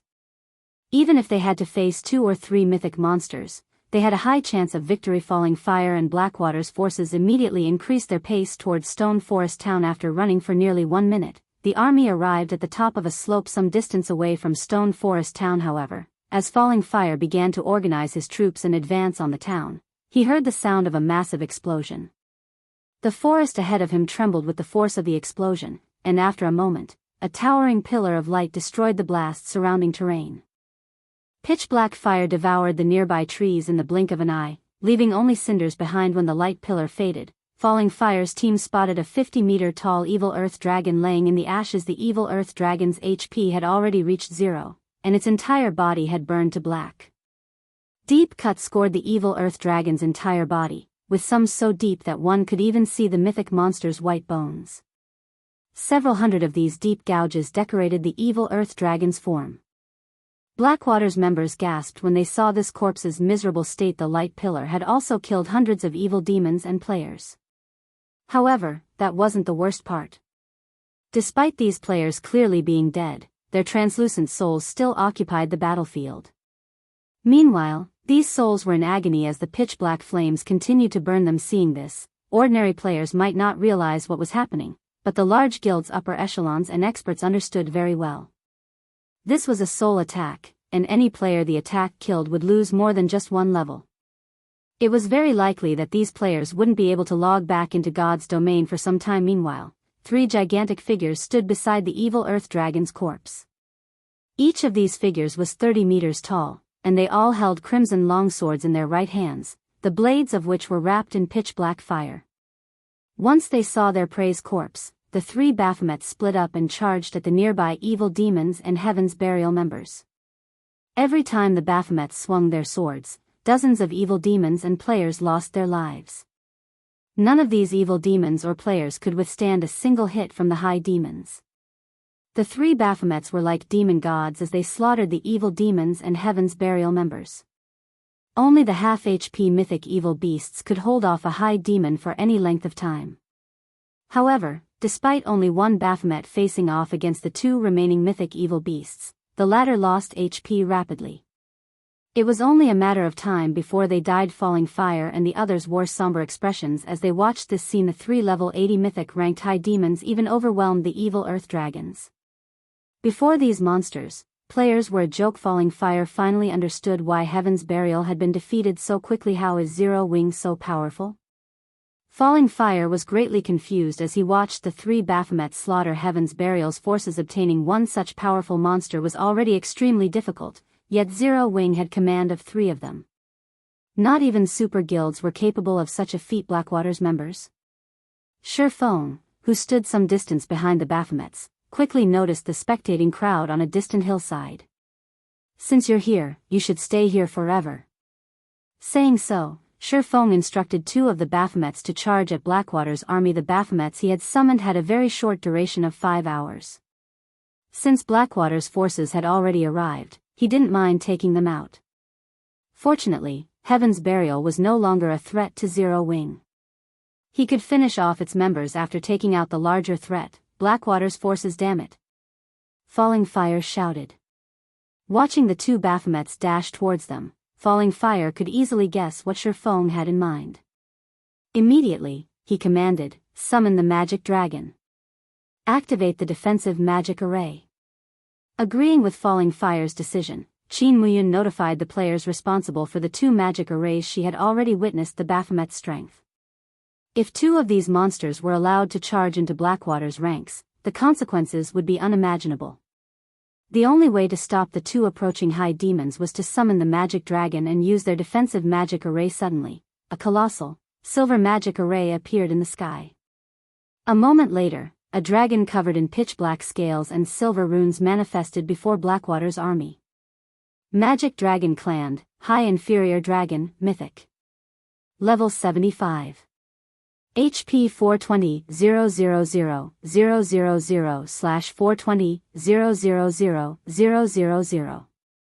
The magic dragon's aura was visibly stronger than that of ordinary mythic monsters. It could basically rival a mythic-ranked archaic species of the same level. The level 80 evil earth dragon simply couldn't compare to this monster. This was also why Falling Fire was confident in capturing Stone Forest Town despite Heaven's Burial's defeat when the magic dragon joined the battlefield. 100 players in Blackwater's army spread out along the army's edges before activating a defensive magic array. A magic barrier then formed and enveloped the army. A moment after Blackwater's army deployed its offensive and defensive measures, the two Baphomets reached the army like a powerful gale.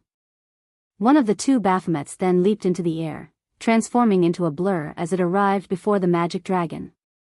The High Demon then swung down its crimson longsword, and the weapon tore apart space as it moved down towards the high inferior dragon's head. Although Clan tried to block the attack with one of its claws, it was repelled the moment its claw met the blazing, crimson longsword. The crimson longsword then proceeded to smash into the magic dragon's head and slam it straight toward the ground, the resulting impact carving out a huge crater in the earth below. Meanwhile, the other Baphomet arrived before Blackwater's defensive magic array. As the High Demon raised its longsword, the pitch-black flames along the blade flared as the Baphomet commanded. A raging pillar of black fire descended on Blackwater's magic barrier. When the flames met the barrier, the attack formed a massive slice across it. Smaller, web-like cracks began to spread out around the cut, crawling across the entire magic barrier. Chapter 1694. One hit to destroy a magic array. Chapter 1694. One hit to destroy a magic array. In the dense forest some distance away from Stone Forest Town. Under Singular Burial's command, Heaven's Burial's members had scattered and fled into the forest. By doing so, more members would escape with their lives. Zero Wing's members could only operate within the movement-type defensive magic array, and only the three Baphomets were truly capable of giving chase. Why are Blackwater's people here? Daybreak Fog, who maneuvered around the forest, was confused to see Falling Fire's group on a distant hillside. Have they lost their minds? They actually came. She had clearly told Blackwater not to come and to regroup at the barrier's exit. They'd only stand a chance against Zero Wing once they combined their forces. Foolish. Absolutely foolish. How can Blackwater employ such fools? Singular Burial could not help but curse out loud when he saw Falling Fire's distant figure. He had already gotten a taste of Zero Wing's true strength. He had hoped to regroup with Blackwater's army and the evil demon army guarding the barrier's exit before resuming their battle against his hateful enemy. However, the fools from Blackwater had refused to listen to his advice and continued towards the battlefield. If Zero Wing decimated Blackwater's forces now, this war was as good as over. Heaven's Burial would lose all hope of capturing Stone Forest Town before Singular Burial could contact Falling Fire and demand an explanation from the foolish elementalist. He noticed two of the rampaging Baphomets leave the battlefield and charge straight for the hillside Blackwater's army resided on. Seeing this, Singular Burial fell into a thorough despair. However, before the two Baphomets had reached Blackwater's army, a mythic-ranked magic dragon descended from the sky. Despite such a vast distance between him and the high inferior dragon, Singular Burial could feel the horrific pressure the monster gave off, and he couldn't help but shudder. Layer after layer of translucent magic barrier enveloped Blackwater's entire army. In the blink of an eye, a triple barrier had formed to protect the army. At a glance, one could easily tell that the triple barrier was the product of a high-ranked defensive magic array guild leader. Blackwater seems to be taking Zero Wing seriously this time. They've even used two of their trump cards. Based on our information, those two magic arrays were rewards Blackwater obtained after completing an epic main storyline quest. The guild had to expend a lot of resources and manpower to complete it, Daybreak Fog said, slightly surprised to see the two magic arrays that had formed around Blackwater's forces. The summoned magic dragon should have the power to rival a mythic-ranked archaic species of the same level, and the defensive magic array is an advanced magic array. It can block even Tier 4 attacks with ease. With those two, we might stand a chance against Zero Wing. Some of Heaven's Burial's upper echelons breathed a sigh of relief when they heard Daybreak Fog's explanation. Singular Burial's eyes shone with joy. If they had a mythic-ranked archaic species on their side to fight with their forces and the two remaining evil earth dragons, they should be able to keep Zero Wing at bay for quite some time. Once the other evil demon army arrived, it might even be possible to suppress the three Baphomets. Moreover, the Baphomets wouldn't be able to clash their armies for some time with the advanced defensive magic array to protect them. They could then use the opportunity to bombard Zero Wing's defensive magic array with Blackwater's 8 catapults. Zero Wing's defensive magic array wouldn't last long against Themis' singular burial. Prepared to order his scattered forces to regroup with Blackwater, something unbelievable occurred. One of the 2 Baphomets that had assaulted Blackwater's army had sent the level 75 magic dragon crashing, face first, into the ground with a single attack. Meanwhile, the other Baphomet released a powerful strike against Blackwater's defensive magic array. Although the triple barrier did not fall, cracks webbed the entire barrier. For a moment, the world seemed to have fallen silent. How is this possible?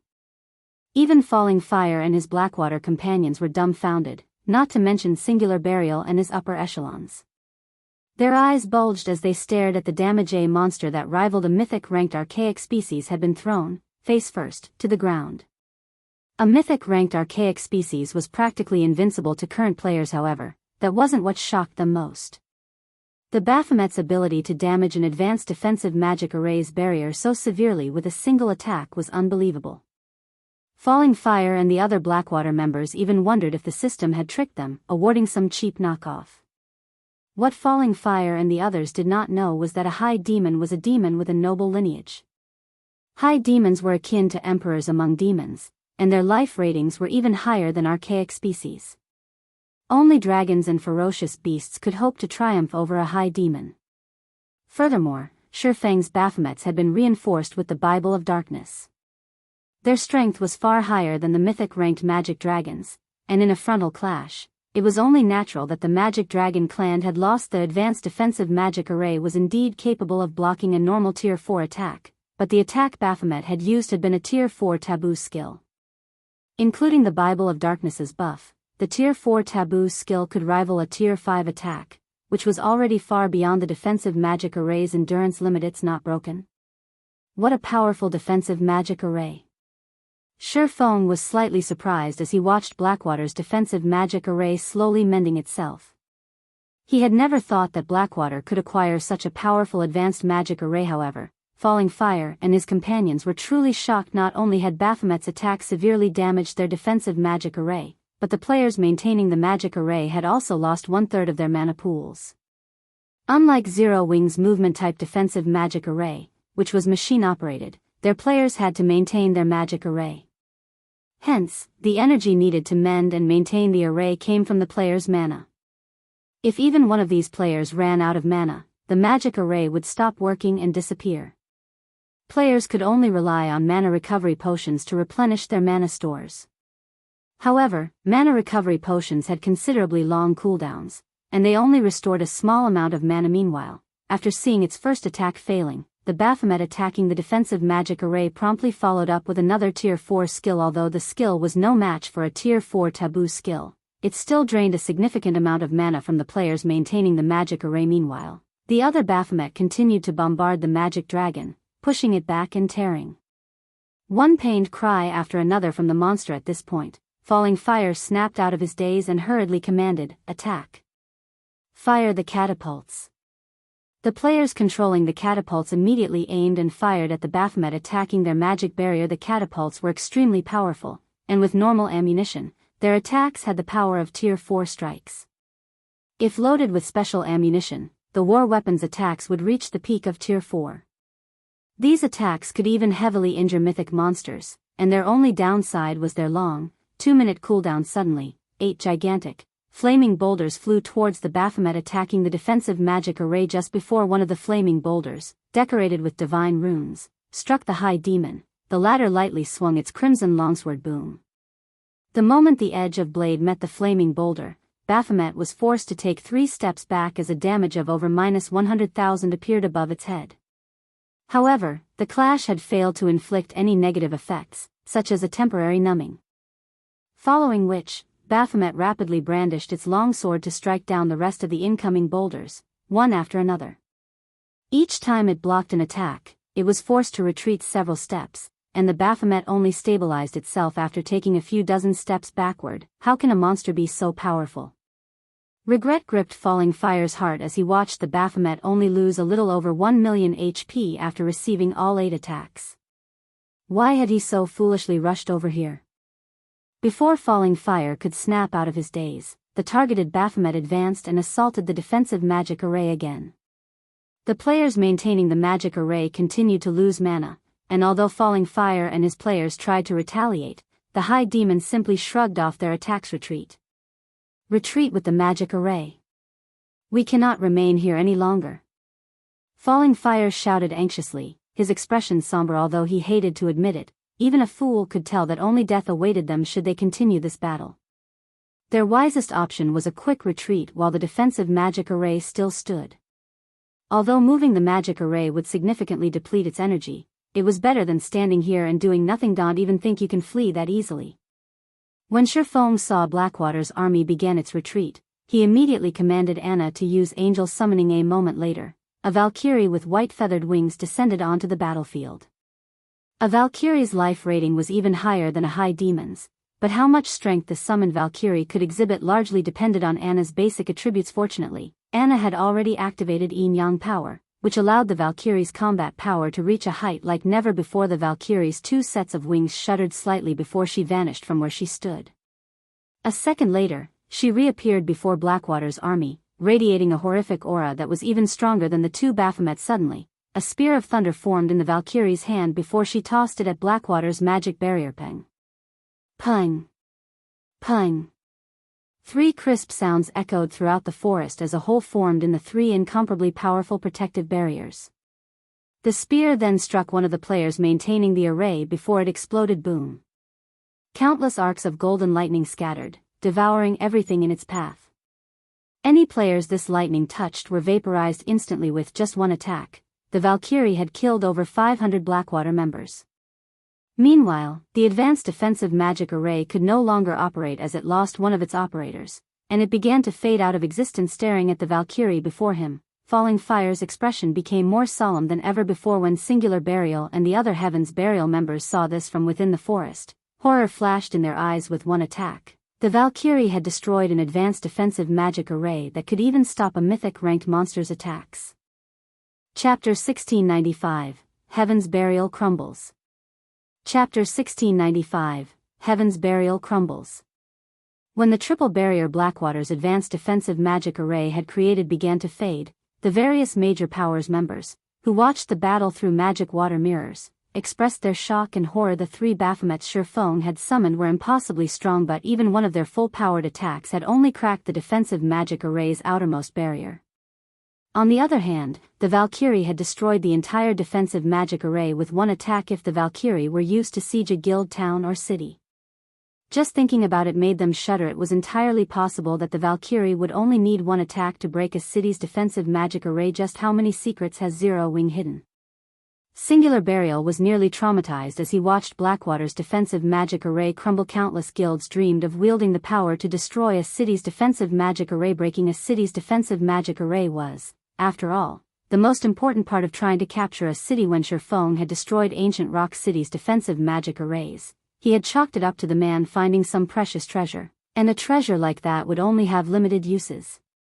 Once the usage counts were exhausted, the treasure would disappear. Yet, Shurfong had replicated that feat with a summoned Valkyrie one of his personal guards controlled. This had an entirely different meaning than summoning such power with a consumable. The Valkyrie had been called with a skill, which meant that Zero Wing could summon the monster indefinitely, only limited by the skill's cooldown. Sure enough, that Valkyrie is really powerful. The fact that the Valkyrie had destroyed an advanced defensive magic array even surprised Shurfong. However, he doubted that the Valkyrie could destroy a city's defensive magic array. At the very least, she'd need to use more than one attack. An advanced defensive magic array, which players had to maintain, and a city's defensive magic array were two very different things. A player-maintained defensive magic array had the advantage that it could be deployed at any given time. However, its flaws were obvious. First, there was the problem of mana consumption. Second, no harm must come to the players maintaining the magic array. Otherwise, the magic array would crumble. Although the Valkyrie's full-powered attack had pierced a hole in Blackwater's defensive magic array, it had failed to destroy the magic array entirely. The attack had merely drained a considerable amount of mana from the maintaining players. The attack had only destroyed the barrier because it had killed a few of the players maintaining it. This wouldn't happen with a city's defensive magic array.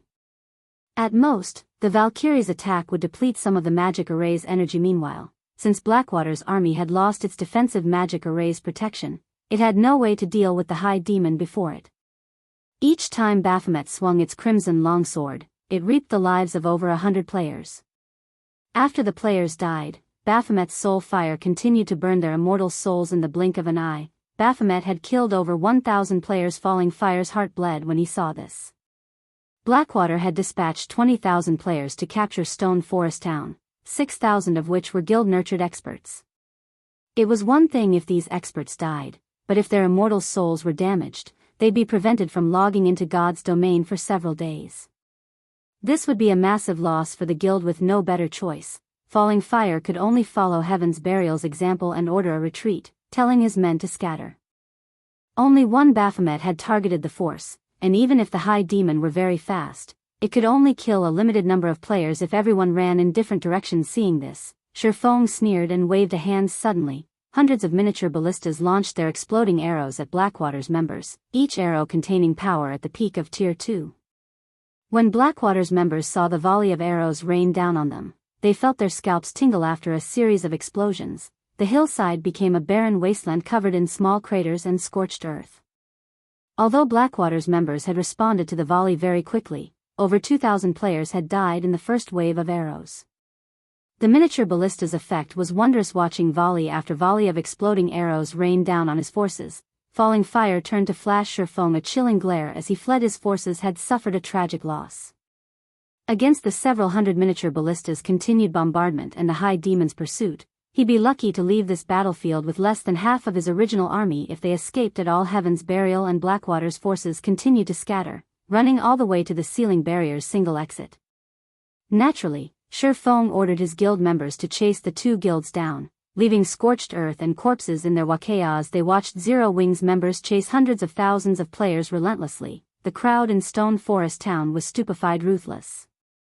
Zero Wing was utterly ruthless. This was the crowd's evaluation of Zero Wing. Normally, after one side won a guild war, it would only chase its enemy for 10 or so minutes if it wanted to exploit its victory. Chasing the enemy players for any longer than that could lead to unnecessary losses. Yet Zero Wing ran after Heaven's Burial and Blackwater's members for over half an hour, hunting the two guilds' forces to the Sealing Barrier's exit. In the end, Zero Wing had slaughtered every mythic evil demon and mythic evil beast Heaven's Burial had sent to the Stoneclaw Mountains.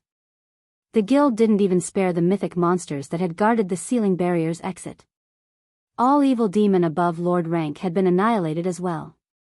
Meanwhile, Zero Wing suffered zero casualties throughout this entire battle. If they told other players of this battle, those players would likely assume they were either joking or bragging. However, such a miraculous battle had indeed occurred before them. 3 Baphomets guarded the exit of the barrier, sealing off the Stoneclaw Mountains, preventing anyone from leaving the map. Any player or evil demon that tried to approach the exit was killed or sent flying. No one was allowed past these High Demons. Black Flame. Don't go too far. Singular Burial bellowed as he glowered at Shurfong, who stood within Zero Wing's movement-type defensive magic array. The Sealing Barrier's exit wasn't particularly large. Normally, 10 or so evil demons was enough to block it off completely. The Baphomets with their gigantic frames easily guarded the exit, and with their outrageous strength, Heaven's Burial and Blackwater's forces had no hope of leaving the Stoneclaw Mountains. Their forces could only watch as Zero Wing's miniature ballistas slowly approached. Black Flame. We have lost. We have already chosen to retreat from the Stoneclaw Mountains. By trying to exterminate us all, do you intend to fight Blackwater until the bitter end? Falling Fire demanded as he glared at Shurfong. Going too far? In an indifferent tone, Shurfong responded, not only have your two guilds worked together to target Zero Wing time after time, but you've enclosed the Stoneclaw Mountains in a barrier to kill our members back to level 0. Did you not consider that your actions were a bit much?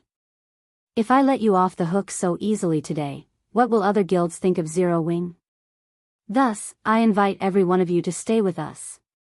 Saying so, Shurfong waved his hand, and hundreds of exploding arrows rained down on Heaven's Burial and Blackwater's remaining members. Boom. Boom. Boom. A series of explosions echoed throughout the valley. With no power to fight back, Heaven's Burial and Blackwater's members could only run and scatter. Good. Very good. Black Flame, you forced me to do this. Singular Burial descended into madness as he watched one of his guild's experts and elites die after another. Since Heaven's Burial is finished, Flame Blood, detonate Beast Emperor's evil energy magic array. I want the map to become a graveyard. We'll drag Zero Wing to hell with us. Shortly after Singular Burial issued the command, runes began to appear above the Stoneclaw Mountains. The evil energy within the map went berserk, gathering in the array Beast Emperor had previously constructed. The earth trembled as the terrifying power concentrated. It felt as if Armageddon had come to the Stoneclaw Mountains lunatic. Falling Fire cursed when he heard Singular Burial's crazy plan. The man was going to drag him to hell as well. Because of this turn of events, Zero Wing's members wore somber expressions. They could all feel the horrific power concentrating at the gigantic magic array near the exit of the ceiling barrier. If the magic array exploded, the consequences would be dire. Singular Burial began to laugh maniacally when he saw the fear on Zero Wing's faces. Once the magic array was set to detonate, it would transform everything within a 5,000-yard radius into a land of dead. Moreover, evil energy would corrupt players' souls after they died in the explosion. Even if some players survived, evil energy would contaminate their being, and they'd suffer a weakened state.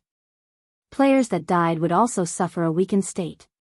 This weakened state would relent until players removed the evil energy from their bodies, which would take a considerable amount of time. Suddenly, a figure appeared in the air. It was none other than Shurfeng, who had used a blink scroll.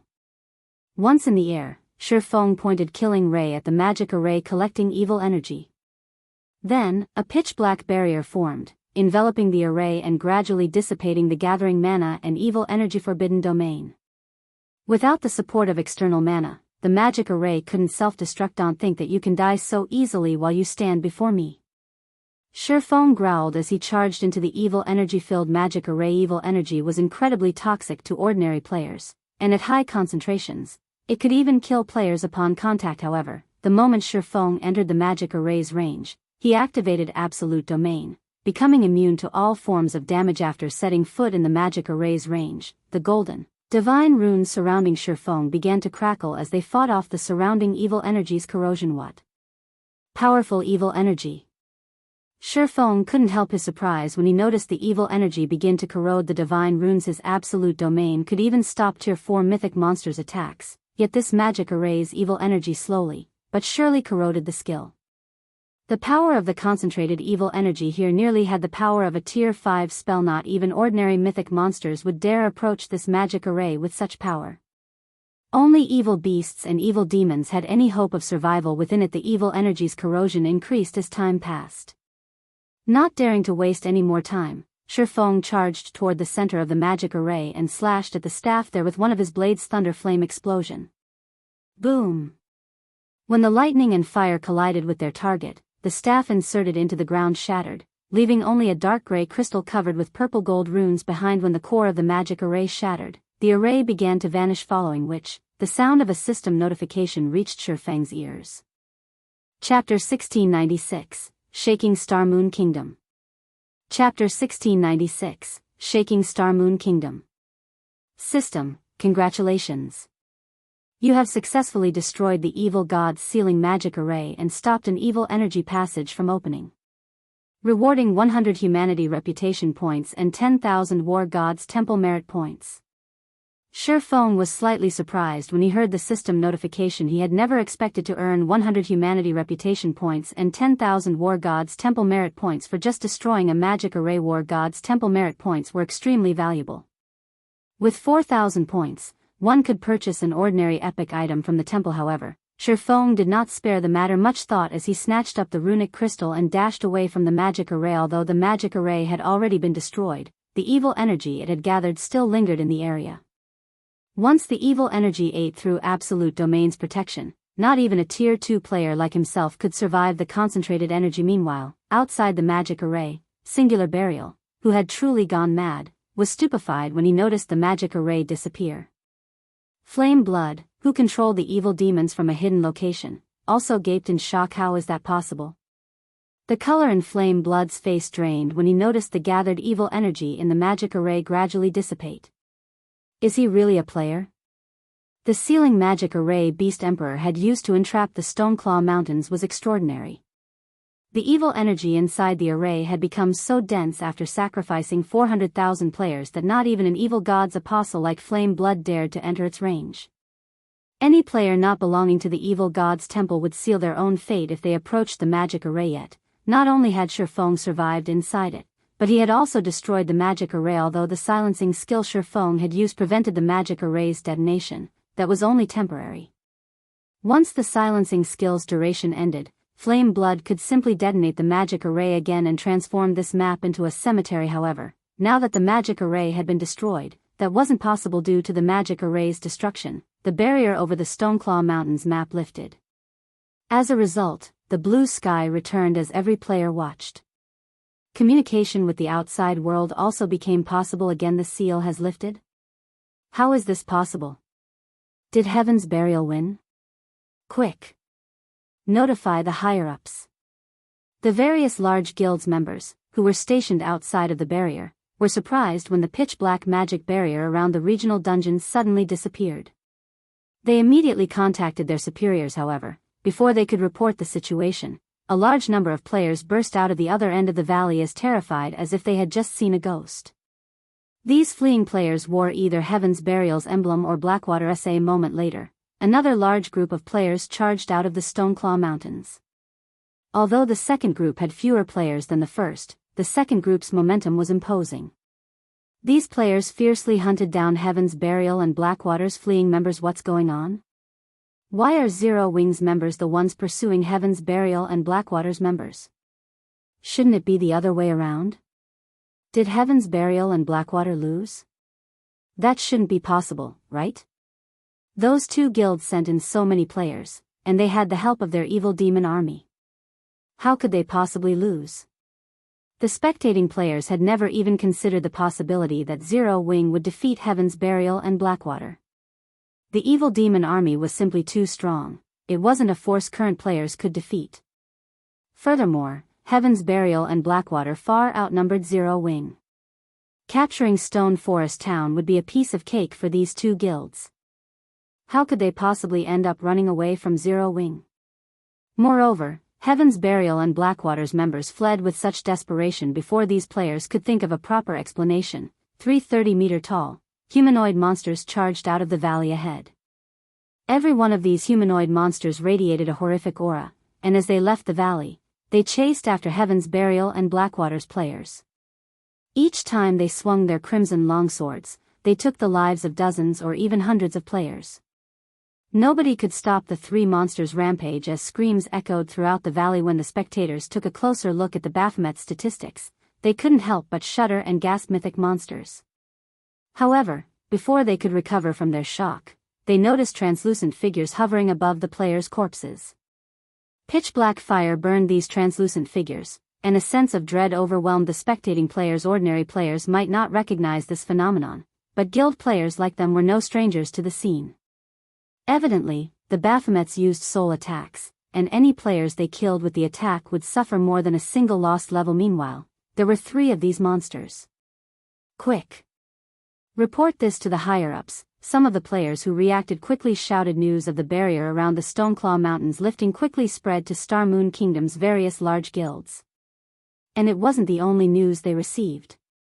Battle videos of the heaven-defying fight that had occurred outside of Stone Forest Town also found their way into the upper echelon's mailboxes. These videos clearly displayed the full development of the war between Zero Wing and Heaven's Burial. Despite these upper echelons' experience in numerous field battles, team battles, and even guild wars, when they watched the fight outside of Stone Forest Town, they couldn't help but be dumbfounded. Watching Shurfeng resist Heaven's Burial's war weapons was particularly mind-blowing. No player had ever done anything like it, yet Shurfeng had achieved the feat effortlessly. The strength and defense he displayed were simply unheard of. In addition, the guild's upper echelons watched the 3 Baphomets annihilate the Mythic Evil Demon and 4 Mythic Evil Beasts, and 1 Tier 3 or Tier 4 large-scale destruction spell fall on the battlefield after another. Seeing several hundred miniature ballistas fire their arrows as one was also spectacular overall. The battle had completely transformed the terrain outside of Stone Forest Town.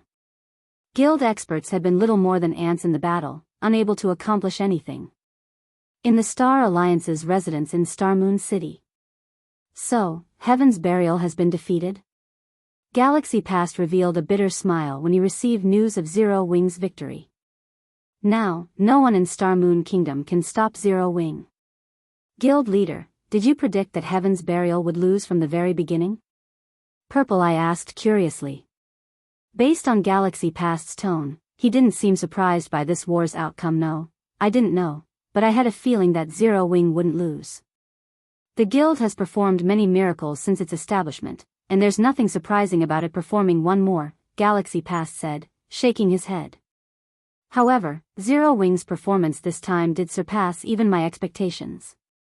Despite facing such a powerful force, it still won so effortlessly, even killing over 200,000 Heaven's Burial members and 15,000 players from Blackwater. The various superpowers following the war between the two guilds were shocked when they learned of its outcome. Zero Wing. They still had such a trump card? It's no wonder why the guild rejected our kind-hearted offer. Yuan Tiexin paled as he watched the three Baphomets in the video before him. High demons. He had only read about this type of demon in the libraries he had visited. High demons were emperors among demons. Their life ratings were even higher than archaic species, yet Zero Wing had summoned 3 of these high demons. It was only natural that Heaven's Burial had lost. After this war, Starmoon Kingdom's various major powers, as well as those operating in secret within the kingdom, realized that Zero Wing had grown past its status as a fledgling guild. Now, Zero Wing's development in Starmoon Kingdom was truly unstoppable.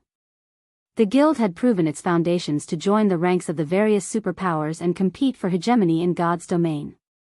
Shifeng had returned to White River City with the loot he had obtained from the mythic evil demons and mythic evil beasts. He hadn't stayed in the Stoneclaw Mountains to participate in the cleanup battle. Heaven's Burial's main force was already finished, and Blackwater had lost over 80% of the experts it had dispatched. Baphomet's soul fire had even claimed many of them. Once the resurrected and could log back into the game, they'd be essentially crippled for a considerable time. From today onward, neither of these two guilds would find any success in Starmoon Kingdom. In fact, Heaven's Burial might even have trouble continuing in the game at all. After returning to White River City, Shifeng retrieved his latest bounty, looking through the items with shining eyes. This was especially true when his gaze fell on the dark gray crystal covered in runes. When he had picked the crystal up earlier, he had still been surrounded by dense evil energy. He hadn't had the time to inspect his harvest properly. Now, however, he could feel how frightening this dark gray, runic crystal truly was.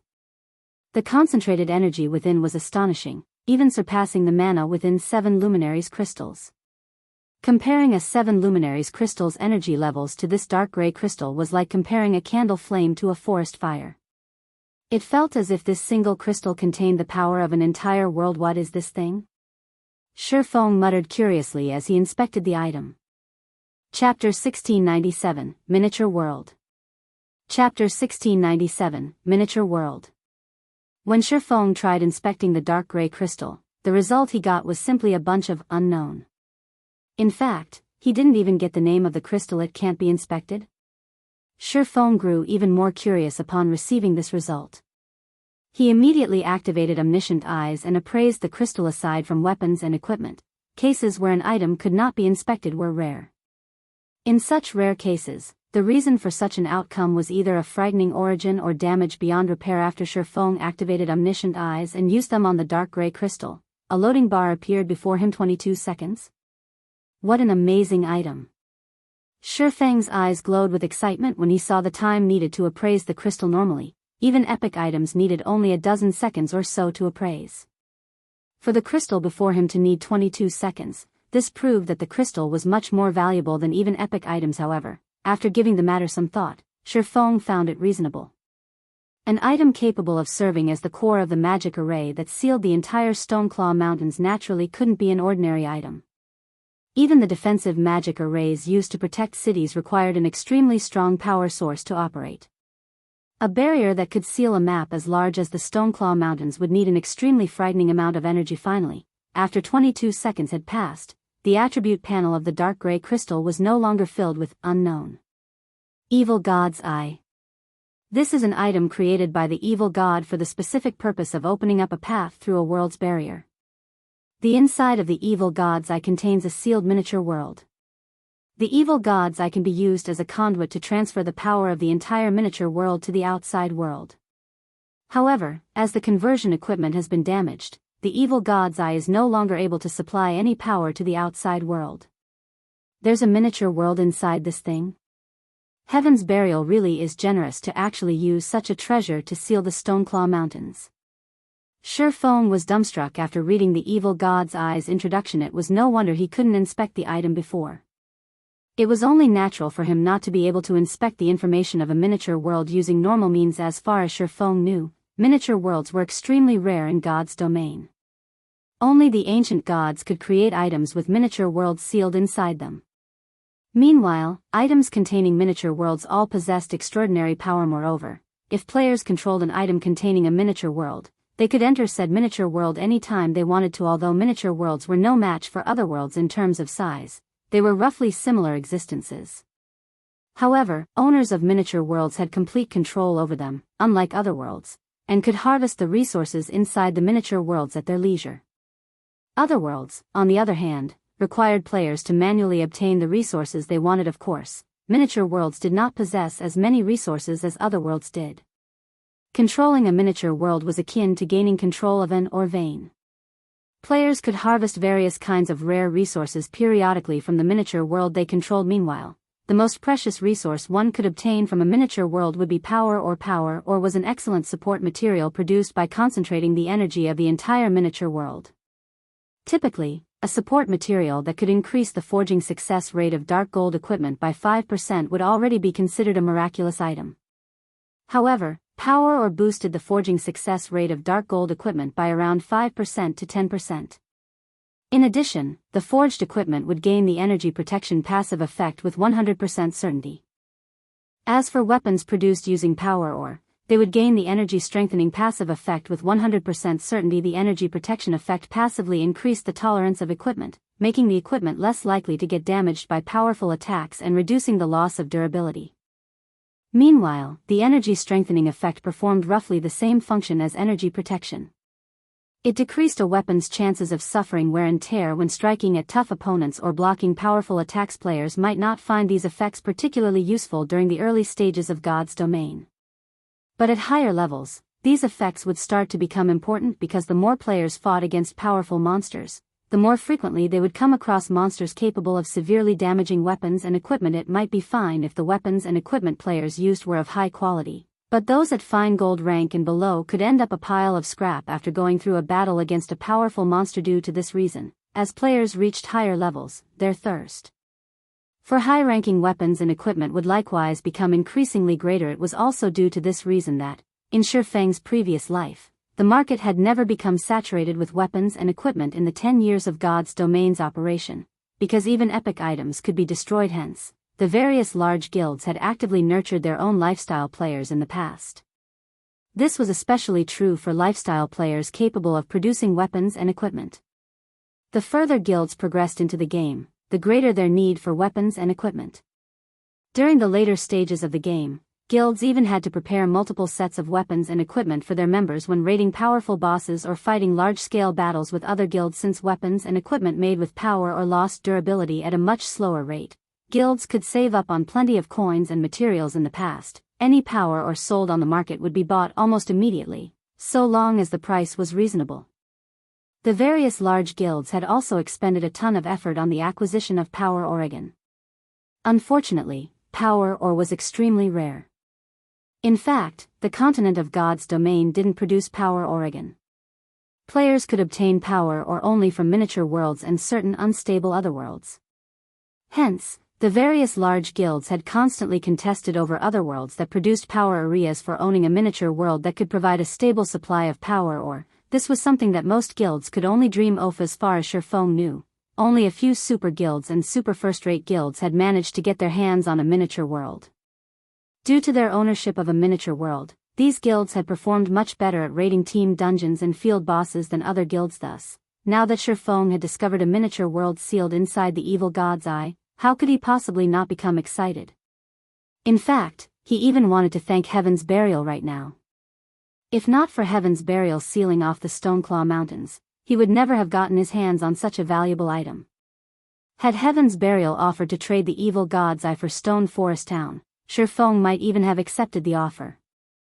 All that trouble just to capture Stone Forest Town would have been unnecessary. However, had Heaven's Burial truly known the value of the evil god's eye, the guild definitely wouldn't have done something as foolish as using it as a power source for a magic array. I wonder if the War God's Temple can repair this thing? Shifeng muttered to himself as he looked at the crystal in his hands. Although the evil god's eye was damaged, it was not irreparable.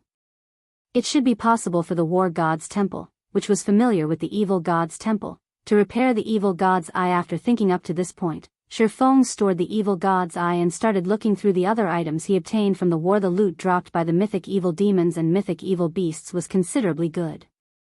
2 pieces of epic growth type equipment dropped this time, a top for magical classes and a pair of boots for MTs. The rest were level 70 plus dark gold and fine gold equipment. To current players, these things were still too high-leveled and useless for now. Aside from weapons and equipment, the mythic monsters also dropped an evil god crystal, which was an unexpected harvest for Shifeng. In addition, he had obtained over 10,000 evil energy crystals from all the lower-ranked evil demons his summoned creatures and Zero Wings members had killed. If he sold all these evil energy crystals, he could definitely make a huge fortune. However, Shifeng had no intention of selling these evil energy crystals. Instead, he planned to use them to upgrade the evil god's tablet. It was only the existence of the evil god's tablet that allowed Zero Wings Battle Arena in Stone Forest Town to have advanced combat rooms. Meanwhile, these advanced combat rooms were the reason behind the popularity of Stone Forest Town's Battle Arena among expert players. Unfortunately, the evil god's tablet had a limited AoE, supporting the operation of only a few advanced combat rooms at a time, which limited the attraction the battle arena held for expert players. If Shifeng could increase the number of advanced combat rooms, then Stone Forest Town's battle arena would become more attractive to expert players. Consequently, Zero Wing could recruit more expert players. Now that he had 10,000 evil energy crystals, he could definitely afford to upgrade the evil god's tablet, following which, Shifeng stored some of the weapons, equipment, and materials he acquired in the guild warehouse and used a guild transfer scroll to teleport to Stone Forest Town. Chapter 1698, Upgrading the Evil God's Tablet. Chapter 1698, Upgrading the Evil God's Tablet. Starmoon City, Stone Forest Town. After Zero Wing's big battle with Heaven's Burial came to an end, shock filled the whole Starmoon Kingdom. Nobody had expected such an outcome. In this battle, not only was Heaven's Burial defeated, but the guild's entire main force was practically crippled. Many of Heaven's Burial's members couldn't even log into God's domain right now. As for Blackwater, it, too, had suffered miserable losses. With the addition of this new battle record, Zero Wing's fame and prestige in Starmoon Kingdom reached unprecedented heights. Every major power operating in Starmoon Kingdom, whether in the light or in the dark, now held Zero Wing in intense awe and fear. Setting aside the 3 Baphomet Zero Wing summoned, just the combination of several hundred miniature ballistas and the movement-type defensive magic array made Zero Wing a frightening force to reckon with. In terms of war weapons, no guild in Starmoon Kingdom could compete against Zero Wing. Now that Heaven's Burial had suffered such a miserable defeat, most likely no guild in Starmoon Kingdom could pose a threat to Zero Wing. Inside the guild hall of Zero Wing's residence, a bright flash appeared at Residence's teleportation point. After the light vanished, Shifeng's figure took its place. At this moment, the guild hall was very lively. Many of the guild's new generation reserve elite members could be seen lining up excitedly in the quest area, waiting to pick up a guild quest. These new generation reserve elites were players that left their respective beginner towns not long ago and passed the guild's entrance test. Although they were only level 20 on average, they all possessed considerably good talent. Among them were some gifted youths. Taking a glance, Shifeng even noticed a few players who had been famous Apex experts in Starmoon Kingdom during his previous life. For example, Shadow Chaser was one of the top 10 assassins of Starmoon Kingdom. There was also Blood Rain, who was one of the top 20 oracles in the kingdom. And then there was Luoyi, a druid who had managed to get promoted to Tier 4. These were all talents that the various large guilds desperately sought to recruit in the past. Yet, now, these talents had all chosen to join Zero Wing. The war this time is really amazing. It's a pity that I'm too low-level to join. Hopefully, I'll get to join in a battle of such scale in the future, a male youth clad in grey mage robes said as he watched the video of the previous war being played in the guild hall, a hopeful expression on his face. It won't be that easy to get selected for such a large-scale war. At the very least, you'll have to get promoted into an elite member to have a chance. The bunch of us are only reserve elites right now. It'll take a lot of effort to become an actual elite member of the guild. Just accumulating the required GCPs is already plenty difficult, not to mention passing the promotion test, a robust man geared in metal armor said, shaking his head. Reserve elite was a position granted to players that the guild deemed to have potential. However, a person's potential did not necessarily represent their strength. If reserve elites failed to hit the growth requirements set by the guild within a certain period of time, they would be demoted to normal members and would have to climb their way back up in the guild. Moreover, as Zero Wing's influence in God's domain increased and more players chose to join the guild, the bar for elite members would also be raised. After all, the guild had a limited amount of resources. Not everybody could enjoy bountiful resources. Only the guild's elite and expert members had the qualifications to reap such benefits. That's no problem at all. Right now, the only advantage the guild's elite members have over us is that they joined the guild earlier than we did. With enough time, even becoming a member of the guild's main force won't be a problem. A teenage girl with an oval face and a graceful body clad in black leather armor said with a grin on her face. She turned to look at Shifeng's figure displayed in the battle video and added, "Just you all wait. Sooner or later, you'll be able to see my figure standing beside the guild leader." "You're dreaming too much. Why don't you take a look and see who's standing beside the guild leader?" Commander Fire Dance and Vice Guild Leader Aqua Rose are both experts who can go toe-to-toe with even the peak experts of super guilds. Someone in the crowd around the teenage girl retorted only. As soon as this person said so, he was immediately given a fierce glare by the teenage girl. These reserve elites did not rein in their volume when they spoke. Even ordinary players standing several dozen yards away could hear their conversation clearly, let alone Shifeng, a player who possessed an extraordinary physique. However, Shifeng simply chuckled in regard to the conversation of these reserve elites. He had never thought that his existence would spur guild members to improve themselves. Nonetheless, after taking a look at these reserve elite members, Shifeng felt that there was a need to expand the guild once again. Previously, due to Zero Wing's shallow foundations and funding problem, the guild could afford to make only a limited number of reserve elites. After the war with Heaven's Burial, though, that was no longer a problem. Setting aside the items Zero Wing obtained from the evil demons killed, just the weapons and equipment the guild got from killing Heaven's Burials and Blackwater's members were already enough for several mass recruitments. Meanwhile, during the next expansion, Shifeng planned to lure in experts from neighboring kingdoms as well. After all, the scale of the war between Zero Wing and Heaven's Burial had been massive. Not to mention, Heaven's Burial was the previous ruler of ancient Rock City. Hence, the players of Star Moon Kingdom weren't the only ones that had paid attention to the war. Even players in neighboring kingdoms knew about it. Now that Zero Wing had thoroughly crushed Heaven's Burial, the players in the neighboring kingdoms would naturally try to get a better understanding of Zero Wing. Meanwhile, he could use this opportunity to recruit a bunch of elite and expert players to increase the guild's strength and growth potential. Thinking up to this point, Shifeng messaged Aqua Rose and had her send some people to carry out his orders. As for himself, he made his way to Stone Forest Town's battle arena. After the war with Heaven's Burial ended, peace and stability had returned to Stone Forest Town. As a result, the number of players gathered at Stone Forest Town was continuously increasing. Among the players visiting the town, there was no lack of guild experts and independent experts. After watching the battle between Zero Wing and Heaven's Burial, everyone had realized one thing, and that was the fact that even players could go up against war weapons, but sufficient strength was needed to do so. Meanwhile, if they wanted to improve their strength, getting promoted to Tier 2 was undisputedly the fastest method to do so.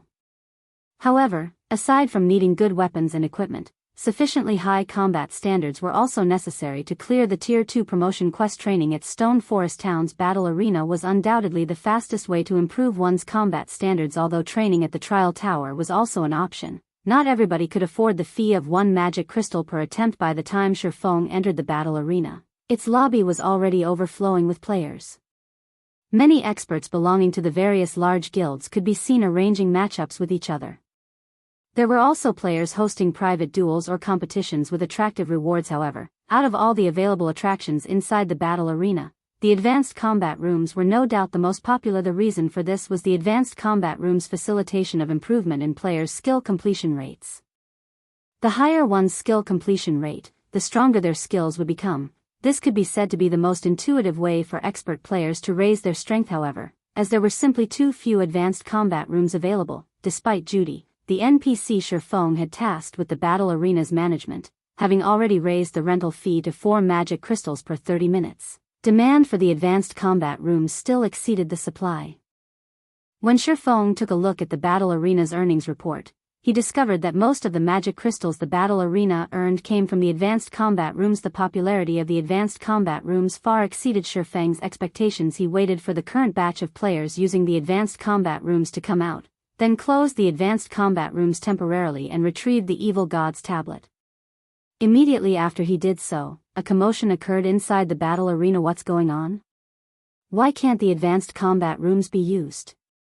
I've waited a long time for my turn. Yet, now that my turn has finally arrived, they're actually not letting us use the advanced combat rooms?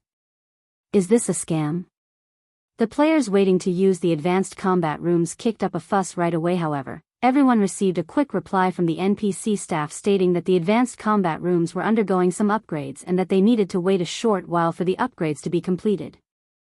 System: detecting more than 10,000 evil energy crystals on your person. Do you wish to spend 10,000 evil energy crystals to further upgrade the evil god's tablet? Holding the evil god's tablet, Shurfeng was startled to receive the system notification. Previously, he had to manually select to upgrade the tablet.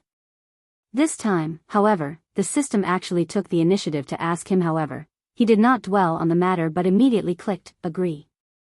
Chapter 1699, God's Item. Inside the quiet storage room, the evil god's tablet began to transform after Shurfeng had agreed to feed it 10,000 evil energy crystals.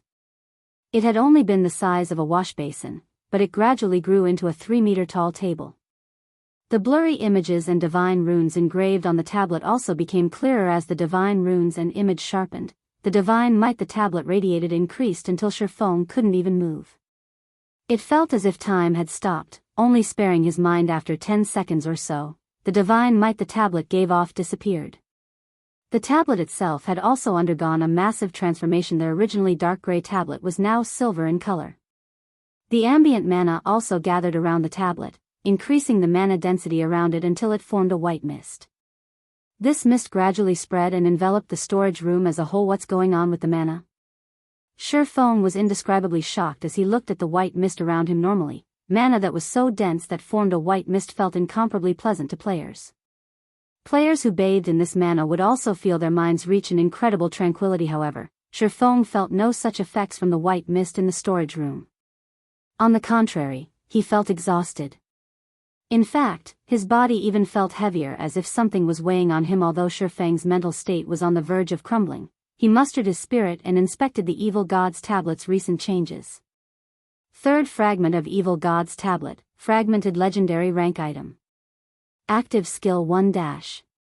Illusory space, when activated, forms an illusory space of 200-yard radius.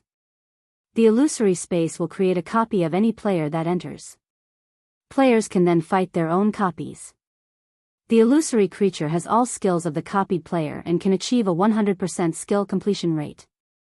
Players can choose to challenge illusory creatures up to the dark gold rank. Duration, 50 minutes. Cooldown, 1 hour. Can be evolved. Requires 1 evil god crystal to evolve. Active skill 2 dash. Evil god domain. When activated, create a self-contained field around the tablet that is completely separated from the outside world. Time flows twice as fast inside the field than in the outside world. Mana density inside the field is triple that of the outside world. When evil god domain is active, illusory creatures will appear inside the space at fixed intervals. Every wave of illusory creatures killed will increase the mana density of the self-contained field slightly. If players are killed by the illusory creatures, their souls will be damaged, and they will be prevented from logging into God's domain for 6 hours, can be evolved. Requires 3 evil god crystals to evolve.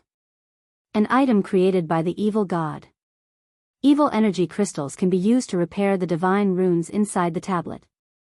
Requires 200,000 evil energy crystals to upgrade. This tablet is amazing. Not even legendary items have this kind of ability. Shurfeng was astonished as he read the evil god's tablet's new attributes. The tablet had improved far more than Shurfeng had expected. The evil god's domain alone was a godlike ability, not to mention how many more advanced combat rooms he could set up with the illusory space's increased radius. Regardless of how far players progressed in God's domain, environments with high mana density would be quite popular. This was because such environments were a great help when players practiced their combat techniques. Not only did the evil god domain create a mana-rich environment, but it could also accelerate the flow of time. 1 hour inside the evil god domain was only the equivalent of 30 minutes in the outside world. For players seeking to improve their combat standards without wasting too much of their precious time, the evil god domain was the perfect solution. While others spent 10 hours training in the outside world, players could achieve the same results in 5 hours within the evil god domain. If the various superpowers learned about the evil god's tablet, they'd definitely gang up and move against Zero Wing. Plenty of superpowers were already envious of the advanced combat rooms. They only refrained from taking action because the cost wasn't worth the potential gains. However, the evil god domain would certainly be the straw that broke the camel's back. The only downside was the illusory creatures that would appear inside the evil god domain. Based on the skill's introductory text, it was obvious that the illusory creatures would grow stronger. As a result, players could only train for a limited amount of time in the evil god domain. When players could no longer fend off the summoned illusory creatures, they'd be forced to leave. If they stayed, and the illusory creatures killed them, they'd suffer a huge loss. It seems I won't be able to let the guild's experts use this casually for a short time, Shurfeng thought to himself as he reread the evil god domain's introductory text. Zero Wing already stuck out like a sore thumb in God's domain. If he allowed a large number of Zero Wing's experts train in the evil god domain, the news of it would quickly reach the various superpowers. Zero Wing had already grown to pose a threat to them, and it was normal that these superpowers would send undercover experts to spy on his guild. If the various superpowers learned about the evil god domain, Zero Wing would become embroiled in another struggle. The best course of action was only to allow Fire Dance, Blackie, and the guild's other core upper echelons to train in the evil god domain. Any more than that would be too risky. If he wanted all of his guild's experts to use the evil god domain, Zero Wing would have to become strong enough for the superpowers to acknowledge its rights to own the tablet. Unfortunately, gaining that recognition would involve a long, arduous process. However, Shurfeng wasn't too disappointed. Although he couldn't let too many experts train in the evil god domain, he'd have no issues constructing more advanced combat rooms. Illusory space already had a 200-yard range. If the evil god's tablet were upgraded further, the skill's range would grow. At that time, the skill's range might even cover the entire floor. Although such an outcome would also make the various superpowers all the more jealous of Zero Wing, they wouldn't become so envious that they'd resort to cooperation to attack the guild. After all, the various superpowers all possessed extraordinary foundations. They had their own methods of helping their guild experts improve their skill completion rates. Only, those methods might not be as effective as the advanced combat rooms. The next upgrade costs 200,000 evil energy crystals. Shurfeng frowned as he looked at the upgrade condition for the evil god's tablet. The cost is certainly getting harsher. Zero Wing had killed nearly 100,000 evil demons to collect 10,000 evil energy crystals. Moreover, the guild had only obtained such a harvest due to the fact that evil demons had a higher drop rate for evil energy crystals than evil beasts. However, players didn't often encounter evil demon armies. Collecting 200,000 evil energy crystals would require an insane amount of time, effort, and resources. Wait, it isn't exactly impossible. Shurfeng suddenly remembered Ancient Rock City. At this point, Ancient Rock City had become an evil god's branch temple. Over 3 million evil beasts and evil demons fortified the city. If he could kill every one of those monsters, he should be able to collect nearly, if not more than, 200,000 evil energy crystals. If the various major powers and Beast Emperor knew that Shurfeng played with the idea of attacking Ancient Rock City, they would most likely think he had lost his mind. While everyone else did their best to avoid the city, Shifeng actually planned to pick a fight with Ida. Shifeng was thinking of ways to deal with the evil god's branch temple. A line of small, bracketed words in the evil god's tablet's attribute panel caught Shifeng's attention. These two skills can be individually upgraded. When Shifeng saw that he could upgrade the skills with evil god crystals individually, he was instantly ecstatic. Although evil god crystals were incomparably valuable, he only had one city that needed a power source. Immediately, Shifeng chose to upgrade illusory space. Suddenly, the evil god crystal in Shifeng's bag transformed into a streak of light that flowed into the silver tablet. In the next moment, the first of the 6 blurry images on the evil god's tablet became clear. The image depicted an ancient god fighting a 9-headed magic snake. The closer Shifeng examined the scene, the more immersed in the battle he felt. This is a tutorial for the realms of truth. As Shifeng continued to inspect the image, his heart began to pound. Chapter 1700, Guild's Foundation. Shifeng had already reached the realms of truth's Ascension realm. Hence, after examining the first image on the evil god's tablet, he was certain that it was a tutorial for the realms of truth. Moreover, the tutorial was extremely detailed that even Shifeng gained a lot of inspiration from it. What kind of treasure is this evil god's tablet? Curiosity filled Shifeng as he gazed at the evil god's temple. There was very little information on the realms of truth available in God's domain. If not for a fortuitous encounter some time ago, he wouldn't have learned about these realms either. This was just like during his previous life, when he had only known that reaching the realms of refinement could sharpen one's 5 senses and help improve one's skill completion rates and combat technique learning efficiency. However, after grasping the principles behind the realms of truth, he had realized how important these realms truly were. In fact, now that Shifeng had grasped both the realms of refinement and realms of truth, he was confident of defeating 3 or 4 Void Realm experts of the same level simultaneously, even if he didn't have an overwhelming advantage in basic attributes and didn't use any skills or spells. If he said as much to anyone, they'd likely laugh at him for being so overly confident. Most experts would have to flee from a force of 3 or 4 experts of the same realm of refinement, even if their attainment in that realm were higher. Only domain realm experts could take on multiple opponents of the same combat. Standard super guilds were so powerful precisely because they possessed a complete legacy to nurture experts in the realms of refinement. Meanwhile, super first-rate guilds would always remain as super first-rate guilds due to their lack of a complete legacy. This kind of legacy was a guild's foundation. The evil god's tablet was one such legacy.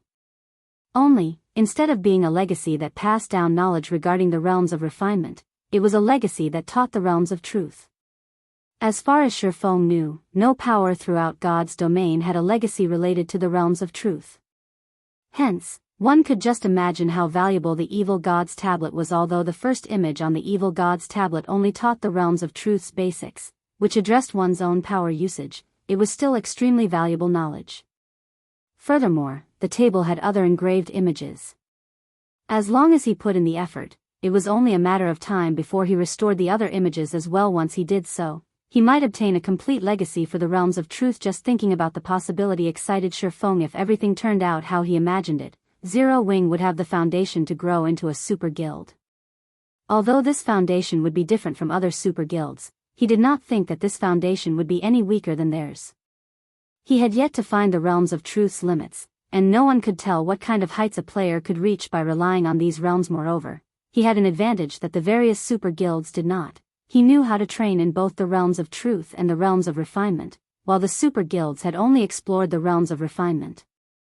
This could be a considerably massive advantage. After Shifeng finished examining the image on the tablet, he inspected its attribute panel again. Sure enough, this evil god's tablet is a treasure to nurture experts. Shifeng's eyes glowed when he read the updated introductory text for Illusory Space. Illusory Space. When activated. Skill Effect 1. Players wielding an evil energy crystal and standing within 10 yards of the evil god's tablet shall enter the tablet's image with their consciousness, experiencing battle directly. Each evil energy crystal grants 1 complete experience. Skill Effect 2. Forms an illusory space of 200-yard radius. The illusory space will create a copy of any player that enters. Players can then fight their own copies. The illusory creature has all skills of the copied player and can achieve a 100% skill completion rate. Players can choose to challenge illusory creatures up to the Dark Gold rank. Duration, 50 minutes. Cooldown, 1 hour. Can be evolved. Requires 1 evil god crystal to evolve. With this direct experience tutorial, players could get a firm grasp of the principles behind the realms of truth by experiencing the fight between the ancient god and nine-headed magic snake personally, even if they were utterly ignorant of the realms of truth. This training method was many times more efficient than observing the tablet's image only. Shifeng hadn't expected the evil energy crystal requirement, however. After giving the matter some thought, he found it reasonable. This was a chance to experience the realms of truth directly. This was far better than watching a video. It wasn't unusual for there to be a cost. It seems that I'll need to prepare more evil energy crystals and evil god crystals. Shifeng could not help but reveal a bitter smile as he gazed at the evil god's tablet. Previously, he had still been somewhat skeptical about the saying that fortune and misfortune existed alongside each other in God's domain. Now, however, he believed in the saying completely. Originally, the evil god's temple's arrival should have been a disaster for both Zero Wing and Star Moon Kingdom.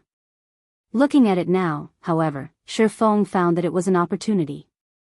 Otherwise, he really wouldn't know where to locate so many evil energy crystals and evil god crystals. After all, only evil demons and evil beasts dropped these items immediately. Shifeng took out an evil energy crystal and activated illusory space to test out the tutorial. Suddenly, the evil god's tablet released a dazzling purple glow. Shifeng then felt as if his entire being were sucked into the tablet. Following which, the scene before him underwent a heaven-defying transformation. By the time Shifeng realized it, he was standing in the middle of a primordial wasteland. Dark, rumbling clouds covered the sky above him. Meanwhile, before him was a 500-meter-tall nine-headed magic snake, which towered like a mountain that released a boundless aura. The power within its breath could likely kill a Tier 5 existence instantly. Each of the nine-headed magic snake's heads contained a different kind of power. When all 9 powers combined, the resulting power could be akin to a natural disaster. In the past, Shifeng had watched the battles of Tier 6 god-ranked experts, and he doubted that those Tier 6 players would even survive 2 or 3 hits from the nine-headed magic snake. Fortunately, the magic snake's horrific aura didn't affect Shifeng in the slightest right now. He could feel that his consciousness had entered the ancient god that had fought the nine-headed magic snake in the tablet's image. However, although that was the case, he could not move the body. He could only quietly observe and feel the ancient god's actions, following which, the ancient god started his battle against the nine-headed magic snake. However, contrary to expectations, the struggle wasn't intense. Rather, it was a one-sided beating. The ancient god effortlessly evaded or blocked every attack the behemoth sent. Every move the ancient god executed looked like a profound and complex combat technique. Shifeng was utterly mesmerized by the way the ancient god fought. After 10 minutes or so, the tutorial came to an end. Before Shifeng even realized what was happening, his consciousness left the evil god's tablet and returned to his body. Amazing. So, these are the true realms of truth? Shifeng was at a loss for words. Reinbeck had acknowledged that he had grasped the basics of the realms of truth, but compared to the foundations the ancient god taught, the basics he had learned were mediocre at best. If he had to score the basics he had discovered and learned himself, they would only earn a passing mark of 60 out of 100. Meanwhile, the ancient god's basics would score a perfect 100. There were simply too many aspects he needed to improve. Although Shifeng wished to experience the tutorial again, he could only experience the tutorial once each time he activated illusory space. He had to wait until the cooldown was over. However, the 1-hour cooldown was too long for Shifeng. He still had many things he needed to take care of. He had no choice but to give up for now. Moreover, he had gained plenty of inspiration from his first visit. It would take him quite some time to digest all of the newfound information, following which, Shifeng called Judy over to start rearranging the layout of the battle arena's 7th floor. Previously, the evil god's tablet had only had a 100-yard radius. Now, it had increased to a 200-yard radius. The total available area had essentially quadrupled. There was definitely a need to rearrange the floor's layout. After spending around 20 minutes or so deciding on the layout, they ended up squeezing in 40 advanced combat rooms into the evil god's tablet's range. That was more than 4 times of what had been previously available. With this, the battle arena could earn at least 4 times more income from the advanced combat rooms, but Shifeng still wasn't satisfied. He then instructed Judy to increase the advanced combat room's rent, pushing the original cost from 4 magic crystals to 10 magic crystals. Guild leader, I'm afraid that this price far exceeds what most experts can afford. If we go through with this price increase, many experts will give up on renting the advanced combat rooms, Aqua Rose anxiously said when she saw the new price Shurfeng offered. Expert players were the advanced combat room's main customers. She had constantly been managing Stone Forest Town's Candlelight trading firm and battle arena, so she had a clear grasp of the various experts' daily incomes. The previous price, for magic crystals, was already the limit for many experts. If the advanced combat room's rent increased to 10 magic crystals, even the experts from well-known adventurer teams would have a hard time affording it. If that were the case, these expert players would rather train in the Divine Colosseum instead. Don't worry. Limits are meant to be broken. Moreover, the new advanced combat rooms have a duration of 50 minutes instead of the previous 30 minutes, Shurfeng said, chuckling. He did not bother to offer any further explanation. The upgraded Evil God's tablet was nothing like it had been. He had experienced this personally. Meanwhile, after the NPC manager, Judy, published the advanced combat room's new rent, the players in the lobby were stunned. 10 magic crystals. Is Zero Wing trying to rob us? Chapter 1701, Hidden Dragon Rises. Chapter 1701, Hidden Dragon Rises. Zero Wing sure has guts to demand such a price. Do they really think the advanced combat rooms are the only things that can help players improve their skill completion rates? I can purchase a good piece of equipment or train in the Divine Colosseum 10 times with 10 magic crystals. Does Zero Wing think magic crystals are cabbages? When players saw the updated pricing for the advanced combat room on the large screens in the center of the lobby, many expert players thought that Zero Wing had gone mad for magic crystals. Although current players had far more magic crystal sources now, they could still only earn a limited number.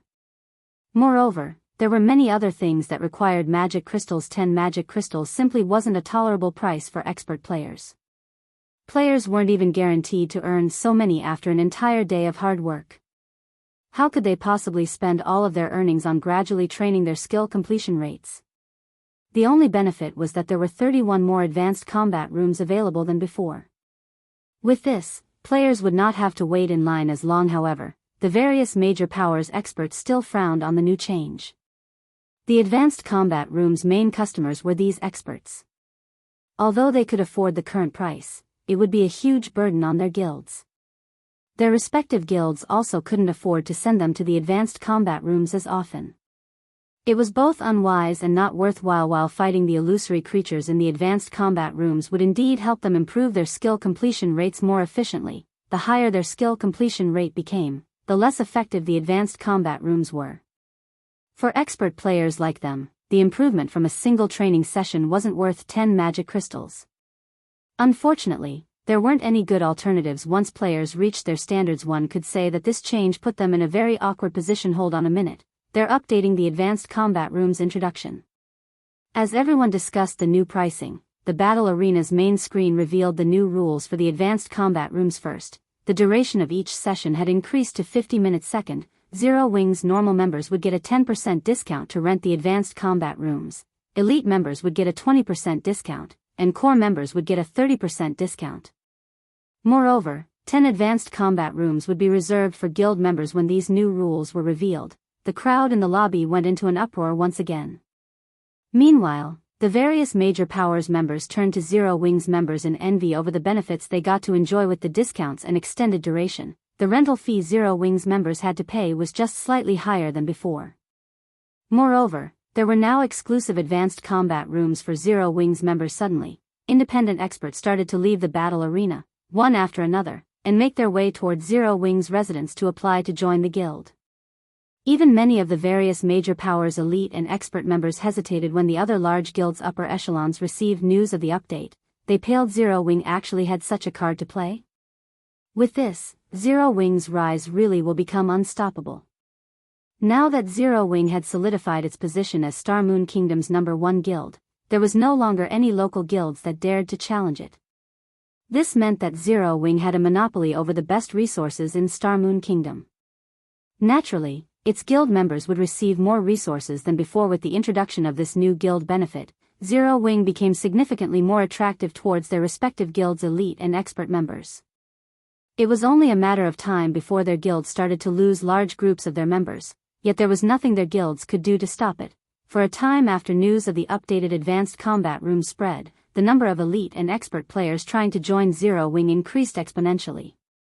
Because of this, Aqua Rose, who was trying to organize Zero Wing's harvest from its war with Heaven's Burial and Blackwater, was ecstatic.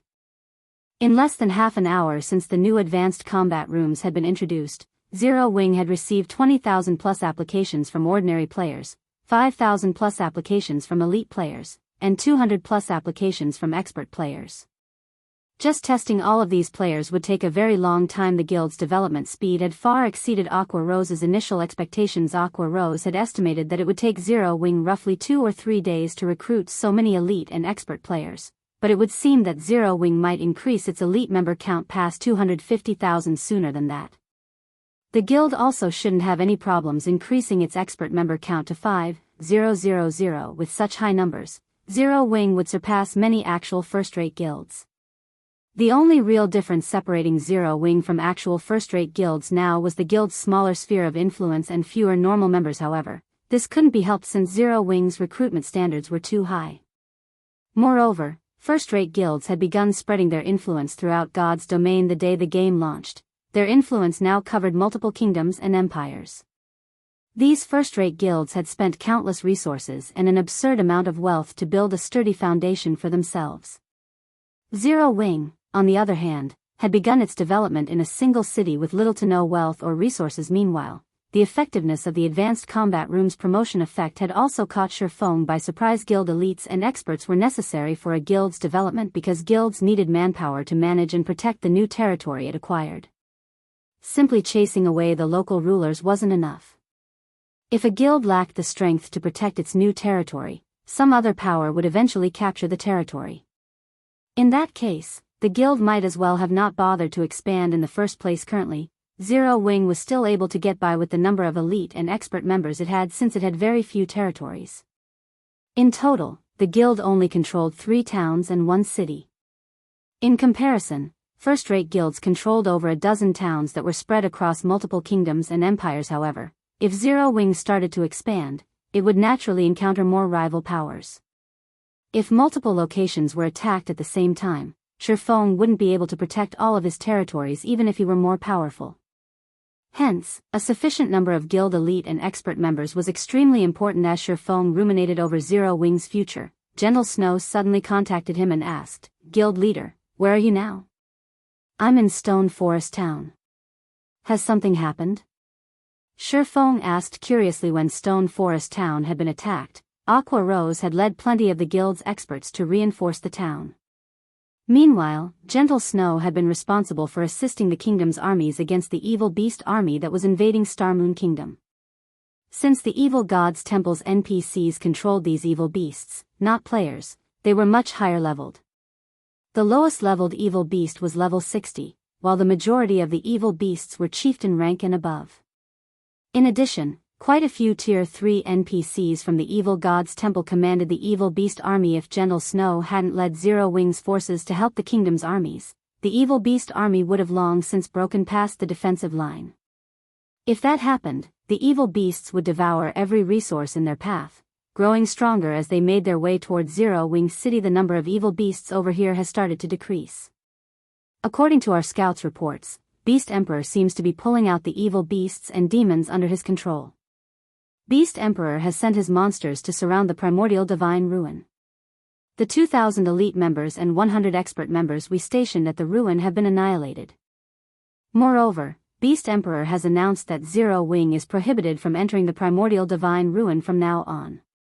"It seems that we're his only target," Gentle Snow said, gritting her teeth. The Primordial Divine Ruin had already become a prime location for the various large guilds to acquire weapons, equipment, and combat techniques.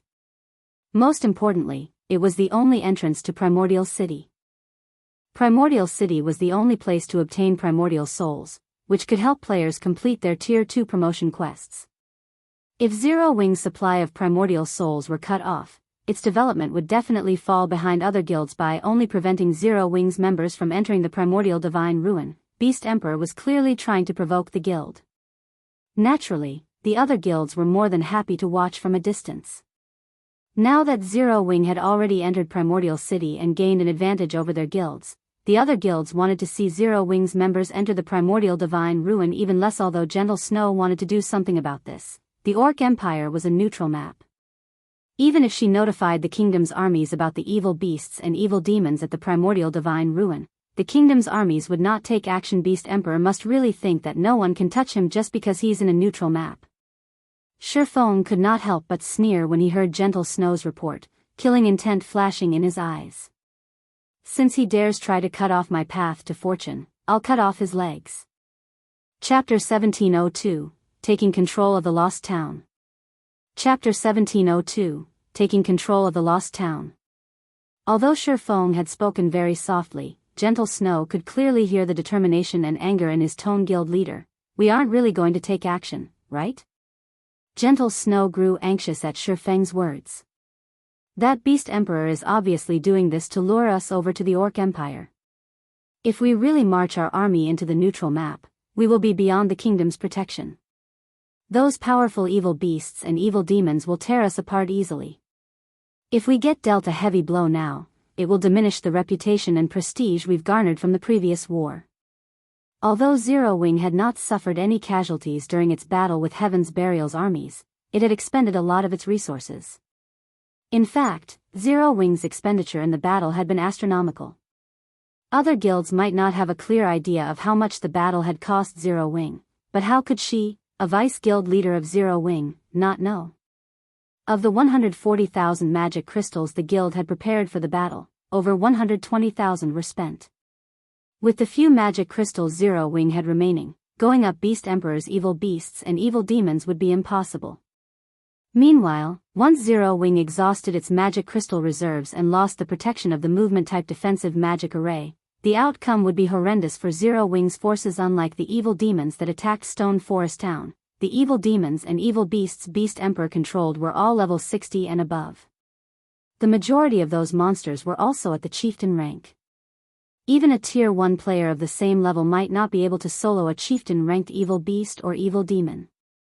Not to mention, there were still the stronger Lord, High Lord, Great Lord, Grand Lord, and Mythic-ranked evil demons and evil beasts. It might be a different story if Zero Wing could summon more Baphomets as it did during its battle against Heaven's Burial. If that was possible, Zero Wing might have a chance at victory. However, Shifeng had already stated to Zero Wing's upper echelon that he had summoned the 3 Baphomets using a consumable item and used up all the summoning chances during the previous battle. Trying to pick a fight with Beast Emperor while being at such a disadvantage clearly wasn't a wise decision. Of course we need to make a move. Shifeng nodded. In a resolute tone, he continued, moreover, we're going to beat him up badly. He understood Beast Emperor's motives currently. Zero Wing was like the midday sun in Star Moon Kingdom. Through the prestige and reputation it earned from the previous war and the attractiveness of the advanced combat rooms, Zero Wing's growth potential was clear for all to see. If Beast Emperor did not take advantage of Zero Wing's current undeveloped state to suppress the guild or even deal it a heavy blow, Zero Wing would definitely become an even greater obstacle for him in the future. Hence, Beast Emperor had dispatched a considerable number of evil beasts and evil demons to surround the Primordial Divine Ruin and prevent Zero Wing from obtaining the resources available there. With this, regardless of whether Zero Wing took action against this blockade or not, Beast Emperor would be able to suppress the guild's development. Most likely, Beast Emperor had already made a thorough investigation of Zero Wing's available combat power. After all, with how large Zero Wing had become, some information about the guild was bound to leak. Meanwhile, if other guilds were faced with Beast Emperor's blockade, they would most likely hesitate over whether to take action against Beast Emperor or not. Unfortunately for him, Shifeng would not hesitate. He might not have any way to deal with Ancient Rock City at present, but dealing with the evil demons and evil beasts that had left the protection of the city was not entirely impossible. Notify Aqua and have her gather 1,500 experts at Zero Wing City. It's best if they're trustworthy. It's about time we let Beast Emperor know that the Orc Empire isn't his to monopolize. Shifeng instructed 1,500 people. Isn't that a little too few? Gentle Snow was a little confused when she heard Shifeng's words. She had thought that Shifeng was planning to mobilize the entire guild to show Beast Emperor who's boss. Yet, now, Shifeng was gathering only 1,500 experts. No, they're more than enough. In any case, have these people gather at Zero Wing City as quickly and as secretively as possible, Shifeng said, revealing a mysterious smile. He then disconnected the call and retrieved the Abyss pendant. Previously, he had used the pendant to record the coordinates of the lost town. Now, he could teleport there directly without having to waste hours going from map to map. Lost towns were towns left behind by ancient civilizations in God's domain. Every one of them was very special. In the past, even the various superpowers of God's domain would fight desperately to claim them. It was naturally best if he secured the lost town in the Boneless Land as soon as possible. Boneless Land, Lost Town.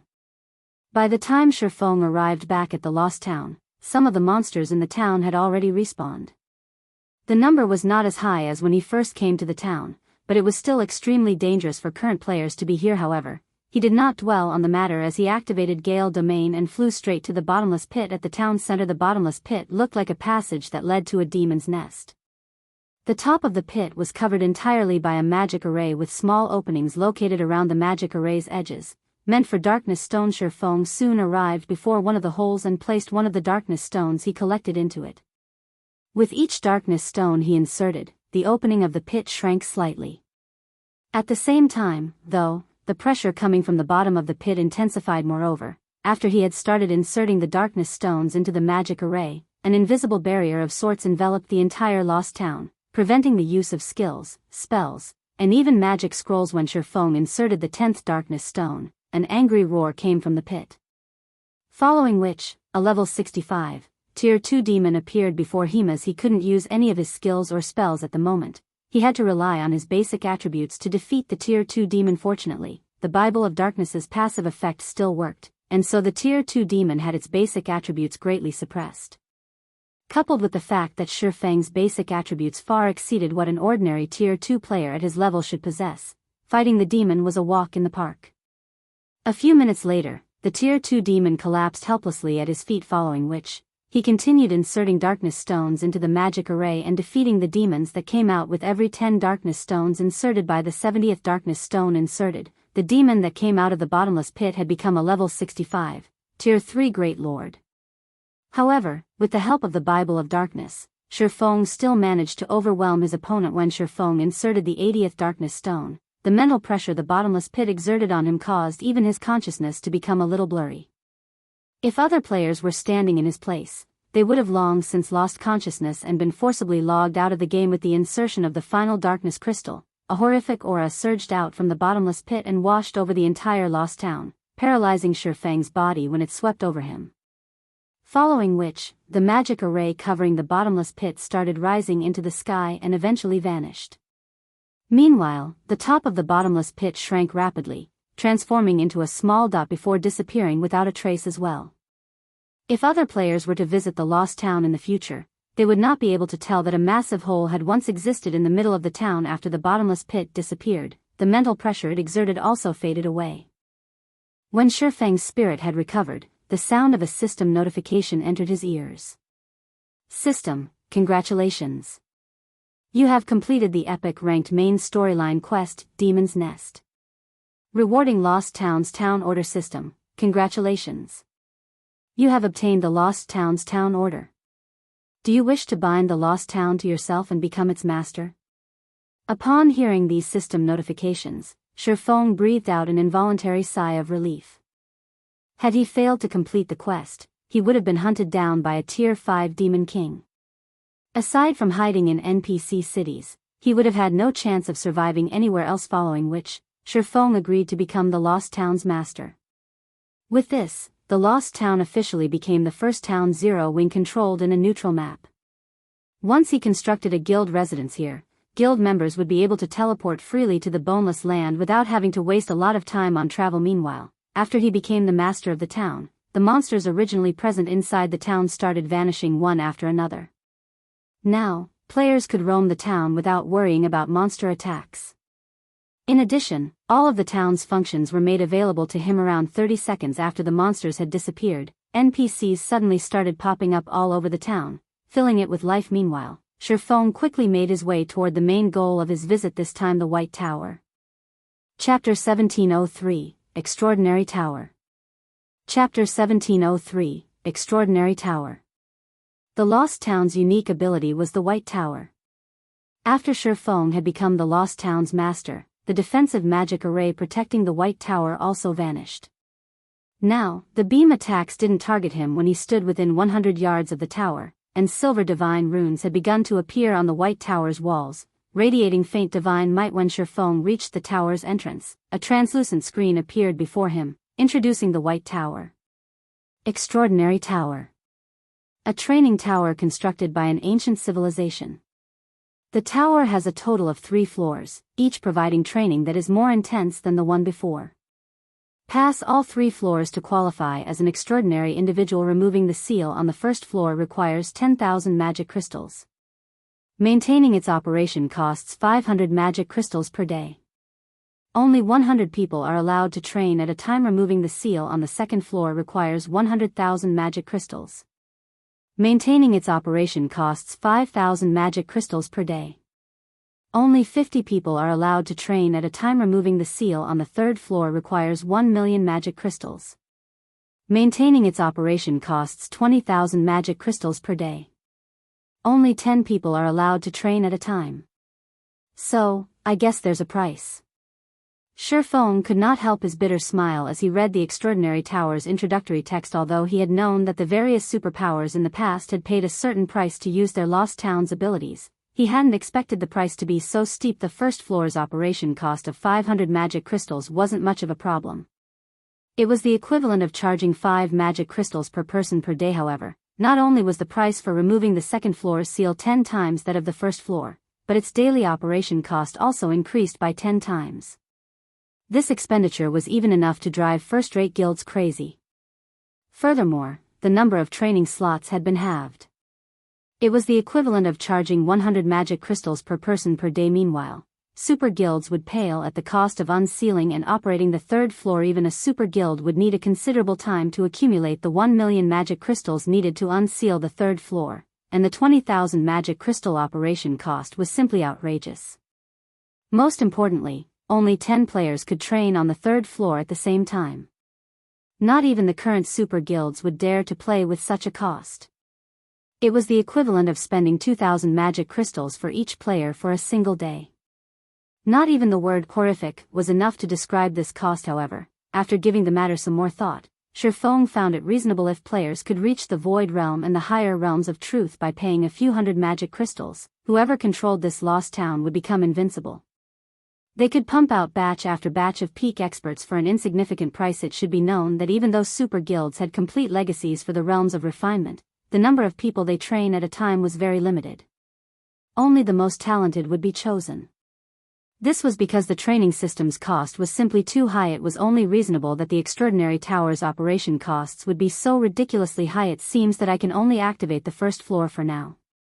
After Shifeng finished reading the introduction, he undid the seal on the Extraordinary Tower's first floor. Although Zero Wing could not afford to unseal the second floor yet, it did not really matter.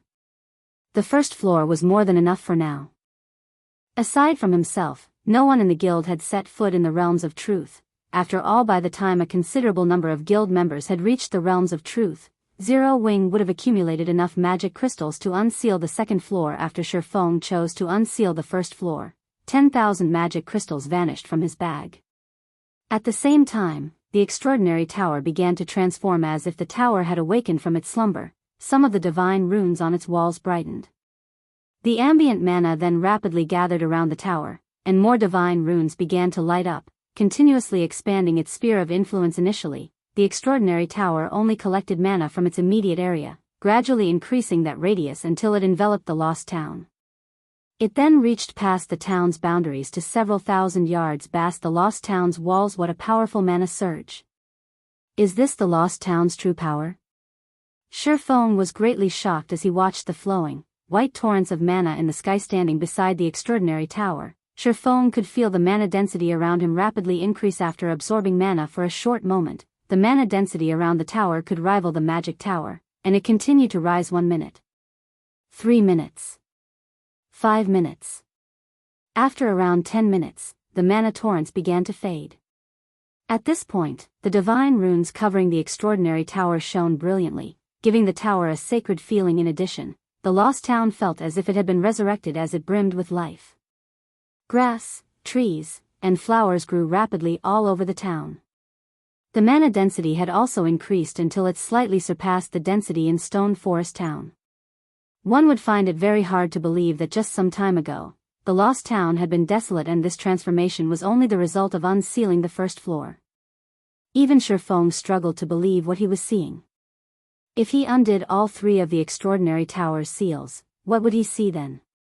After calming his excited heart, Shurfong entered the extraordinary tower. As Shurfong stepped through its doors, he discovered that the tower's interior had undergone quite a few changes.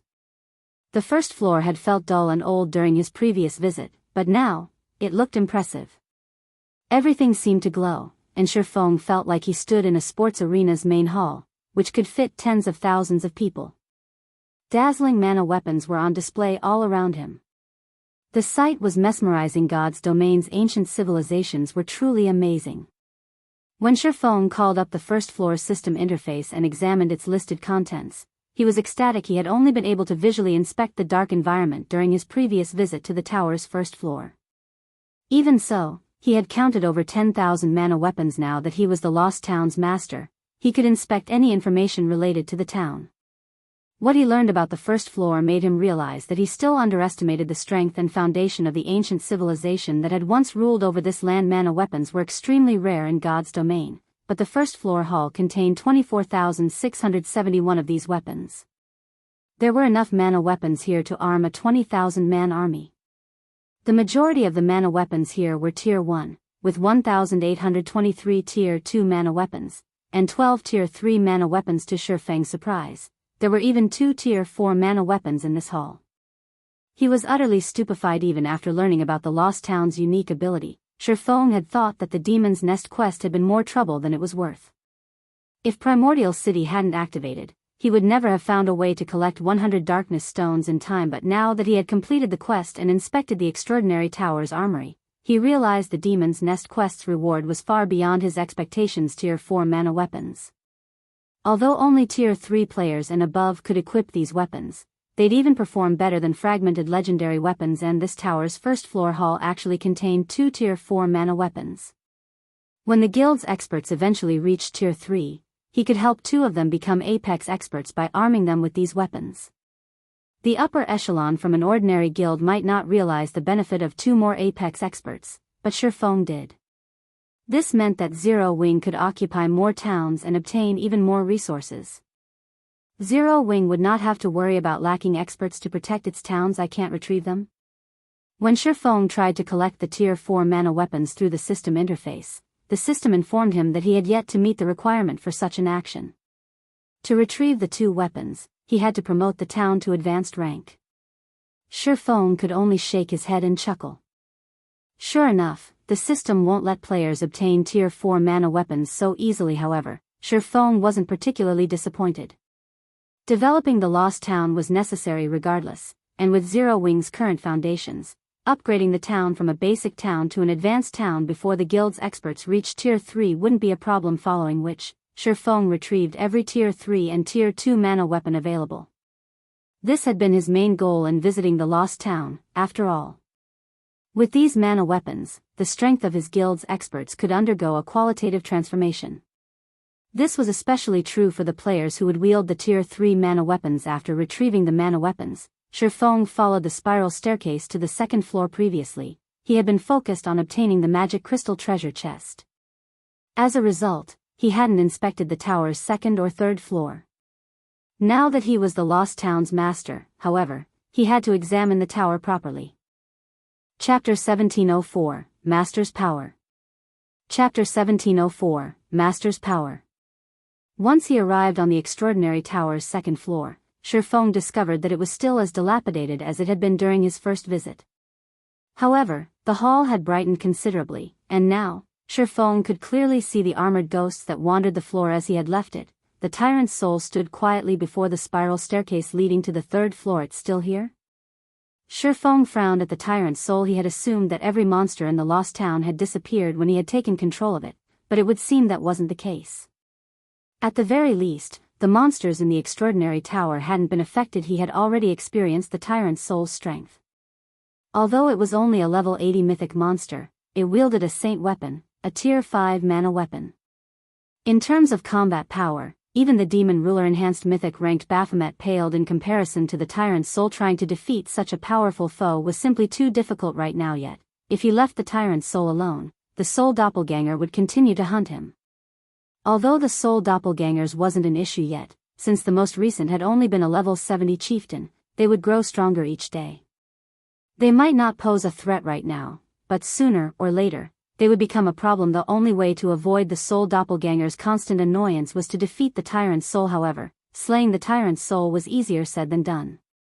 Just the fact that it was a level 80 mythic monster made it challenging enough, not to mention its saint weapon. Even a 100-man team of tier 2 experts might fail to take it down, not to mention Shifeng. No, that's not right. This is the extraordinary tower. As the master of the lost town, every construction within the town should be under my control. The tower should not be an exception. Thinking so, Shifeng opened the extraordinary tower's system interface. In God's domain, players had full control of the buildings they owned. This meant that players had access to various functions, such as a building's governing mechanics and removing players from the building. Because of this, players in God's domain wouldn't cause trouble in other guilds and players' private properties, as doing so would put them at an overwhelming disadvantage. Without overwhelming strength, it was impossible to defeat a property's owner inside their own building. The extraordinary tower should be considered private property. It wasn't like a guild residence, which was owned by the guild, not an individual. In the case of shared properties like guild residences, the most players could do to ensure the residence's security was hire players and NPC guards to protect it. The residences didn't have an automated function to expel intruders. Sure enough, I can control the tower. Shifeng rejoiced when he discovered that he could manipulate the extraordinary tower's system interface. Immediately, he retrieved the Bible of Darkness and a summon guard scroll. Shortly after, a tier 3 tomahawk demon and Anna appeared before Shifeng. Dealing with the 9 wandering souls would be difficult enough for the level 80, tier 3 demon and a tier 2 NPC like Anna, let alone facing off against the mythic ranked tyrant soul. The 9 wandering souls were all level 80 grand lords, and if they worked together, they could easily overwhelm Anna and the tier 3 demon. However, Shifeng did not mind. He then instructed Anna summon her golden giant and rock guardians. Anna's actions immediately attracted the tyrant soul's attention, and the mythic monster abruptly opened its eyes. Despicable thief! You dare to show yourself before me again? I will tear your soul to pieces. The tyrant's soul quickly recognized Shifeng's aura, its eyes glowing red with rage. It bellowed with fury and vanished. Meanwhile, the wandering souls turned to charge at Shifeng. Even Shifeng grew nervous while facing a level 80 mythic monster and 9 level 80 grand lord seal. Not daring to be careless, Shifeng immediately utilized his special privilege as the tower's owner. Suddenly, countless chains appeared around the tyrant's soul and wandering souls. Following which, the 10 monsters' basic attributes plummeted, falling to 50% of their original values in the blink of an eye. They couldn't use their skills or spells, either suppressed. The tyrant's soul was forcefully revealed. The tier 3 tomahawk demon then charged at the tyrant's soul. Seeing this, the tyrant's soul wielded its blue lightning blade and swung it at the tomahawk demon's battle axe. When the two weapons clashed, a storm began to brew in the hall. The impact also forced the tomahawk demon to retreat by 3 steps, its battle axe slightly vibrating. Surprisingly, the tyrant's soul had also slid back 4 steps, the lightning blade in its hands instantly shattering. Although the two monsters had only clashed once, the difference in their strengths was obvious.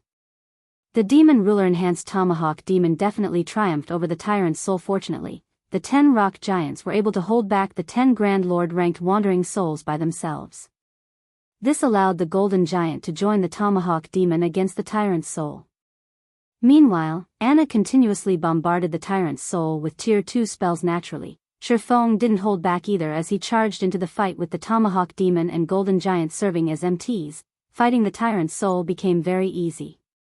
Shifeng was able to deal around -6,000 damage with his normal attacks, while his skills dealt damage in the tens of thousands. Although his damage couldn't compare to Anna and the two Tier 3 summoned creatures, who dealt hundreds of thousands of damage, he still helped to shave away the Tyrant's Soul's HP, following which, the Tyrant's Soul received a one-sided beating as its HP continued to drop 98%. 95%. 90%. Eventually, the Tyrant's Soul became thoroughly enraged and tried to summon its Saint weapon, but despite chanting the incantation, the Saint weapon was nowhere to be seen.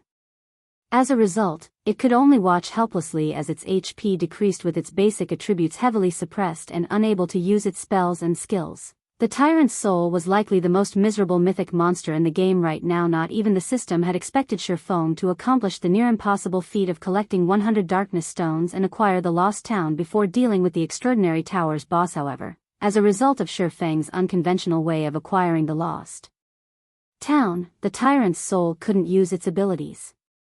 This was especially true for its Saint weapon. If the Tyrant's Soul were at its peak and had the aid of a Tier 5 mana weapon, not even the Tier 4 Valkyrie would be its match. One could just imagine how powerful the Tyrant's Soul truly was. It was definitely invincible among those of the same level. Unfortunately, the Tyrant's Soul couldn't use its skills or spells, let alone summon its Saint weapon. Although the Tyrant's Soul had a maximum HP of 210 million even after the suppression, its HP fell steadily under Shurfeng and his minions' assault. 80%. 50%.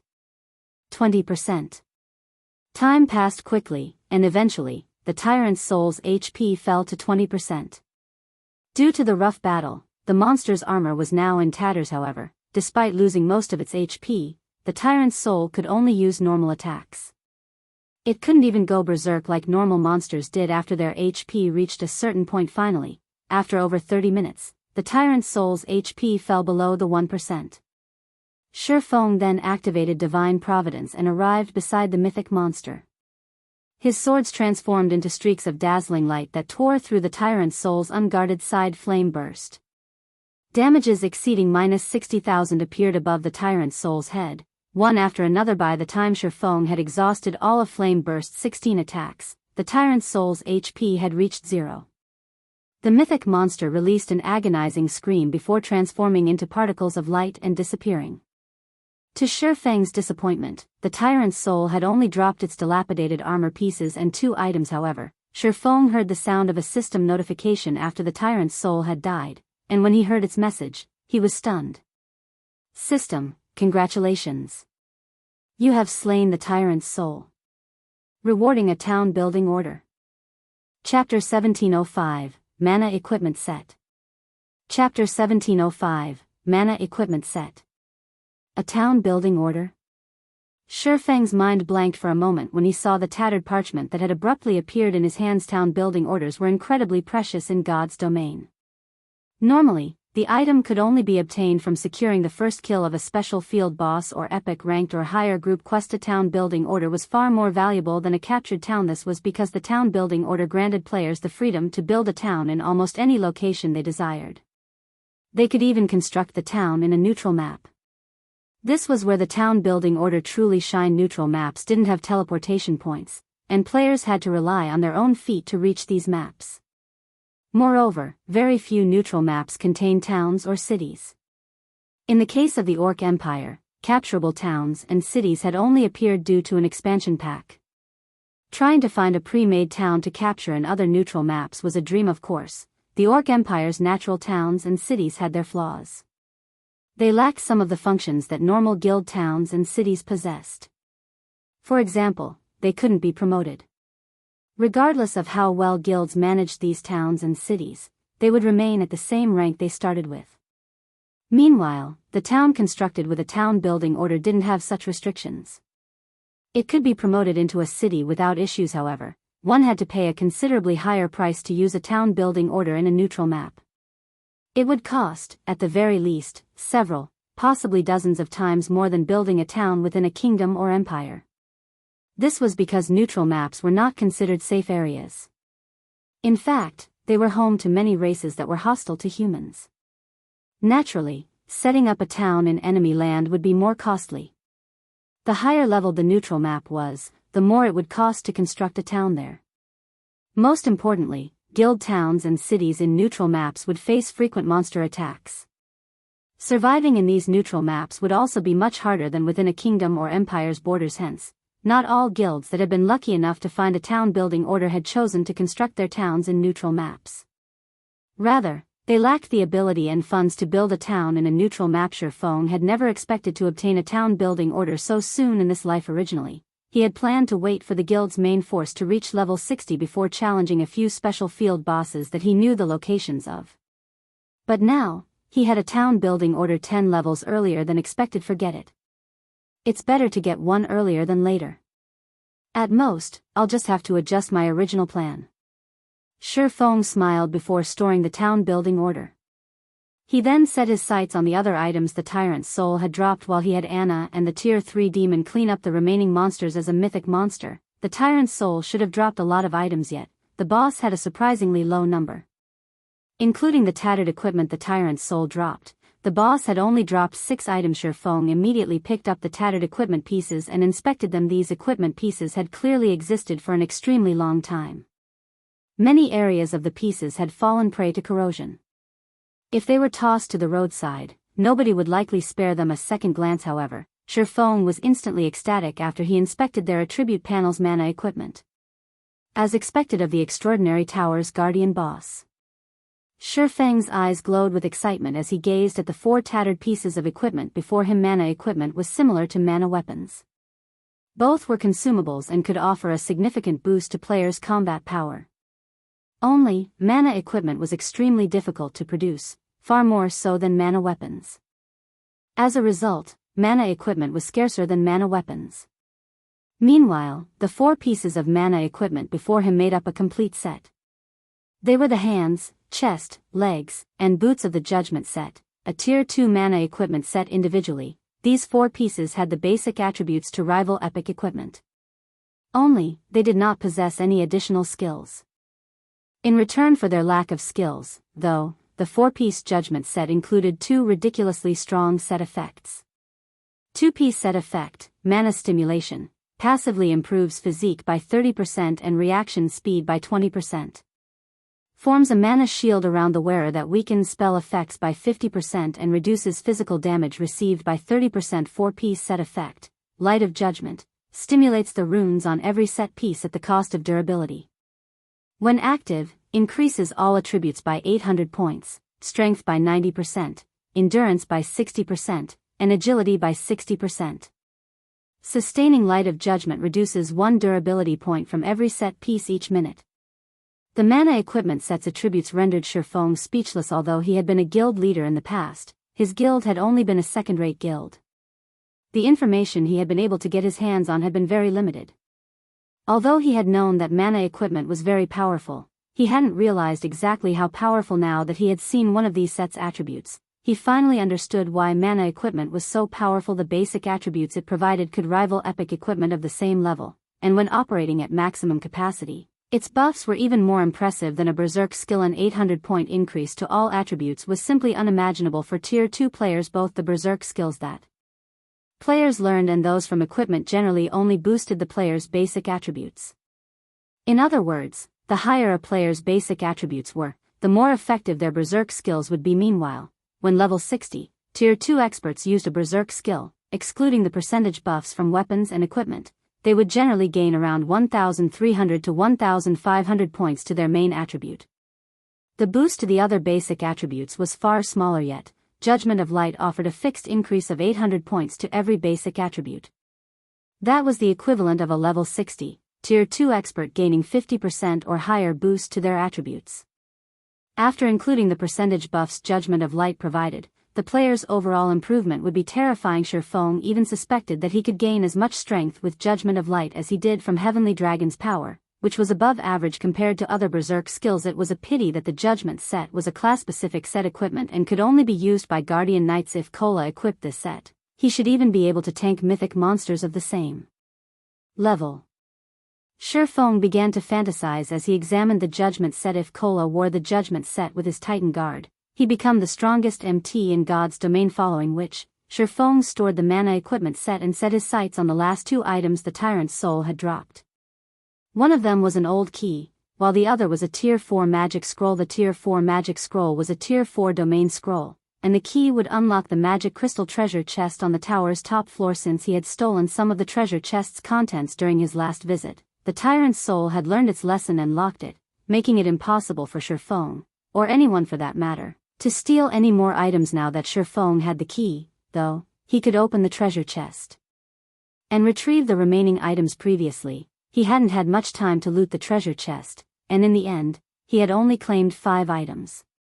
However, every one of those 5 items could even invoke a super guild's envy. Shifeng and his minions then dealt with the remaining 9 wandering souls and collected 15 pieces of level 70 secret silver and fine gold equipment before he made his way to the tower's top floor. The magic crystal treasure chest hadn't moved from its original position. However, the chest now sported a massive, golden padlock. A single glance told Shifeng had no hope of destroying the lock as he was now, but after using the key, he removed the lock in 5 seconds. Lifting the treasure chest's lid, an aurora of light escaped, which was so dazzling that anyone could see it from anywhere in the lost town. Sure enough, this chest still has a lot of treasures. Shifeng's heart pounded with excitement as he looked at the 6 items inside the treasure chest. He immediately began to appraise them, one after another. Of the 6 items, 3 were Tier 2 skill books. 1 was a Tier 2 taboo skill for assassins called Indiscriminate Killing, 1 was a Tier 2 spell for elementalists called Elemental Mirror, and 1 was a Tier 2 passive skill for rangers called Precision Shooting. The other 3 items included a Tier 3 mana staff, a magic tower design, and the last was the Guardian Puppet designates. No wonder why the players and powers that obtained gold magic crystal treasure chests had never said a word about their harvests. So, this is why. Realization dawned on Shifeng when he saw the Guardian Puppet design. He had wondered what made the gold magic crystal treasure chest so special that almost no player or power had ever mentioned obtaining one during his previous life. None of the 5 items he had gained during his first visit were enough to tempt a super guild to put everything it had into obtaining one of these treasure chests. However, after taking a look at the Guardian Puppet design, he understood. This Guardian Puppet design alone was many times more valuable than every other item in the gold magic crystal treasure chest.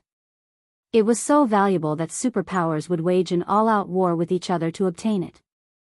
Chapter 1706, Guild Treasure. Looking at the Guardian Puppet design in his hands, Shifeng could not help but inhale deeply as he began scrutinizing it. In the past, Guardian Puppets were something exclusive to the various superpowers and an extreme few large guilds.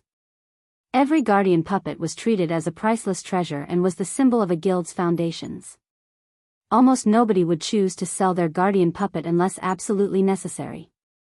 Meanwhile, the ones that got sold had been furiously contested over by countless powers. The Guardian Puppet had been in great demand because it was ancient technology that had been lost in time. Without a proper design, players couldn't replicate the technology since the production of the Guardian Puppet involved too many fields of study such as alchemy, forging, and engineering. Moreover, every subclass had to be at the master rank at the very minimum. Only after gathering the masters of these subclasses could players produce a Guardian Puppet. However, according to rumors, just the materials needed for one production attempt cost over 2,000 gold, far more expensive than making a slightly below average piece of epic equipment. The final cost for making the Guardian Puppet would simply be unimaginable. Meanwhile, the reason why the Guardian Puppet was so valuable was its frightening combat power. Even a level 0 player could instantly become a monster-like existence with the help of the Guardian Puppet. It was a war weapon that no epic item or even fragmented legendary item could compare to. To a guild, the Guardian Puppet was a priceless treasure. In the past, there were some first-rate guilds that dared to provoke even superpowers yet managed to live to tell the tale. The secret behind their survival was their possession of Guardian Puppets. Even an ordinary Guardian Puppet had the combat power of a Tier 3 existence. Meanwhile, the Guardian Puppet design Shifeng currently held in his hands was for bronze-ranked Guardian Puppets. The bronze Guardian Puppet possessed strength at the peak of Tier 3, and any player controlling the puppet could wield this strength as if it was their own. Moreover, unlike summoned creatures, which would disappear after a certain duration, Guardian Puppets would not disappear unless destroyed. Regardless of how far players developed in God's domain, combat power at the peak of Tier 3 would never become obsolete, because many players could not even reach Tier 3 as expected of a bronze Guardian Puppet. Just the materials needed for one production attempt cost over 3,000 gold. Moreover, a master forger would only have a 30% success rate at completing the forging portion. The success of the final assembly isn't even guaranteed. It's no wonder the various superpowers treated their puppets like their own babies. Feng was inwardly astonished as he looked at the list of required materials stated on the design. However, after giving the matter some thought, he found the price to be reasonable. The Bronze Guardian puppet possessed combat power at the peak of Tier 3 and could be used indefinitely. If a guild could produce several hundred of these puppets now, it would basically be invincible. After all, there was no level requirement for controlling a guardian puppet. The only limiting factor was one's skillfulness at controlling the puppet. It seems there's a need to place greater focus on Candlelight's development. Feng could not wait for the day Zero Wing could have its own guardian puppets. Although the materials needed to produce the bronze guardian puppet were rare, aside from the main material, fine Titan ingot, the other materials could be collected in bulk relatively easily. The main problem was the requirement of various kinds of lifestyle masters. Without the necessary lifestyle masters, the odds of producing the guardian puppet were zero. If Zero Wing could mass-produce bronze guardian puppets, whether it was in team battles or siege battles, they would become a formidable support since they dealt increased damage to magic arrays and buildings. Moreover, they were much more powerful than Tier 3 summoned creatures. Just as Feng was figuring out ways to further improve the standards of lifestyle players in the Candlelight trading firm, he suddenly received a call from Gentle Snow. Guild leader, I just received good news. Heaven's Burial, Singular Burial and Lei Jingyang fell out with each other. The guild has already been disbanded. However, Singular Burial joined Blackwater with some of his trusted aides and guild experts. Currently, Singular Burial is bringing his men to the Primordial Divine Ruin. By the looks of it, they plan on reaching Primordial City by relying on various resources Blackwater provided them, Gentle Snow said, smiling. Heaven's Burial's destruction was something she and the rest of Zero Wing's upper echelon had anticipated. Only, they had not expected Heaven's Burial to disband so quickly. Caught off guard, they had a hard time taking over the shops located in the various cities Heaven's Burial ruled before, many of which were snatched away by other guilds. However, Heaven's Burial's sudden disbandment also saved Zero Wing plenty of trouble.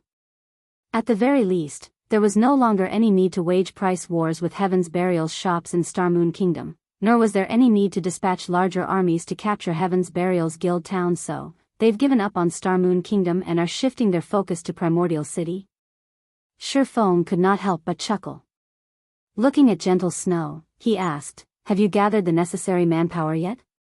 As you've requested, I personally contacted every one of the selected candidates and had them secretly gather at Zero Wing City.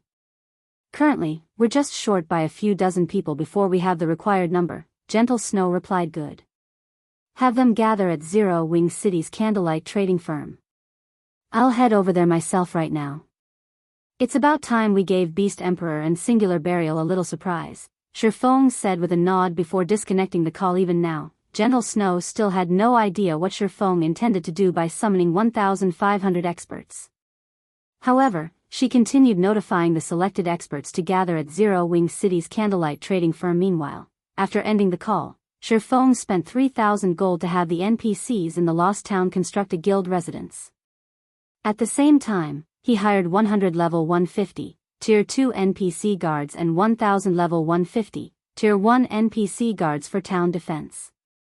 With this, the town should have no problems fending off monster attacks in the short term. Once that was done, he took out a guild transfer scroll and teleported to Zero Wing City's residence. After the heaven-defying battle at Stone Forest Town, the number of players visiting Zero Wing City each day had skyrocketed.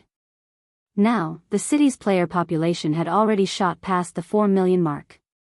Just the entrance fees collected each day totaled roughly 22,000 gold. Not to mention, there was still the income from Stone Forest Town, the Candlelight trading firm, and many other enterprises. Now that there was no longer any need to continue placing bounties on Heaven's Burial's members, all that income could be invested into the guild's development. Meanwhile, even after including the guild's various expenses such as providing guild benefits and the guild's expansion, Zero Wing still saved up around 15,000 gold per day. This income could make any first-rate guild crazy with jealousy. For first-rate guilds, just being able to get their guild to operate normally was already a challenging task. Moreover, The guild benefits they offered their members weren't even comparable to Zero Wing. It would not be an exaggeration to say that no first-rate guild in God's domain could compete with Zero Wing in terms of wealth. After returning to Zero Wing's residence, Shifeng first went to the guild warehouse to retrieve some materials obtained from team dungeons and through trading with the various first-rate guilds. Then, he started producing magic array scrolls for the Divine Beast's Descent magic array. Once he completed 2 sets, he took out the 2 remaining elemental sources from his bag and combined them with the magic array scrolls. Suddenly, the 2 sets of magic array scrolls started evolving.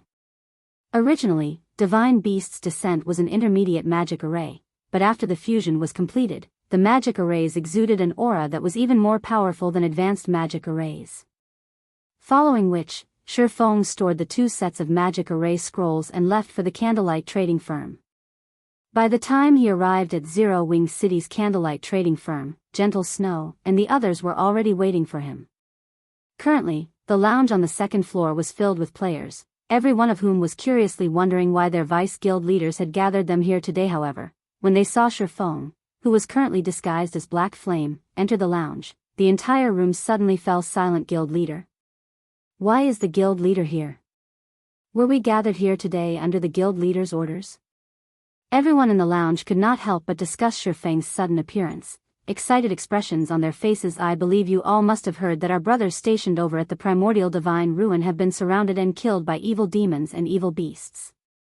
In fact, Beast Emperor, the person controlling those monsters, has even announced that Zero Wing's members are forbidden from setting foot into the Primordial Divine Ruin, and any who dare do so will be killed without question. Although that place isn't our guild's territory, I feel that we should still make a response.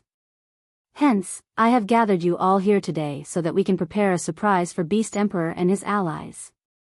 We are going to destroy every evil beast and evil demon present near the Primordial Divine Ruin.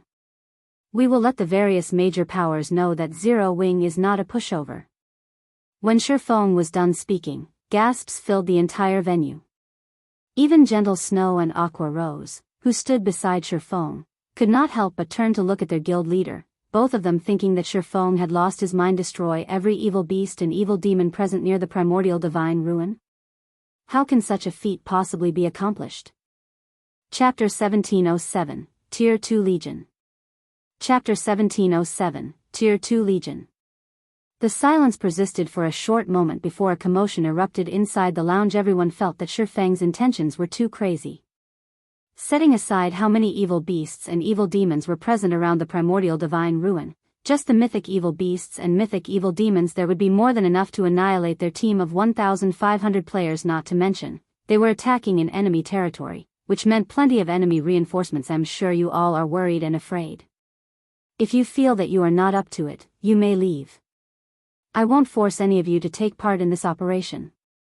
After all, the operation this time is indeed very dangerous.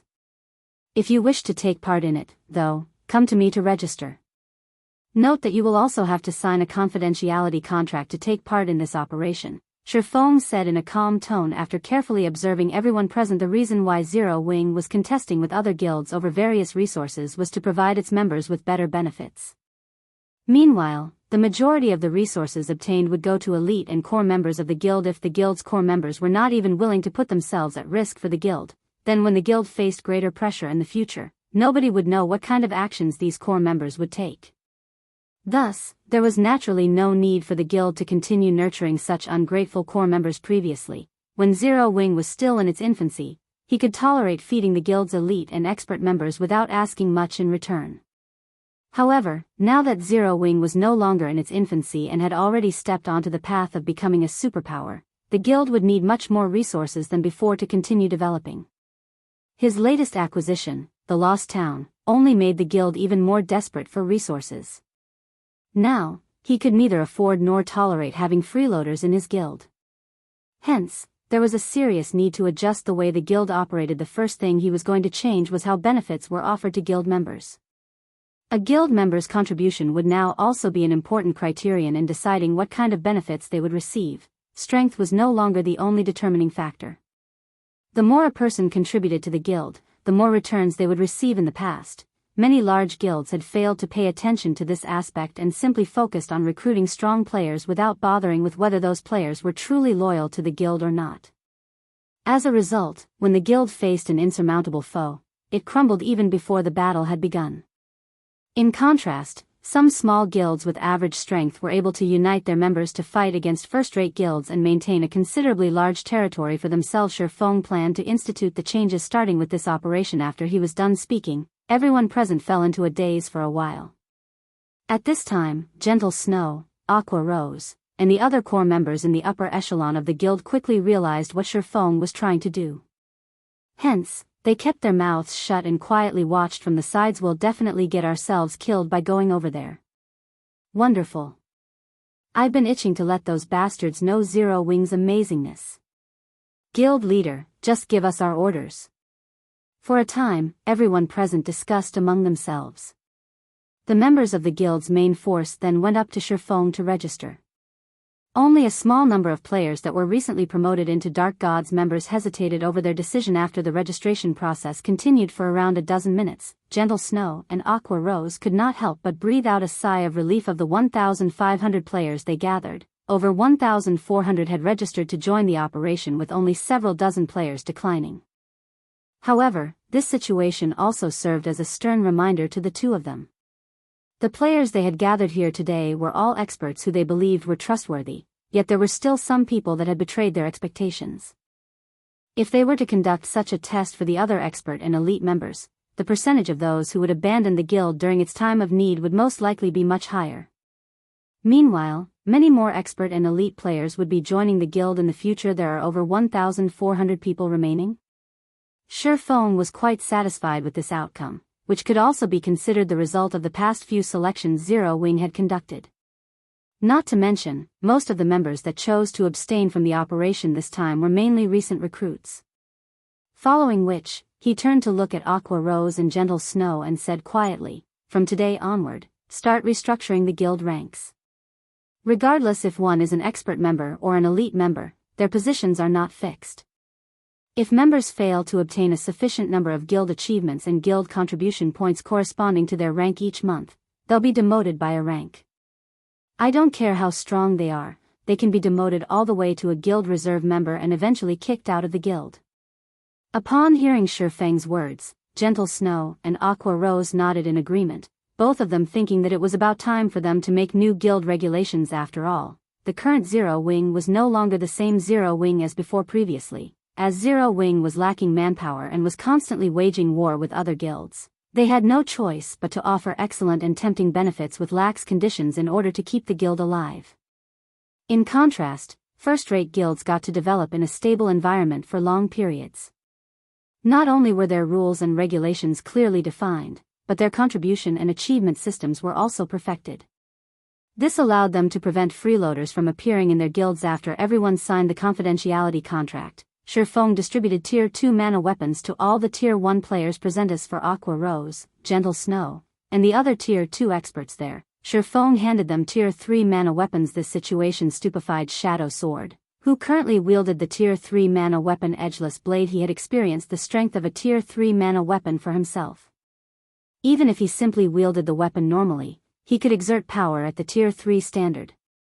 If he pushed the weapon to its maximum potential, then he was basically an unstoppable god of slaughter. Meanwhile, for the operation this time, a total of 12 Tier 2 players would be taking part in it, yet Feng had actually given every one of them a Tier 3 mana weapon. Shadow Sword found this situation to be simply incredible. However, the most frightening matter would still have to be the fact that every one of the Tier 1 experts present received a Tier 2 mana weapon. That was over 1,400 players they were talking about. In other words, at this moment, Zero Wing had essentially gained an additional 1,400 plus Tier 2 experts. With the correct conditions, a 100-man team of Tier 2 experts could definitely raid a mythic boss of the same level. Meanwhile, like Shadow Sword, after Aqua Rose and the others took a look at the attributes of their respective Tier 3 mana weapons, they were similarly dumbfounded. Guild leader, did you raid the armory of a kingdom? We won't get hunted by some kingdom's army, right? Blackie could not help but gulp nervously as he looked at the Tier 3 mana staff he held, which completely surpassed his epic rank staff in terms of raw power. The other Tier 2 experts nodded their heads, seconding Blackie's words. They never thought that their guild actually possessed such a hidden hand. Even those in the upper echelon like themselves were utterly clueless about this. Just by holding the Tier 3 mana weapons, they could feel that their combat power had increased drastically. At the very least, the raw power of their attacks should be at the Tier 3 standard already. Although they did not possess the physique and skills of a Tier 3 player, they were still confident that, unless their opponent was fully geared in epic equipment, they could easily stomp on any Tier 2 expert right now at this moment. Aqua Rose and Gentle Snow finally understood why Shifeng would try to annihilate the evil beasts and evil demons around the Primordial Divine Ruin with such a small number of players. With so many experts boasting Tier 2 and Tier 3 combat power, they indeed possessed the qualifications to go up against the evil demons and evil beasts near the Primordial Divine Ruin. While everyone was reeling from receiving the mana weapons, Shifeng took out 4 pieces of equipment and handed them to Kola. Originally, Kola wanted to say that his equipment was plenty excellent already and that there was no need for a replacement. However, once he inspected what Shifeng gave him, his eyes nearly fell out of their sockets. Without hesitation, he removed the level 50 fine gold set equipment he was wearing and replaced them with the mana equipment set from Shifeng. The moment Kola equipped the mana equipment set, the feeling he gave off transformed abruptly. Right now, Kola's aura gave even Aqua Rose and Gentle Snow intense pressure. Not to mention, the mana in the room was also surging toward him. Just standing beside the Guardian Knight felt stifling. Guild leader, what kind of equipment did you give Kola? Did you give him 4 pieces of epic equipment? Gentle Snow asked curiously.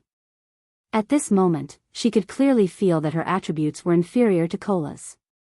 However, she currently had a piece of fragmented legendary equipment equipped, so it was simply unbelievable that Kola's basic attributes would be superior to hers. The only explanation she could think of for such a difference was that Kola had just equipped 4 pieces of epic equipment. No. It's Tier 2 mana equipment set. It's something similar to the mana weapons you all are using, Shifeng replied, shaking his head. He then turned to Kola and asked, how does it feel after you've equipped it?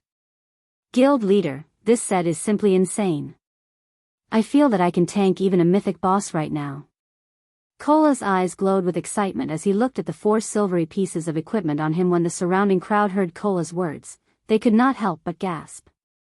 From Kola's expression, they could tell that the Guardian Knight was not joking at all.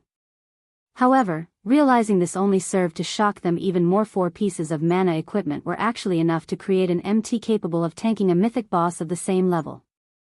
This situation was simply too frightening. Relax. You'll have plenty of chances to show off later on, Shifeng said, chuckling, following which, Shifeng had Aqua Rose recruit 176 trustworthy summoners from the guild's elite members for the upcoming operation and had them sign confidentiality contracts as well. Move out. Our target is the Primordial Divine Ruin. It's about time we let our enemies pay the price of blood. Shifeng commanded after seeing that everyone had gathered.